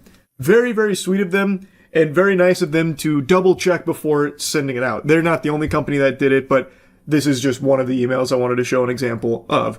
It has been a song and dance apparently that's been going on for a little while now. Matt just told me about it today because apparently it's becoming even more common, so I'm guessing that he's found some kind of success and is continuing to do it even more aggressively now, which is pretty interesting to think about and something that I didn't even consider as a possibility. Just playing a game of pretend where you LARP as a YouTuber or something and just try and get some free shit out of it. Because most of these things happen between agencies. Like, the developers themselves aren't usually the ones distributing free codes to, online content creators. It's usually whatever agency is managing that. And then usually someone representing a content creator like a streamer or something, an agency, would be the one to reach out on their behalf for a review code for them to play the game or whatever. And judging by the amount of emails Matt's received from companies concerned and questioning, is this valid? Like, is this a real thing that we just received? It does appear that there is just, this exploitation that is possible here. Obviously not the biggest deal in the world. At the end of the day, maybe this guy gets a couple of free games out of it. Well, I actually don't know. Maybe he got a ton of free shit out of it. I have no clue. I just found it to be very wild that this has been going on, I guess, for quite some time. So yeah, just as a general rule of thumb, if you ever receive an email from the Moist Critical PR agency here, you can just wipe your ass with it immediately. It's not me. If you ever receive something fishing for some free review codes claiming to be from the old House of Charles, that's not me. I don't get review codes and I don't ask for review codes. Even on the very rare occasions where I do a sponsored stream, like for Dying Light the Beast, for example, they do give free copies of the game. I don't even use the free copies, I still just buy the product itself. Because even though that stream is sponsored, I still want to play the game as an actual buyer of the product, so that way when I have an opinion on it, it is still as someone who literally spent their money on it. As opposed to it being potentially a skewed perspective on the product because it was something that was given to them for free or something. But that's just a personal choice. The point I'm making here is, if you receive an email from someone claiming to be me asking for some free shit, it's probably not me. You could be pretty certain, you can bet your sweet bippy that it's not actually coming from me. Anyway, that's really about it. So yeah.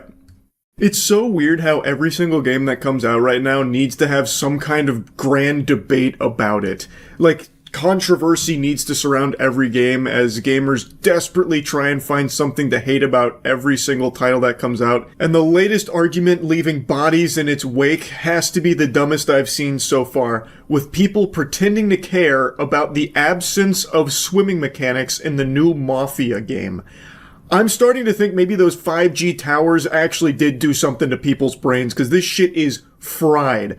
a clip went viral on Twitter where they showed that Mafia: The Old Country doesn't have swimming.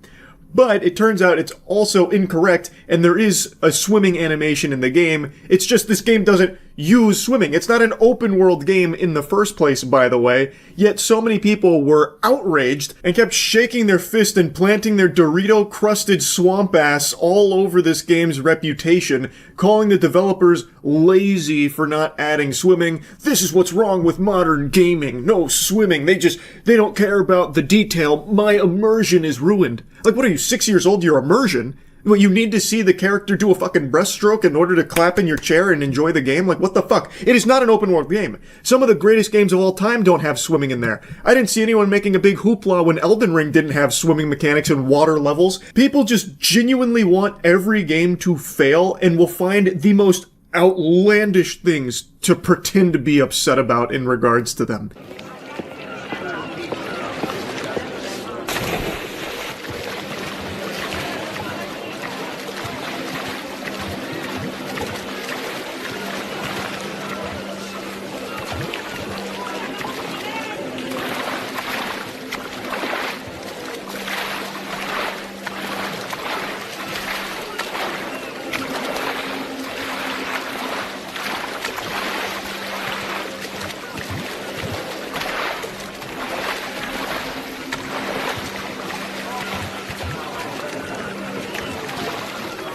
I know, that was devastating to look at. What you just bore witness to was gamers 9/11.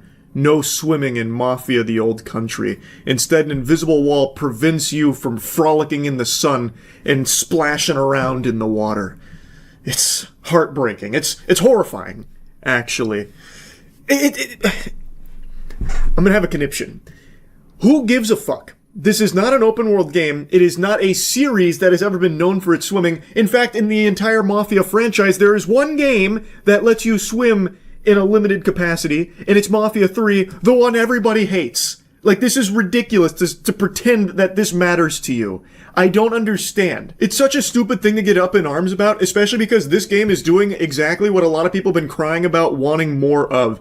It is a $50 game, by the way. It is not the overpriced $70 or $80 experiences now that we've been getting fucking shoveled down our throats. It is $50, meaning it is a reasonably priced AAA game, which is extremely refreshing. There's only a handful of these, like notably Expedition 33. And it is also a linear, single-player game with a huge focus on its narrative. Exactly things people have been demanding more of in the AAA space. Now this comes out and people still aren't pleased because they can't go into the deep water. They can't go live out their immersive fantasy of being a mob-associated mermaid. Like, this is stupid. Why bloat a game like this with mechanics that aren't even utilized like swimming? But here's the thing, what's even more fucking crazy. They did add swimming animations to it for the sake of immersion. It's just you can't go out into the sunset like that. You can jump into deep water and you will swim before being brought back to shore.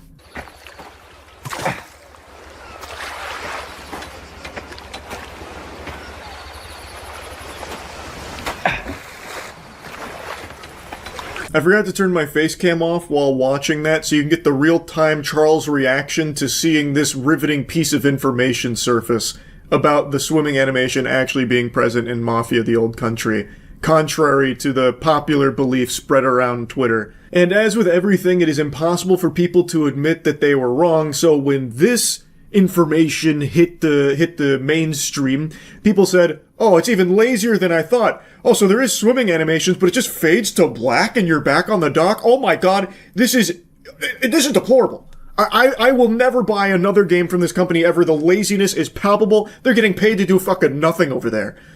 When this is like literally the exact thing tons of other games that are beloved do. Try swimming in Arkham Knight or something. See what happens. It's exactly the same. It's just, people are so desperate to find the most trivial things to harp on for a reason to hate a new game. And this isn't even a game I have any interest in playing myself, by the way. I initially thought it'd be fun to play through, but then when I watched some other streamers play it, it didn't really seem like I'd be overly invested in it. But now, out of pure spite for this controversy, I feel like diving in. It's just so infuriating. Because, I mean, like I said, this game does a lot of things that people have been begging for in the space for a while. Reasonably priced, story-driven, single-player. Like, it is people have been hoping for more of those, and now it's here, and it's still not good enough because the swimming wasn't up to their standards. It's just craziness. I find it hard to believe that these are real people. I just have a hard time coming to terms with losers like this actually existing.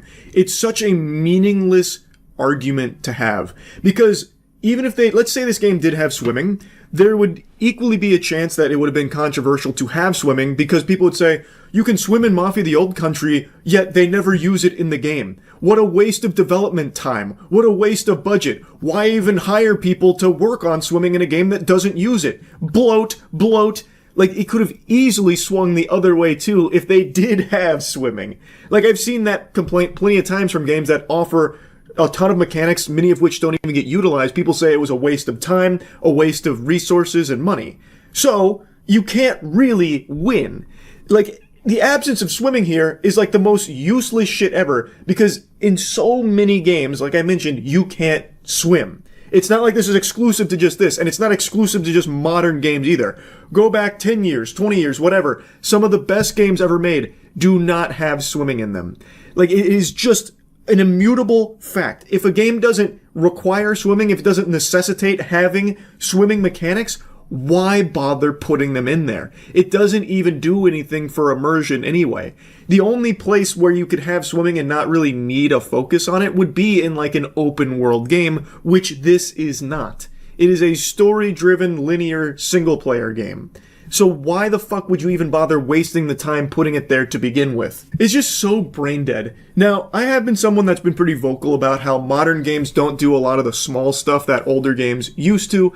The best example of this is Left 4 Dead versus Back 4 Blood. Left 4 Dead spent a ton of time crafting really immersive gore elements that really breathed a lot of life into the game. It was extremely impressive and it looked amazing. Back 4 Blood, a much more recent game, like a decade after Left 4 Dead almost, didn't have anything near that level.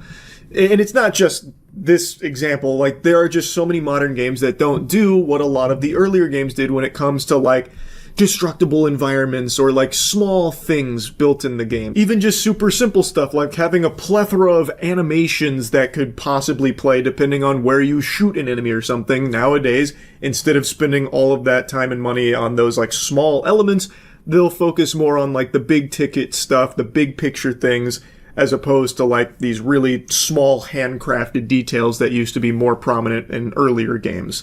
And that is an art that I miss. I wish there was more of it, but this is not an example of that. This is not like a modernized, lazy dev cutting corners type situation. This is literally a game that doesn't use swimming, doesn't need swimming, not having swimming, yet they do still have an animation for it should you choose to jump into the water. So, like, they did actually care about the immersion and detail to at least put in a swimming animation that'll play briefly before getting out of the water. Like, I think they did everything correctly when it comes to that. Anyway, I'll stop yapping about it. This shit is cringe. It was a stupid argument. This should have never been controversial in the first place. It's dumb. That's really about it. So, yeah.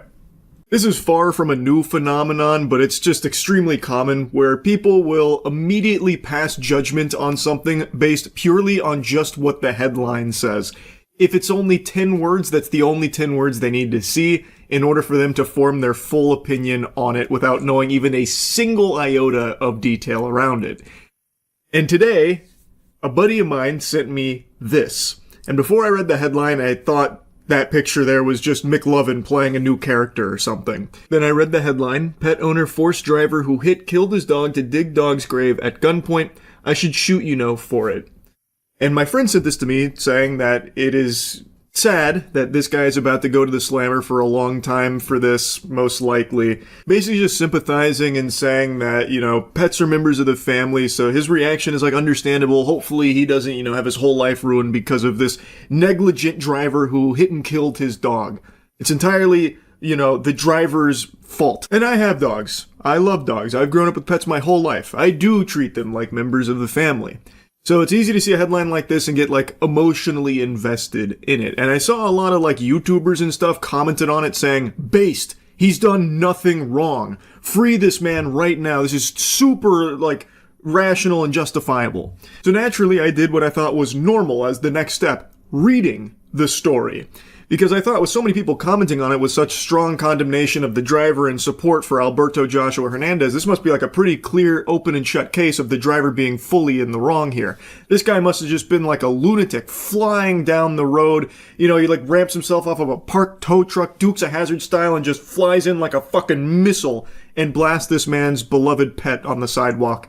But that's not the case at all. It's extremely clear after learning more about what actually happened here that everyone who's commented showing support for Alberto didn't bother to read beyond the headline, because this guy's a fucking psychopath. Police documents say that he forced the victim to dig a grave, withdraw money from an ATM to compensate him, and reveal a home address. Now, according to an arrest document obtained by our team here at KLTV and KTRE through an open records request, the victim went to police station for a voluntary interview. Not gonna play too much from the news coverage of it because, again, I recently just had a big hoopla for showing a news clip. So I'll just show this very brief section.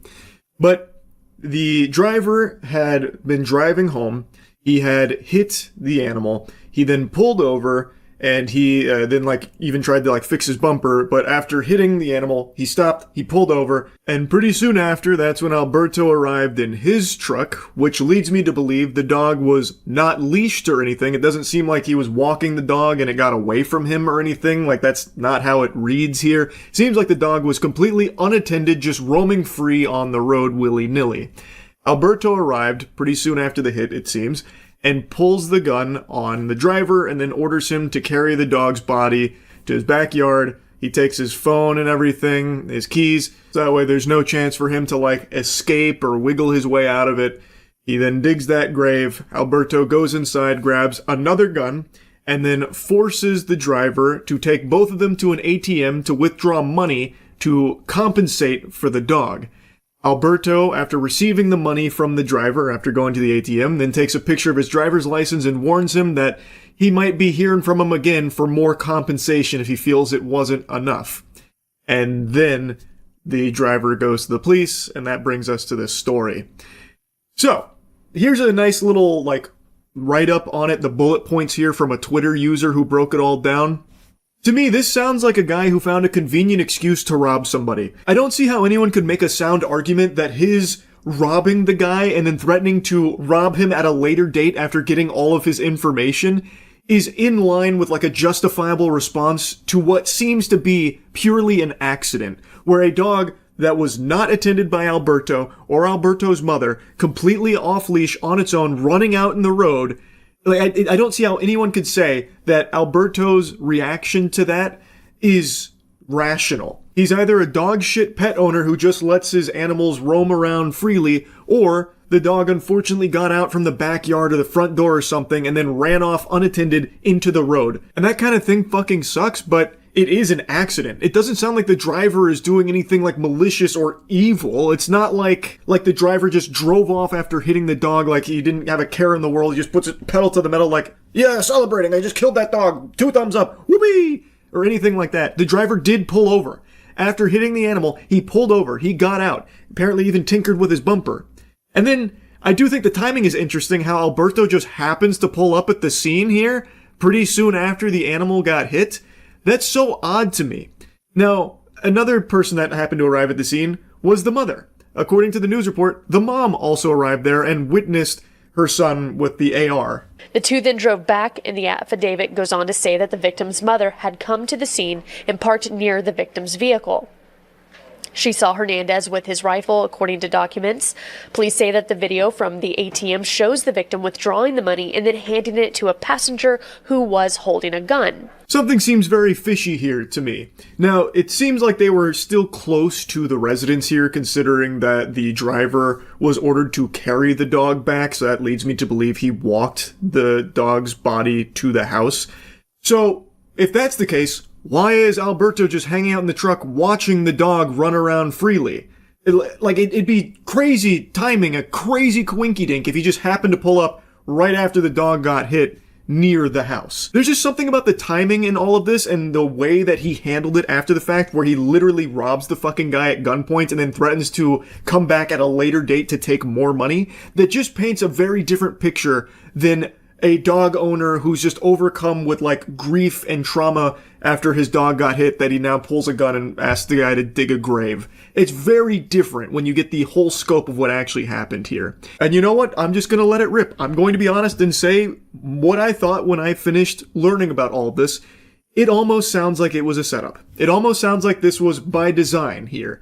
That Alberto would let the dog run around freely here, staying close by, so that way if someone did hit the animal, it makes it very easy for them to kind of swoop in and immediately capitalize off of the person who's probably already shaken up about hitting a fucking dog, and then put a gun in their face and start demanding money, this and that.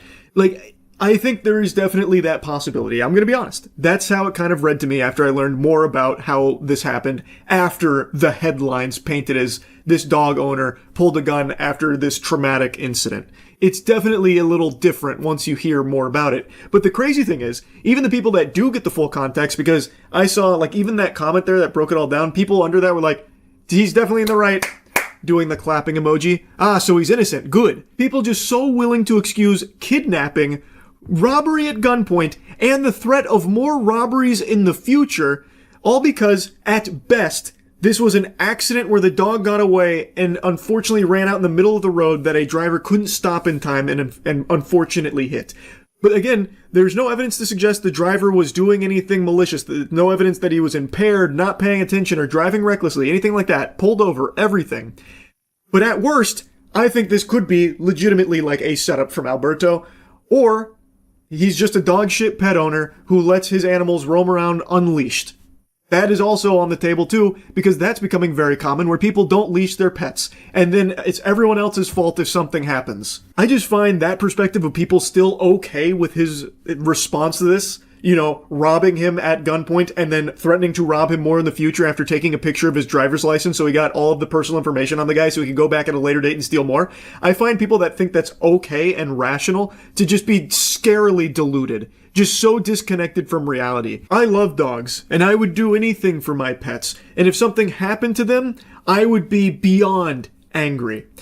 But if something happened to them because of my own negligence, like if one of my dogs somehow got out and ran in the road and got hit, I would be more angry at myself than the driver in that case. Assuming, of course, the driver wasn't, impaired or doing something like reckless and wrong, That is on me. And the literal last thing going through my noodle there is robbery. Like, how am I going to now rob this person? How am I going to get them to take me to an ATM so they can withdraw money for me? And then also I need to make sure I get photos of their driver's license so I have all this information so I can come back at a later date and get more. Like, that would not be something that would be going through my head in the grieving process. And I don't think it would for most sane people. But we continue to get more insane every single day, so there are hundreds of posts just like this one with open support of Alberto Hernandez, even knowing full well about the robbery at gunpoint and the threat of more robberies in the future. Like, this one says it's a warning to the lawless and careless when society fails to protect innocent lives, dog children, and decent citizens. Americans will take matters into their own hands. You fucking goober, it's his fault. That dog was roaming around completely alone, unattended, no leash, no nothing, in the middle of the fucking road. He's the one that failed to protect the innocent life of the dog. That's his failure. The driver unfortunately hit the dog, but did pull over. Didn't just leave the scene or anything. It wasn't lawless or careless or anything. He fucking pulled over. And then stayed around and even worked on his car there. What are you even yapping about? There are so many people like this, though, where because this man's dog was hit and killed, it now entitles him, in their eyes, to murder that guy and then take all of his money. He is totally justified in their eyes to do that, even though it is his fault that that happened in the first place. If his dog was leashed, that wouldn't have happened. If he did a better job of monitoring his dog, if it, got out, it wouldn't have happened. And you know what that's called when that happens? A fucking accident. It's crazy, the state that we've devolved to, where people just look at things so black and white. This guy's dog was hit, now he can kill. In fact, he should kill. And if he does, there's nothing wrong with that, I support it. That blows my fucking mind. Especially because I already know beyond a shadow of a doubt, these same people will turn around and insult others for not leashing their dogs, like at the park, like if they have a pit bull or something, which is extremely irresponsible. Like not leashing your dog around others, I think that is completely inexcusable. And I imagine all of these people right now would agree. Yet in this case, they just plugged their ears to that piece of information about the dog being completely alone here to just roam the streets by itself. It doesn't matter to them now, because now the dog is unfortunately dead, so that means the dog owner must be totally within his right to rob at gunpoint and potentially rob further at later dates the person that was driving the car, whom I don't believe was fully responsible for this, because it seems like a fucking accident where the dog, being, again, alone, not under the care of the pet owner or anything, ran in the middle of the road and unfortunately got hit. And the driver, again, did pull over and everything and was still there at the scene. So I really feel like everyone that's like saying based and super supportive of Alberto here either didn't read the story or are just so fucking far gone mentally that it's scary. Anyway, I just had to yap about this a bit because I was stunned. Like, I can't even really be mad at my friend who sent it because it is so normal to not read beyond the headlines, but Jiminy Christmas, it's out of control, because you just had to read like maybe 4 paragraphs to get like more information about exactly what happened and why he was arrested. Anyway, that's really about it. See ya. What's up, everybody? It's Critical. I'm going to be talking about some bullshit. I got on YouTube this afternoon and I was greeted with this jolly message. Most comment notifications will now be delivered by Google Plus and not to your inbox. Learn more. I have to say, it's about fucking time. I was always wondering why YouTube comments would show up in my YouTube inbox. It's really counterintuitive. I was really looking for them on my Google Plus account I don't own. Thank heavens they've implemented this feature. Now it's time to be honest. This is fucking preposterous. Obviously Google is aware that Google Plus is biting the asshole right now. It has about 40 users and that's just abysmal for Google standards. So what they're trying to do is kickstart Google Plus using YouTube, which is already a successful platform. So they're making you sign into Google Plus to view the comments on YouTube. But not only just to view the comments, you have to sign into Google Plus to make a comment. Look at this. I want to comment on my own video. I have to fucking sign into Google Plus, despite already being signed in on YouTube. I don't have Google Plus. I don't want Google Plus. I don't even want to know Google Plus exists. I don't use Facebook. I don't use any of that shit. Why do I need Google Plus to comment on an entirely different website? Now, I know I don't comment often, really not at all. I'm certainly not about to start, not now. I don't want to sign up with Google nuts. But I know a lot of people do like to comment, and this is just an unnecessary obstacle. Here's a video YouTube put out to justify their new system. YouTube comments just got better. That's a rather subjective claim. Is there supposed to be no audio for this? Start a conversation on YouTube. You couldn't do that before, so I'm glad that's here now. Well, there's still no audio. That's terrific. I guess it really doesn't matter. The audio for this is probably just the sound of a fork twirling around in spaghetti, because this new commenting system is some soggy dog shit. I couldn't think of a more adequate soundtrack for it than that.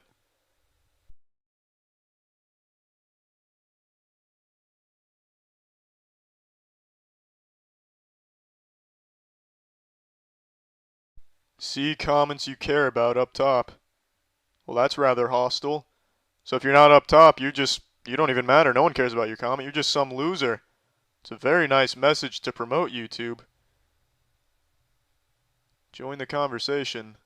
The new YouTube comments blow. YouTube, blow us. Let's read the official blog. Let's say you're enjoying Lindsey Sterling or Epic Rap Battle's latest video and want to join the conversation. Would you rather see comments from people you care about, including Lindsey or ERB themselves, or just whoever in the world was last to post? So everyone out there that doesn't have over 1 million subscribers, you can go fuck yourself. No one wants to read your comment. Isn't that what you're trying to say, YouTube? You bastards, that's just downright wrong. We told you recently that better commenting is coming to YouTube. When that will arrive, we'll never know. What else we have here? Remember, you're in control of how you're seen publicly on YouTube, whether that's keeping your current YouTube channel name using your own name or creating a new one. That's something I want to talk about right here. using your own name. YouTube will not stop asking me and everyone else to use their real name. Every time you say no, they just assume that you were wrong and says, we'll ask again later. They just think you're going to wake up the next morning miraculously and say, you know what, I was wrong yesterday. I want to use my real name on YouTube. They think you're losing sleep over saying no. It's fucking stupid. If you say no, they shouldn't keep asking. They're just waiting for you to slip up and say yes by accident. Then your real name's out there, and you're fucked. Now, I've been on YouTube for around 7 years, and it's undergone a lot of changes throughout that time. And people complained about those changes, but they weren't all bad. This one right here is terrible. It is the worst feature YouTube has ever tried to add. Now, I can think of 2 features they've added that were really good, though. The transition from the star system to the like system, and they had a feature not too long ago where if you clicked on a video, there was a drop-down menu above the video that you could click on and you could bring up videos from that same channel. And that was just a cool way to navigate a channel. They've blasted that feature off this site, but it was pretty cool. Back on topic, this new commenting system is just not good. And also, this message right here can go fuck itself. I don't know what this message means, but it's on top of every video I watch, and I'm tired of it. This message is a piece of shit. And I know I'm tardy to the party here, but the one channel thing that they're using here on the YouTube channels, that can go fuck itself as well. Now, to wrap up here, people shouldn't be forced to sign up for something they don't want that isn't even related to the site they're trying to use. I understand they're trying to integrate Google Plus into YouTube, but they really shouldn't do that. Or if they're going to do that, make it an option, not a requirement. It's just not the right approach at all. And unfortunately, I seriously doubt YouTube will change the commenting system. They'll probably do exactly what they've always done in the past, which is just force people to accept it. And that sucks because the commenting system is just not good right now. Really, YouTube as a whole is hard to navigate. They really, really need to do something about YouTube in general, not just the commenting system. The whole site is really convoluted. It's just a massive clusterfuck right now. They do need to fix YouTube. But I doubt they will. Hopefully they do. And yeah, that's about it. See ya. Initiating moisture.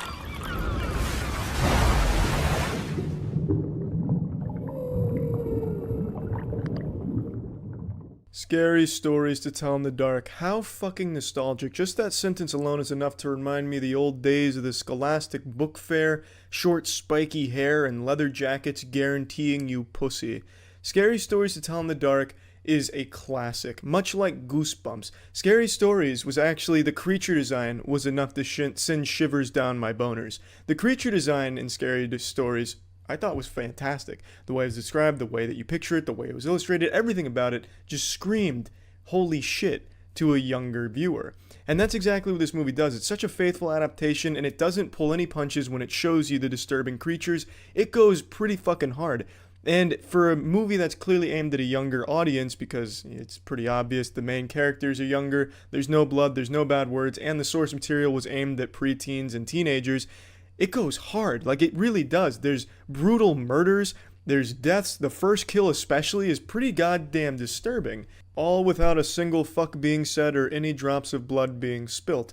It reminds me a lot of something like Are You Afraid of the Dark or Courage the Cowardly Dog. Like, Courage has a whole bunch of horror elements thrown into it that are actually terrifying to a younger viewer like me, you know, shit your pants scary, piss in your own mouth. It's horrifying stuff as a child, as a young viewer. This movie has that same sense where if you're younger, you're probably going to be pretty fucking creeped out by it. But even as you're older, while you might not be having nightmares about it or anything like that, or calling your mom at 2 a.m. scared, you can still appreciate it because it's still really fun and it does a great job, just like Courage or Are You Afraid of the Dark? Now, to be honest, I don't know what kids find scary or anything these days. I'm not exactly going around during Halloween and trying to scare kids and getting disappointed when they're not afraid or anything. I don't know what's scary to them. I feel like kids growing up in this day and age probably won't find this very scary, to be honest, because if you just mistype something on Google, you might end up seeing like an ISIS beheading video. There's a lot more access to genuinely horrifying shit. And even on YouTube, you can find unintentionally horrifying family-friendly content. Spider-Man butt-fucking Elsa's brains out in a bathroom. Things definitely can disturb kids by pure accident that they don't mean to, and it probably makes them not afraid of something like Scary Stories to Tell in the Dark. I don't know. I'm just spitballing because I feel like with all that access, they probably aren't going to be that afraid of it. But from my perspective, as a younger person, I know I would definitely be afraid of it. 100%. And I enjoyed it as a 25-year-old man. I thought it did a great job. And there were some actually pretty creepy moments in here. Some gross out shit that I thought worked well. And I just really had a lot of fun with it. The characters were good. I really enjoyed most of the characters. I thought some of them were pretty underutilized. So when they did die or go missing, you didn't really feel much for them because you didn't really know them all that well. Like, shit, it was pretty easy to forget some of the names, to be honest. It's just, I feel like could have done more with some of the characters. And other than that, there's just nothing I can complain about. I really enjoyed it. The atmosphere that it built was great. The set design was great. And I really can't go hard enough on how much I enjoyed the creature design. Maybe it's just because I am familiar with the source material. So seeing that brought to life on the big screen was nice. But I don't know, I just really liked that. And I know there's a lot of CG moments in here that don't land. Like, especially in the bathroom scene in particular, a lot of the CG just kind of looks a little Jimmy Neutron-y, a little goofy. But I mean, I wasn't expecting it to be incredible or anything like that. I wasn't even expecting it to be good, but I walked away really liking this movie. So plugging Scary Stories to Tell in the Dark into the Moist Meter, I'm giving this bad boy a crisp 70. I liked it a lot, and I hope it does well, because I'd love to see more of the classics adapted like that. I thought it was a really good attempt, a good job, really well executed, and I had a lot of fun. Jackson, I wanted to change the score. I think 70's a little low because I really didn't have anything bad to say about it, but I don't know if 80's right either, but I really liked it, so I'm going 80. So just go ahead and take the 70 out and place this in there. Plugging this shit into the Moist Meter, I'm giving Scary Stories to Tell in the Dark an 80%. I think there's a lot to like about it. That's it. So yeah. After so many years, Skate 4 has finally come out into early access. And there's a lot of fiery debate around this, with some people believing that it's terrible and some saying that it's great. I played it for 2 hours last night, and I think, above all else, the game is just malnourished. Like, there's not a whole lot to do in it. Like, I feel pretty confident I got everything this game currently has to offer in just those 2 hours. Luckily, it is free. Like, I didn't have to pay for the early access or anything like that, so that's nice. The gameplay loop is, you go do the challenges, which levels up your store. Rinse and repeat, so then you just get, like, cosmetics. That seems to be all that is offered in here. It's just a big, giant sandbox, which does have its perks. Like, it is fun. Like, the gameplay is fun. The glitches in this game carry it, though. This game has glitches I've never seen before in any other game. Even by, like, Skate standards, where there are some fucking unbelievable glitches in, like, Skate 3, this blows it out of the water. I had so much fun with the glitches, probably more so than anything else. Now, overall, I think the game is fine. Like, I don't love it, but I didn't dislike it either. It just doesn't have a whole lot to do in it right now. Even by early access standards, this feels really early. I do hate the art style, though. I'll tell you that much. I do not like the way the game looks. But let me show you all of the clips here. It's mainly me doing all of, like, the wacky movement tech.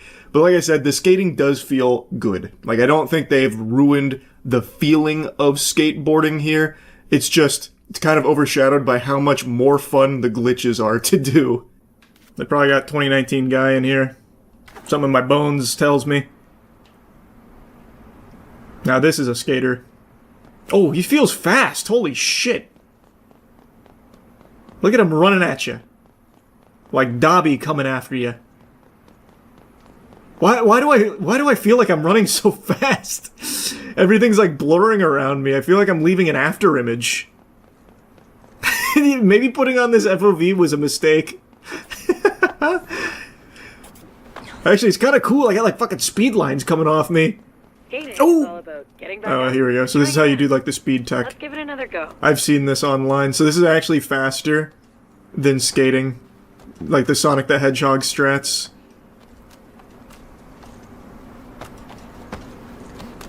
This is it right here. I've immediately got it. I think it's cool. I saw people were bitching about it online. I think it's cool. You don't have to do it if you don't want to do it. Don't do it. Skate around. I'm gonna tell you something though. I'm gonna use the shit out of it.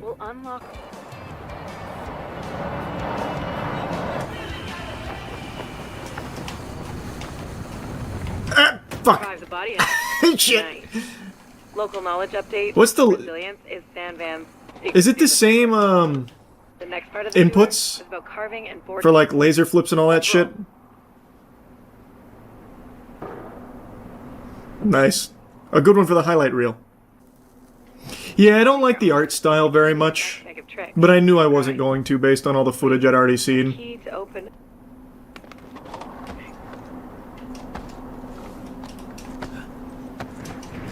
There it is, there it is! Oh, wait. Yeah! Hear the wonderfully abrasive sound of trucks grinding. I just need to get consistent with that. Timing your ollies is the key to our next bag of tricks. Grind. Hold on, I'll grind in a minute. I'm working on new tech. I'm soaping. Bro's gotta invent a BLJ strap for Skate 4. Oh, so true. 2 out of 3. Keep on grinding. My third grind, big one. Verified grindage. Now I've got something a bit more challenging. Is it this? That was a pretty cool trick, actually. Each one highlights a different aspect of what makes San Van so special to skaters. Completing challenges earns reputation. The more rep you've got, the more challenges the SVCC will throw your way. They want you amping the local scene. Man, look at that shit. Look how much speed I generate from that. There's probably gonna be some crazy tech with that. Picking up the newest stuff at Extrovert. I got it once and now I can't get it again. Fuck! Okay, there it is, there it is, there it is. I was doing it too quick. You have to wait a little while. That's pretty hype. That's pretty hype. That's skating. That's going on the cover of Thrasher. You're done to continue the tour. I'm done. I'm wearing my rare shirt now. My rare blue shirt. Perfect. I've got more challenges to or do the craziest tricks and trick sequences. Let's give it a shot. Alright, I'm gonna own this spot forever. No one else is allowed to take this one from me. How about starting simple? Remember your ollies? Ah, it's mine! Nice work. Do it. I thought it was right after a jump, but I can only get it to super jump me sometimes. Launch! Damn it. Do you know it, Scoots?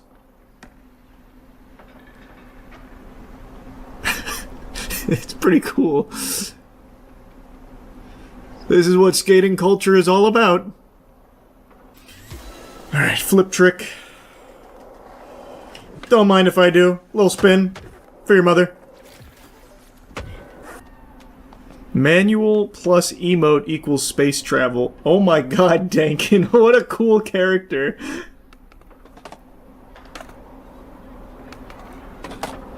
Those are some awesome tricks you're doing.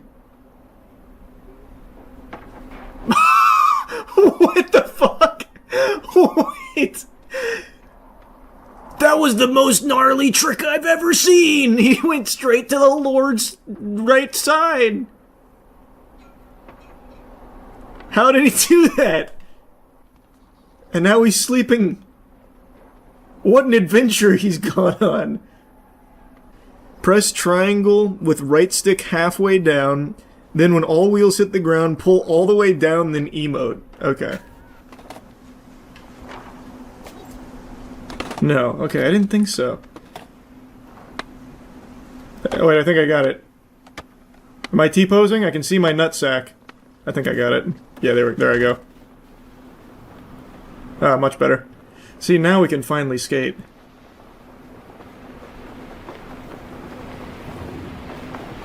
I think I see the timing now.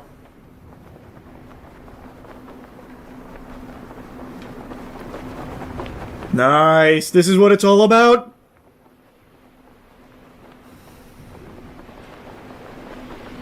Like an ODST trooper coming in. Can't really do much from here except shake my head. Oh, wait, this is like a good way of getting on top of buildings for some cool tricks. I'm gonna make a marker. Well, I'm gonna try something up here.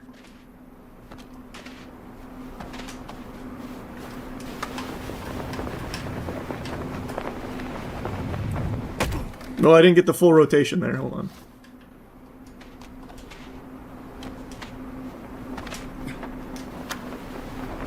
That's so good. That's so cool. That goes ballistic. Oh man, I can even like roll sideways on things.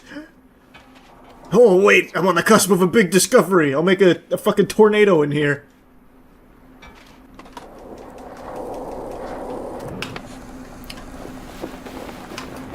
Yeah, that reaches. It's gonna be hard to get anything else off of it, but I think I'm setting up for something huge here. Stay against it, stay against it. Oh, someone already did it. Scoots already beat me to it. Yeah, that's what I was gonna do. Put a ramp there so you can go straight from it. Perfect, he already did it. Alright, huge potential here. Ugh. I wanted to do a variable. Oh!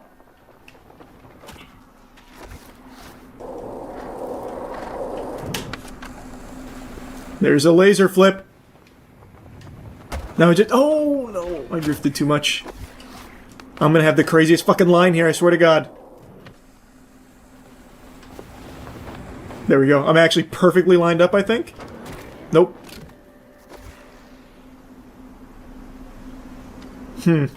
I'm starting to think maybe it's too much speed no matter how you do it here.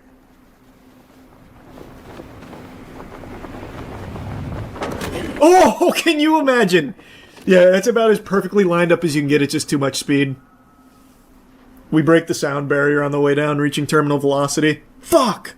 That would have been crazy, though. The FOV setting you're looking for is maintain camera distance.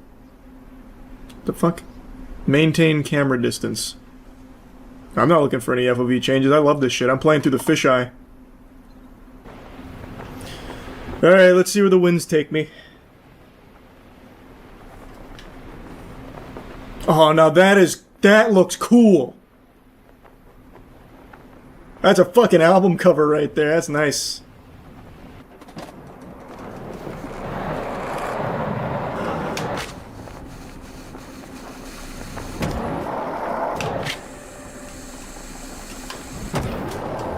Now that's a fucking line right there. Holy.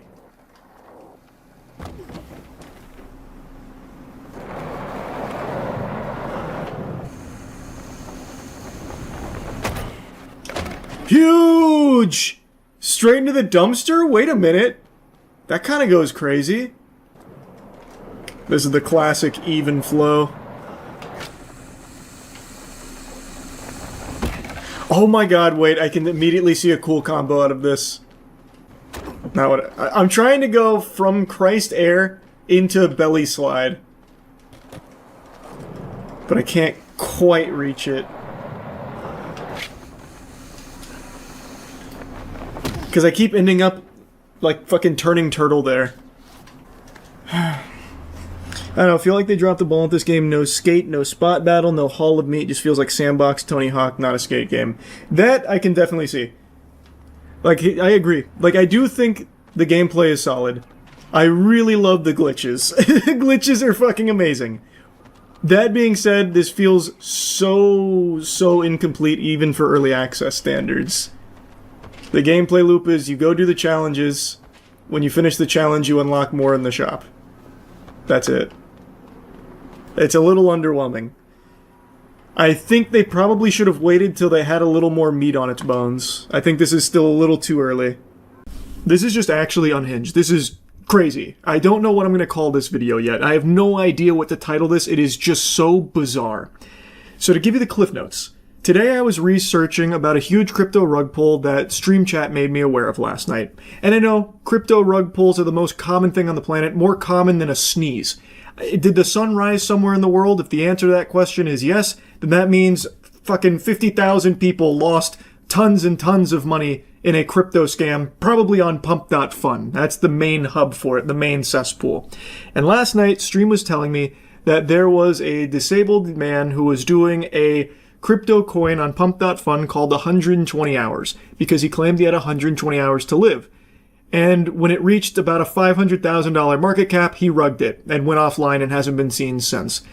Now, it doesn't seem like he was faking the disability based on all the available evidence that does seem to be true, but there's no way of knowing if he really had 120 hours left to live and this was his final oorah of just stealing a ton of money from a ton of people, or if that was all just fucking phony baloney like half of the other scams on Pump.fun. Regardless, the fact is, tons of people got rugged, left with their dick in their hand there. And while I was researching for this topic, I stumbled across another huge story in the crypto space, also on Pump.fun, but this one bucks the trend of a rug pull, and it is something far more sinister that I have not seen before that implicates Steam.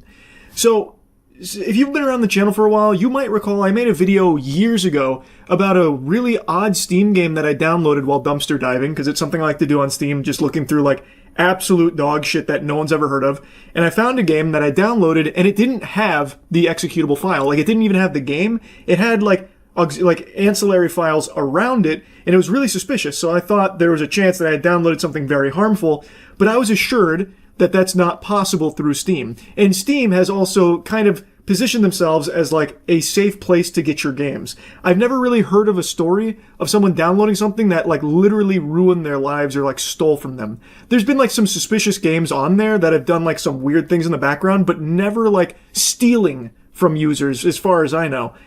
Until today.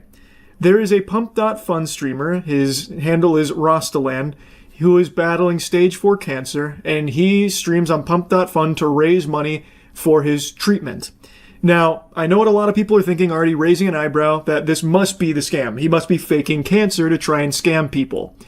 Based on everything I can find, that is not the case. It seems he really does have cancer, and this is his way of generating funds to try and survive. It seems very legitimate. And while streaming, he was doing some gaming. And a chatter, apparently, had it convinced him to download a game called Block Blasters. And when he did, he had all of his crypto stolen from him. Approximately like $30,000 was drained from him. And now people have been looking at the game and finding a weird set of files in there that seems to scan the user's device to look for crypto credentials, which is how they must have stolen this money from him. It's very peculiar, and at first I was kind of wary of it. I thought this could just be an elaborate scheme where, like, he pretended that it was the game he downloaded that drained his money, but really it was all just a ruse so he could make off with the cash. That does not seem to be the case. It seems like the game actually is stealing from people. He is not the first victim. Now, here's when it happened on stream. It happened live. No, no, no, no, no, no. No. No. That happened in the crypto. For you, I understand this can be very difficult because that money normally can help you for a lot of things in your life. But it's not the end, okay?